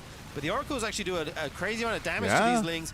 Stalkers now in pursuit, going to kite to the best that they can, but there's actually just too many Stalkers here. The Lings can't get it done. Yeah, Lings, they get shut down. Lings get caught in those stasis traps. I mean, that must be, what, 24 plus Lings here for Rogue? If he was able to just pop the stasis with 1 or 2 Lings, I think we would have a lot of dead Stalkers right now, but instead, MaxPax, he's being rewarded for spending the majority of his Oracle energy right now on stasis traps here in the center, and Rogue's gonna get one more shot. Not again, not again. Stasis trap here. You can see him trying to gets defuse baited. it. Finally, he is, and now he's able to get a surround on a lot of these Better Stalkers. surround for Rogue. Will blink back, but that means there's a lot of service area. Better surround. The Stalkers are going down. This is a big win. Weapons. But at this point, the Stalkers, they've snowballed it's so too late. hard, Sturgeon. It's too late. So many remaining here. 158 Lings going down by the 8-minute mark. Crazy value. Insane efficiency coming out of MaxPax. And now we have Charge Zelt reinforcing with +1 ground. Also a big shout out to Luis GGG in the chat. God, Bobby God, thank you so much. Thank you so much for the raid. Hope you had a great stream. Hope you had a great ladder session. We're here in the grand finals of RSL, and Rogue is struggling to survive.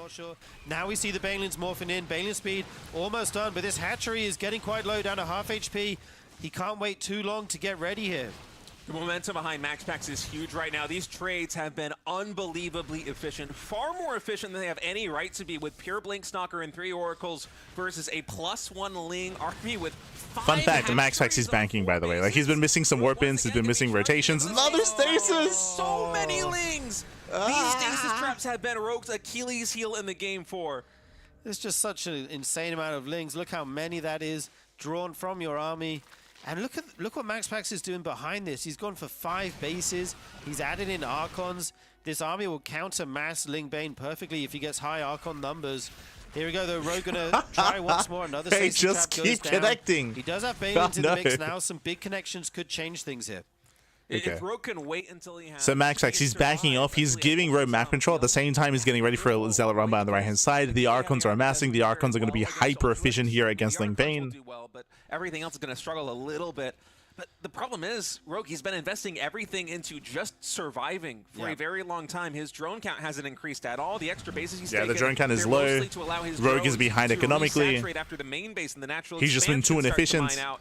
And now MaxPax has an army that is just designed to kill Zerglings. There are 4 Archons here. Another Banelings, they do nothing. Another stasis. From Rogue. This might be enough to clean up most of the Stalkers, but can he get through those Archons? GG. He cannot. Rogue knows it. GG is called, and MaxPax is going to win RSL Season 4 with a 4-0. What a dominance, just what a dominant series from MaxPax. Showing aggression, showing defense. He's just in such good form right now. Rogue couldn't do it. GG, well played. Rogue was coming, sorry, MaxPax was coming in as the favorite player here, but even then I expected to have a little bit more of a back and forth. As I mentioned before, I didn't get to see Rogue series versus MaxPax in the group stage. I didn't get to experience what happened in those games, but here at MaxPax, he was just in the driver's seat the entire series. What I love about this series out of MaxPax is that he did mix up aggression and macro play. He macroed once on Celestial Enclave. Outside of that, he was able to keep up with the all-ins and even out-aggress his opponent with Glaive Adepts in game 1 and here early Blink aggression in game number 4. But it wasn't just about the build, it was about the micro, the execution. It came down to the stasis traps. We had so many stasis traps punishing the Mass Ling out of Rogue. Rogue's style here, going Mass Ling into Mass Ling Ultra, is dependent on gaining map control, on zoning away the army, catching out all the stalkers, and giving you time to drone up to 80 workers, take your gases, and then tech into ultras. But he could not deal with those stalkers at all. Every time he attempted, he was just being shut down time and time again by the mass stasis trap. So he was being hyper inefficient. As you saw, he lost 158 lings for 11 stalkers. That's how efficient MaxPax was being. 11 stalkers for over 150 lings. It was insane just how well MaxPax was trading and how much difficulty Rogue was having in the middle of the map, trying to surround, trying to collapse on those stalkers. With that, he stumbled his way into the mid game. He had a low economy. He had, because that he couldn't afford his high tech, he couldn't afford his ultra tech. He was trying to work in that direction, but he just had no money for it. And with that, GG. GG, well played. With that, congratulations here to MaxPax. He will 4-0. He will be our champion this season. Meanwhile, we have our schedule for the next season. Back with the RSL. It's going to be April every 20th. single weekend. We're going to have an early start on the finals weekend to deliver all of that exciting action for you. And I'm happy to keep the ball rolling, man. It's been a blast coming back here for RSL Season 4 and to be going into RSL Season 5 in just a couple of weeks. I love it. Yeah, let's keep it going, keep the energy moving. I can't wait to see more awesome StarCraft action. Look how pretty that graphic is. Just 5 weekends of pure StarCraft, man. Yeah, it's clean. I love to see it. So and as shout out again to as I was Archon mentioning, Studio. They are making the official as I was mentioning, StarCraft April 20th is going to be the first set of qualifiers. We will be casting the qualifiers here on the channel. No co-streaming for the qualifiers. We'll just be in the games. We'll be in the games. We'll be there as always for the qualifiers for the Americas and for the Korean qualifier. Obviously, the top players are going to be invited into the next season, and really cool to see that already Season 5 of RSL is announced. They've announced Season 5, so we have the next season of RSL around the corner. Non-stop StarCraft here on the channel. We'll be there to cover it once again. We do co-stream the playoffs. We don't co-stream the group stage. We don't have time to. There's just so much other StarCraft matches going on. We got too much to cast, so we won't be covering the group stage, but the playoffs, we got you. We do have you. But again, a bit of a shorter broadcast, fun fact. It was 4.5 hours. I say short broadcast. I was expecting it to be like around 4 hours, around 4-hour cast for our 3 series. So yeah, we're about on time here, about on time. Catching up. There's all kinds of benefits. There's also just an option to sign up for free if you want to get emails from us. Kudos to Rogue for making it this far. Just catching up with the chat. For making it this far, though, only Zerg in the back and he made it to the finals. Yeah, to be honest, I expected Rogue to go down in the first round. Like I had no faith in Rogue. But Rogue, he was being, as we mentioned in his series against Cure and against Maru, he was being hyper cheesy, hyper aggressive, and he was in a way kind of like out strategizing his opponent. opponents. So it was really fun. It was really fun to see Rogue, you know, pop off. Very little standard macro play, just non-stop aggression, and hey, he went far. He went all the way to the finals with that kind of style before meeting a brick wall. Before meeting the brick wall that is MaxPax. But it was exciting to see nonetheless, and again, good for representation purposes, right? Like, I think I expected that for there to be no Zerg in the top 6 or the top 8, but we had one go all the way to the finals. True, all the way. It's catching up. More StarCraft, more StarCraft. True. Only 4 hours. But yeah, with that, GG well played. With that, we're going to be wrapping up here for the time being. Meanwhile, I was just live earlier. If you missed it, I was just live with the TLMC 22 ladder, the judging kind of ladder, first impressions. So if you're interested, I did have the VOD available on my personal channel. I'm probably going to be going through some more maps tonight. So basically, for those who are unaware, let's move on from this as we are wrapping up. For those who are unaware, I was one of the TLMC 22 judges. Sorry, I was one of the 21 judges last season. I say 21, like TLMC 21. I think there were like 5 judges in total. I was one of them last season, and I was brought on to be a judge this season as well, and there are a bunch of maps. There are less maps than last time. True. There are less maps than previously. I think there's around 65 maps, whereas last season it was like 90 maps, so we do have less to work through, which does give us a little bit more time to spend on each map. And I do have a week. I've got a week to go through all the maps and to gather my thoughts, to give feedback, and to rank them as well. So it's going to be a pretty intense process. Because of that, we have changed our schedule. Actually, sorry, you can actually see it on the bracket, right? Is it updated? The schedule graphic? It is not. So never mind. Our schedule graphic isn't quite updated. But so I'm going to be spending time doing that. Last time I streamed on my personal channel. This time I'm going to be streaming here on the CranKy Ducklings. So currently we have a TLMC judging stream for the 7th. For this Tuesday, the 7th of April, and also for the 10th of April as well. So 7th and 10th, we should be live going through the maps. I'm going to be going through them ahead of time, and basically those 2 streams are going to be like summary streams. Going through them, you can hear my thought process, you can hear kind of like my criteria, you can kind of get an idea as to the context, as to, you know, what I'm looking for, what I'm not looking for, how I'm judging certain maps. You can have a look at my biases as well, in regards to, you know, what I believe is like should be and shouldn't be available, like when it comes to like what a ladder map entails or what a map entails. So you can kind of listen through all that if you're interested in that sort of thing. Again, that'll be on the 7th and 10th.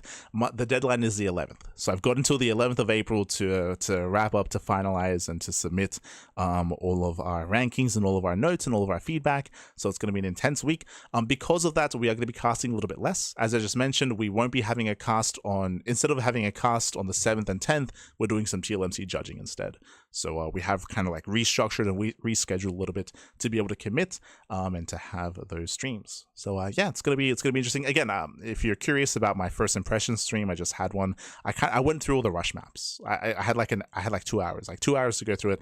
I went through all the rush maps, and I went through like a couple of macro maps.